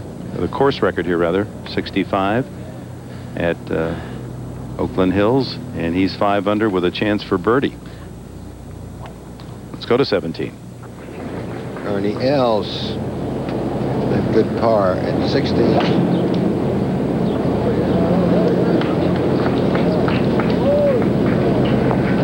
And that a 5-iron, and again, a little bit too much club. And the greens are firming up, Dave. Seeing a lot of 3-putts are back there, John. This green is 3-putts everywhere, it seems like. Yeah. Yesterday, remember yesterday? Boy, it's an easier spot today as we look down from Snoopy's perch up there, 16, where the lake is. And at the 16th green in the middle of your screen, 17 green to the right. Up here. 18 tee just to the right of that, coming back to the clubhouse. This golf course, a lot of players hadn't seen it or hadn't seen it in a while. I'm sure they forgot just exactly how tough this son of a gun is. Michael Campbell now, the New Zealander, who's shown an awful lot of promise. 70 yesterday and 2 over for today, so 2 over for the championship. This to get to 1.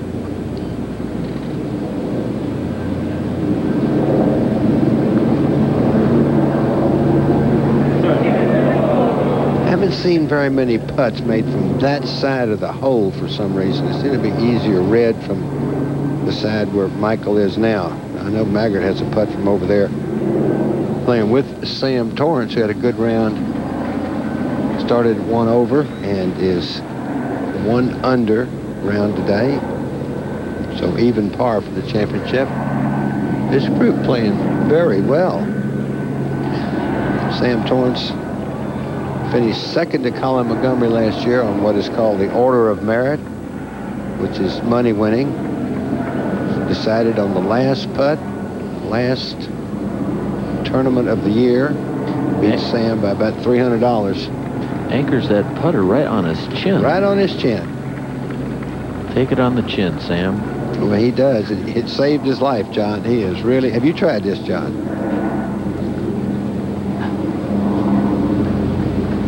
He wins, I might. Yeah. That looked like one of my putts. And he took it on the chin there. Yeah, he can't be happy with that. And just see how he's got it. See his glove, and the putter is anchored right on his chin. If you get the head yips, you're a goner. Oh, Sam looks at it.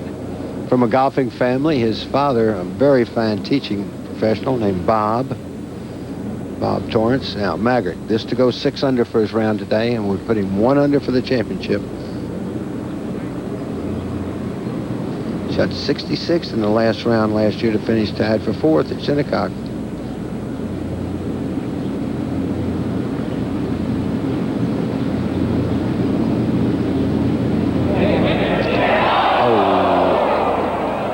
Oh, Jeff. A violent lip out. Yeah, that's... Say that shoulda or woulda or coulda done anything, but nevertheless, after 75 yesterday, I'm sure if you said we'll give you 65 today, he'd sure take it. Let's go to 15. Where Woody Austin has a birdie opportunity to go 2 under and share the lead. Not to be. At 16. Sam Torrance. And he's got it. So he stays 1 under for the round today and even for the championship. It's a very solid player, Sam Torrance. If he gets in with 140, Sam's not afraid. All the golf he's played, as you see, Payne Stewart now with just the 1-stroke lead over Greg Norman, who's finished. Ernie Els, who's just playing up 17. He's on the green. Woody Austin just finishing up 15. Davis Love with 2 good rounds. Frank Nobilo, who's played well in both Opens he's played in. Torrance, Cook with a good round. Cook's still out there. Scott Simpson, of course, and he just, Jim Furyk, he'll surprise you. It's a lot of quality golf shots. Scott McCarron. Colin Montgomery. Didn't finish well, but let's go to 14. John Cook, second shot at the par 4. Even for the championship, even today. Good looking shot, but you can see the greens are firming up. When you get sunshine and a little bit of wind for 2 straight days, that moisture is going to go in a hurry, and by Sunday, if we don't get any more rain, the greens are going to be really tough. The 95 PGA champion, Steve Elkington, he was tied for second last week at the Buick, so if that run continues for the 3rd consecutive year, the previous week you win the U.S. Open Championship, he factors. I've never seen a tournament where literally the best looking swings are literally all the best scores. I mean, we got nothing but stylists on the top of our leaderboard.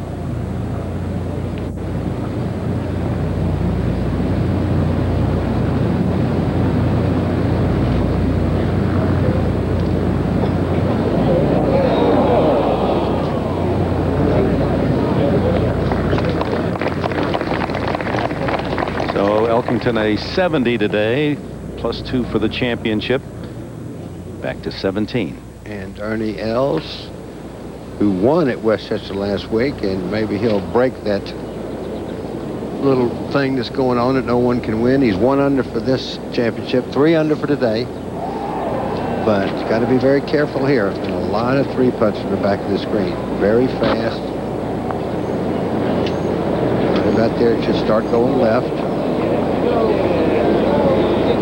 Well, one of the few I've seen leave it short. The 94 Open champion. Won in a playoff. Lauren Roberts and Colin Montgomery. At Oakmont. Another course with noted fast greens and a lot of slopes. I do think these slopes here are a little more severe than they are at Oakmont, though. But Els, until he played well last week, really not having the kind of year that a lot of people thought this young man would have. When he came over here a couple of years ago, he just looked like a world beater. Not to say he isn't a good player, but he certainly has shown that he is. Jeff Sluman. Jeff 3 over for today. 3 over for the championship.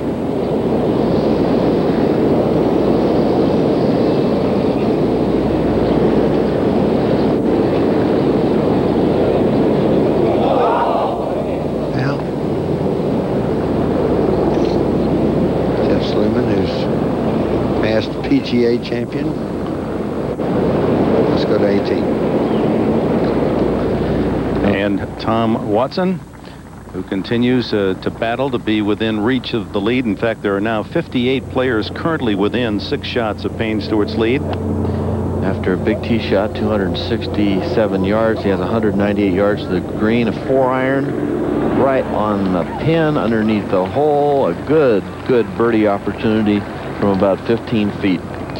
Very contentious championship. It was Corey Pavin 6 behind Norman after 36 holes at Shinnecock Hills a year ago, and there are 58 players within 6 of the lead. As we Another 100 years from now, that 10-shot rule, 2 guys will miss the cut. There are your leaders, only 4 men under par, but a host crowded behind Payne Stewart. To 17, one of those, Ernie Els, 1 off the lead. Going to clean up this 2-footer or so that he's got. And you know that he knows how each of these is important. No matter what stage of the tournament you're in, this ball will go left very quickly if you don't hit it solid.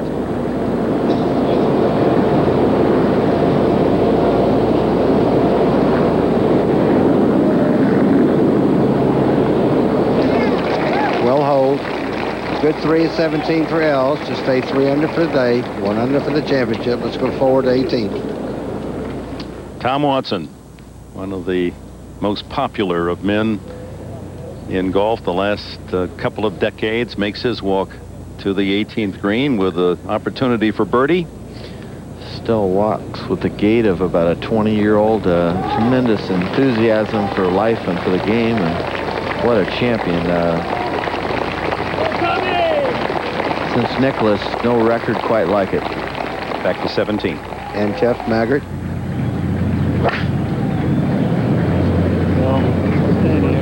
Five iron. You hear him say stay in the air, and it stayed in the air, but as so many have done here late in the afternoon, land about hole high, you're just going to go to the back of the green. You're going downwind. Ball hasn't quit moving yet, but that is the right club. You might not be able to carry a 6-iron that far. So Jeff with that awful long putt downhill you got now. Sam Torrance.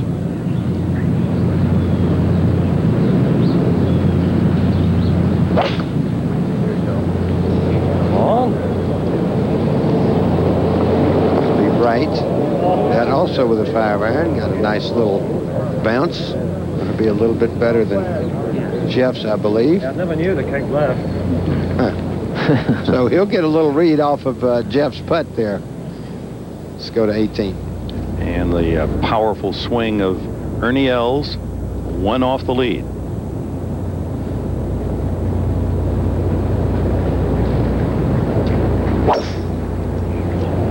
Perfect balance.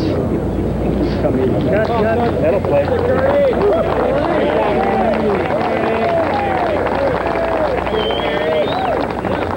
Center cut, a little fade. Beautiful swing. And up on the 18th green, we wait for Tom Watson's birdie attempt. We'll check we won't check the scores right now, but I'll run through the entire field for you in a few minutes. And you can see Tom Watson bogeyed the 10th hole, but he's parred every hole after his bogey at 10. 1 under, of course, total for the tournament.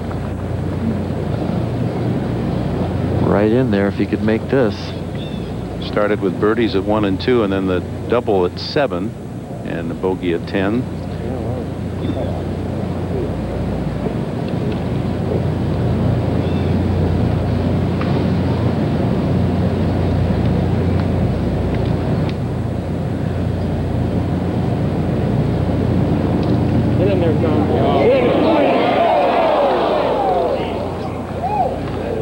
Pretty good putt.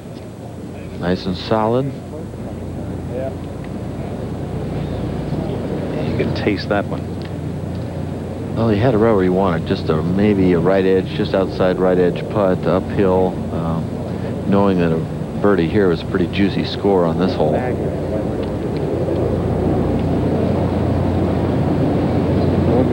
Craig Perry lining up his. But he off a double bogey. He's lost 3 shots the last 2 holes. Yeah, he was just 1 over par for the tournament at number 13, and he's had his share of this fearsome last 5 holes. 4 over par the last 4 holes, and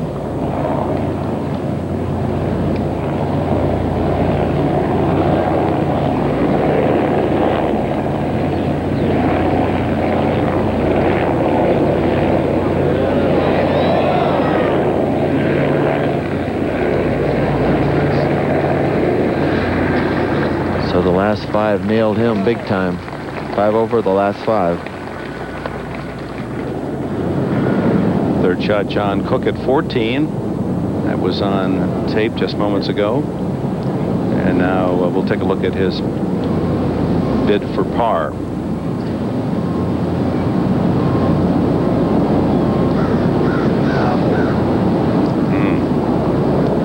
So he goes to +1 at 16. Woody Austin, second shot. notice how close he stands to it. This from 165 yards, guys. Got to hustle. Okay. He's got it up old high, John. So, and that's where you can really make a run at it. Absolutely. Good play. He's played beautifully today, Dave. Really in control of the swing. He's just not well known by the public yet. What I keep hearing about him is that he's just such a good, solid player. Plus, he's sneaky long. Oh, yeah. He's hit a couple of huge drives today when he needed to. We'll go forward to 18. Ian Woosnam. This is for bogey. +3 for the championship, +1 today.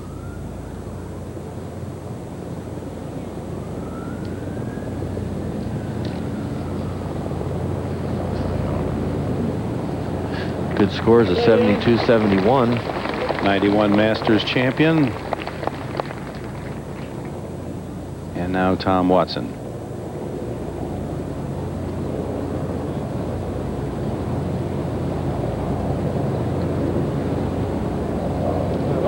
So a 70 yesterday, followed by a 71 today, +1, just 3 shots from the lead.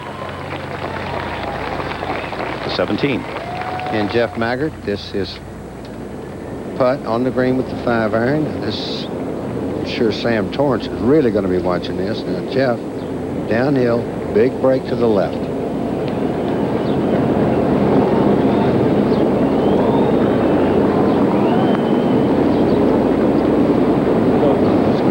Way left. Jeff 5 under for the day coming to this hole, even for the championship after 75 yesterday. So that wasn't much help for his partner there, Torrance. Let's go to 18 fairway. And the second shot for Larry Mize. And I mean, he has got a long ways, 230, about 2 yards uphill. The wind is still there a little bit. It's died down at about half of the amount it was there, maybe 5-mile-an-hour wind. Definitely a wood shot for him. It's a time of desperation and urgency for some. Mize is +9 for the championship, has lost 4 shots the last 4 holes. Probably going to have to go with the sod 3-wood, I would think. Either nailed 4. Big enough head for a 3-wood. It would appear he needs a birdie to make the cut.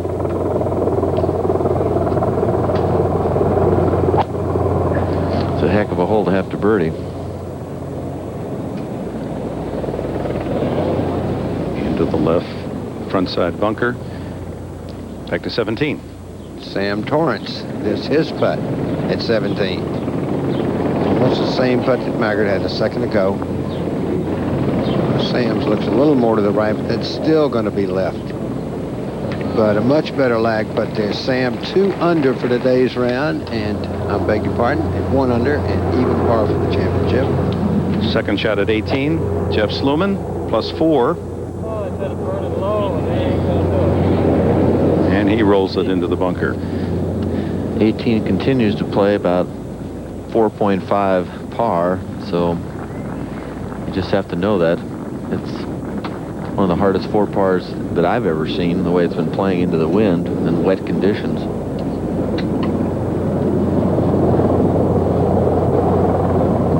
Ernie Els, 1 behind the leader, Payne Stewart.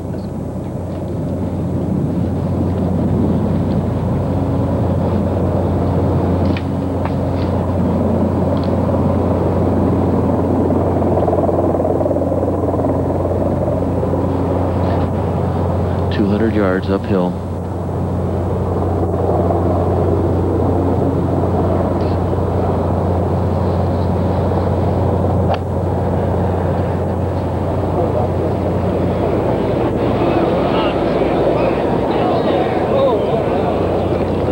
Good shot, real good shot.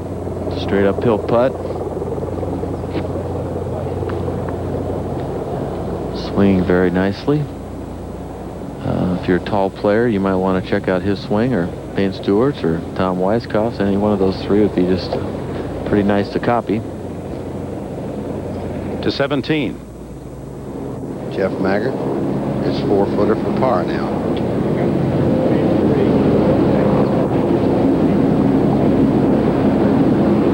Oh, he pulled it. It's tough to get that score into the barn, isn't it, Dave? Oh, yeah. Oh, yeah, John, as you well know. These last 5 holes are really tough. Payne Stewart knows well. He'll be joining us in a moment. Norman, 66, the best of the championship. Very much in contention as you look at the leaders, but a score of players within touch of the lead. Big old dollar sign in front of that value of par at this championship. Yeah, I think right from the get-go, the players, if you'd ask them, they knew par was a wonderful score when you put 4 together, and with the pressure of an Open Championship, it's not like you're out there playing for some normal tour event. But here, of course, as the weekend draws closer, weekend scores will be even, I think, more difficult. The greens are drying out, and those 3-footers get a little tougher to make. 26-year-old from Johannesburg, Els, comes to 18, but we go back to 17. And Jeff Maggart gets his bogey and drops a shot at 17 to go 1 over for the championship, but still 4 under for today. So a 4 at 18 would be 66 and tie Norman for low round of the championship. Now, back on the tee, Peter Jacobsen. Hey, left, Johnny. Come on down the hill. Come on left, he says. Come down the hill. Come on. Going to catch the slope. Yes, he's going to catch it. This is going to turn out nicely. Well done, Peter. And in the 18th tower, we welcome the leader, Payne Stewart, 2 under for the championship. And wow, I mean, you had some interesting numbers on your card today. Well, I did. I'm no doubles today, which is better. But a couple of 2 bad swings coming in. I hit a good tee shot on 16, good tee shot on 18, and then pulled, got real quick from the top on a 6-iron there on 16 and a 2-iron on 18, and made 2 bogeys. Was 18 you had to really nail it? Well, I felt, I need to hit it really good and solid. I was trying to just go up the gap with it, and just, yeah. You feel pretty comfortable, though. Your game suits a U.S. Open type situation, doesn't it? Yeah, I feel it does, Johnny. I hit a lot of, I can get the ball in play, I can get the ball on the greens, I've got some good imagination. I feel like I've got good touch with having to putt some greens like this and chip the ball around. I know from watching you, a lot of people get mesmerized by your beautiful, classical, old-fashioned swing, and they don't realize you're a great bunker player and really chipping a lot of balls. I mean, you're good around the greens. Well, yeah, you have to be to do well in these major championships. It's, when you have rough like this, you really, you're not going to hit every fairway and every green. And you'd love to. It'd be a wonderful weekend if I could do that. But, I know that it's more times than not, that's not going to happen, so I have to deal with what comes along and play the golf course the way it is. 94, you sort of was dismal, right? And you. That's a good description. What do you want to tell the people? Would you just rededicate yourself? Well, yeah, I took a look at what I wanted to do, and I decided I'm not done playing golf yet. And everybody says, well, you're going to get into golf course architecture. What are you going to do? Well, I want to play golf, and here I am, and I'm working at my game very hard and seeing nice results.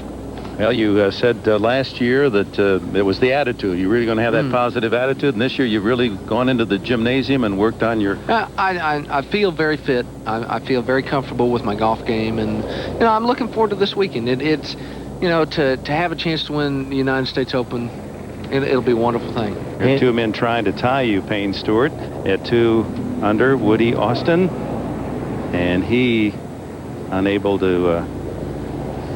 You know this putt, Payne? Well, I was on the other side of the hole, but that's all he's trying to do is get it up there and make a par. And what I get, he finishes 1 under par, is 1 shot back of the lead.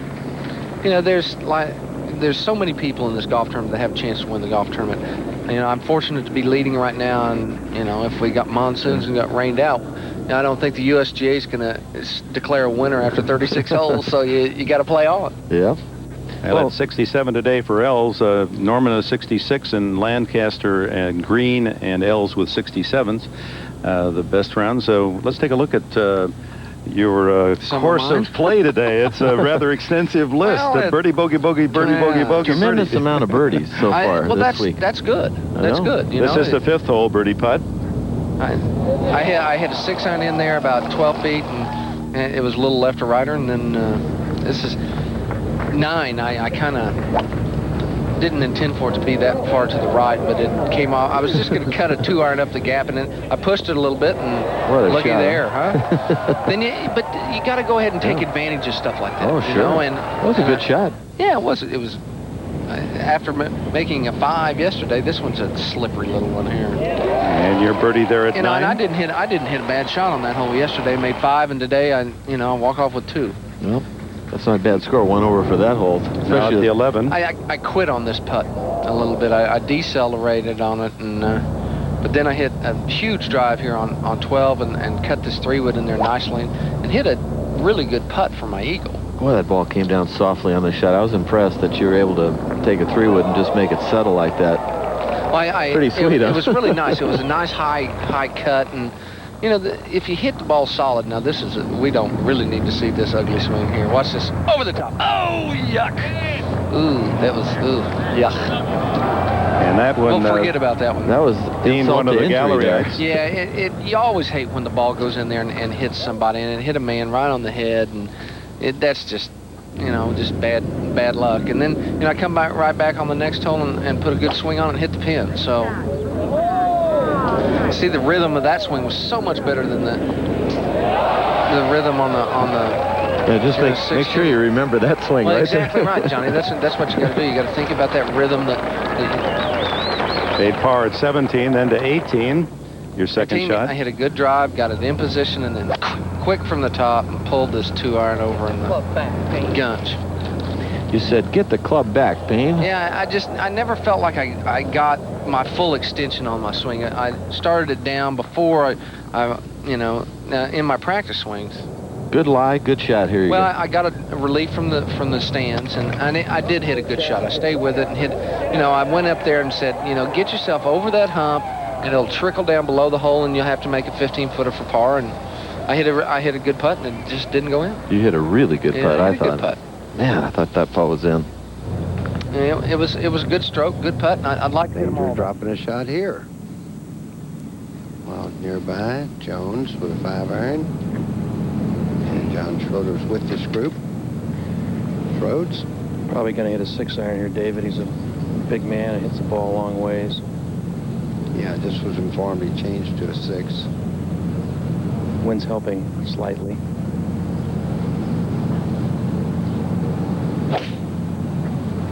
Hit it a mile in the air, and it's going left. Okay, putting. I don't know what kind of... Well, it was the right club, John, because anything like a 5 that's landed there, it's just gone to the back of the green. So a good hard 6, if you can carry it that far. He's just going to have a pretty tough first putt, though, isn't he, Dave? Yeah. Down that hill. I mean, it's the two putts is going to be good. 2 putts on this green has turned out to be good. looking down from the MetLife blimp. Let's go to 18. Third shot for Brad Faxon, and no white lines. It's a little bit surprising there. I don't even mind saying it with David Fay sitting right next to me, but that's a pretty rude little rule right there, because that area has really been just pounded by the gallery crossing, and you can see all the ripples and footprints and mud. And at any tournament I've ever played, a situation like that, almost except for maybe the Open, would be lined off. What do you think, Dave? Well, that's a very good question, Johnny. It's unusual damage. It hasn't been white lined. He's probably going to ask for an official ruling. The official can't declare that area ground under repair. He would have to call over a rover. On a rover, there's Mike Shea. Mike Shea is the rover, and he is going to tell him something. Well, we're just so used to on tour having a crosswalk be whited out. So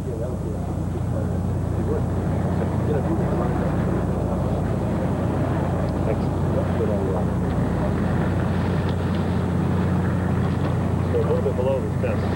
Yeah, exactly. Exactly. That's 6:13. That's about 118 yards, I figure, to that back right hole location. Uphill. So no relief, huh? No relief. Yeah. You guys are tough, David. Okay. You can perfect angle to this pin, though.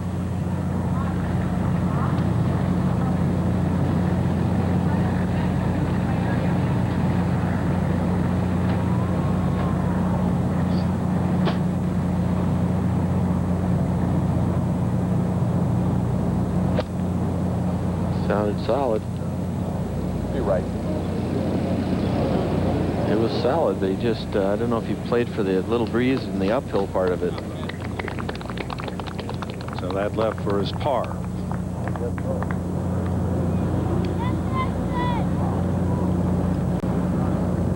Just a note while he walks to 18 on Norman's 66 today. He started play in 65th position, and that 66 was so good it moved him to second place, one behind the leader. Comparatively so good. As you look at the current leaderboard, Davis Love III just two back. Frank Nobilo and Ken Green as well. You just take a look at how many scores are 2, 3, 4 behind the leaders. It just there's just bunches of them, and I mean, they're good players. John Daly, the guy's got 2 major championships. He's hitting that 0 iron. Who knows? Watson, good one there. Coming off his Memorial win, thinks he's pretty magical at the moment. And Colin Montgomery, a lot of people picked him. Elkington has won a major, and he's tough. And Paul Azinger, good story there in Corey, of course, our defending champion. And Tom Lehman, who's had a lot of good shots at major championships. And then, of course, don't forget Mr. Nick Faldo and Lee Jansen, who won at Baltusrol. Hale Irwin's not out of it either. Look at all these scores, 3s and 4s. 3 off the lead, 20 players. 26 are within 4 and 43 within 5 after 36 holes. And just to underline what we mentioned earlier today, that eventual champion Corey Pavin a year ago was 6 strokes off the lead after the second round. Yeah, great turnaround by Tiger Woods. He plays those last 5 holes yesterday just in a hellacious number over par, 9 over par, and it was it comes back today and makes the cut, and who knows, you know. Now he really stared the monster squarely in the eye and competed very well today. 69 for Tiger Woods. Jack Nicklaus will be around,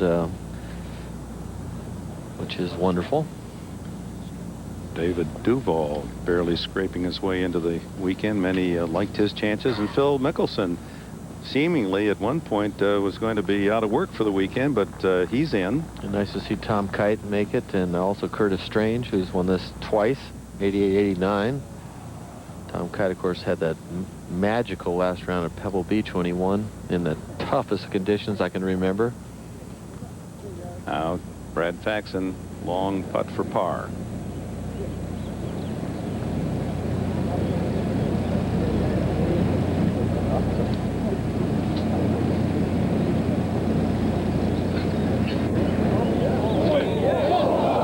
Good-looking putt with about a foot to go. It was right in the heart, and it just slipped to the left.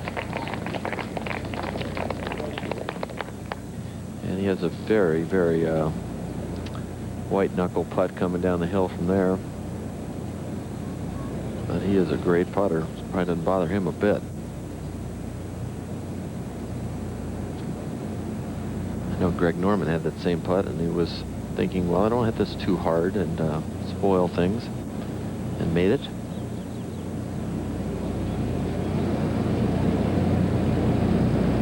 Now David Edwards. Same putt, firm, left edge, singed, and leaves himself an even longer second putt. Edwards +7. And he doesn't, ooh, are you serious? Ooh, that, he's not going to make the cut, and he has the opportunity. Oh, come on, David.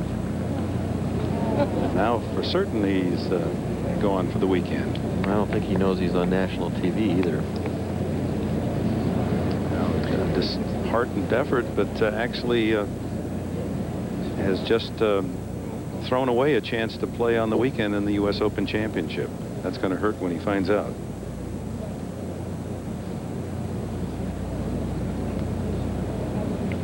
Now Tim Herron. Well, he's seen this putt twice. I mean, he knows it. He knows it breaks a little more than it looks. A couple inches outside right edge. I wouldn't be surprised to see him make this in a wonderful birdie finish here after a great drive, an excellent second. Let's see him knock it in. To make the cut. Might be left. It was left right off the get-go. So that for his par and +9 for the championship. That will leave him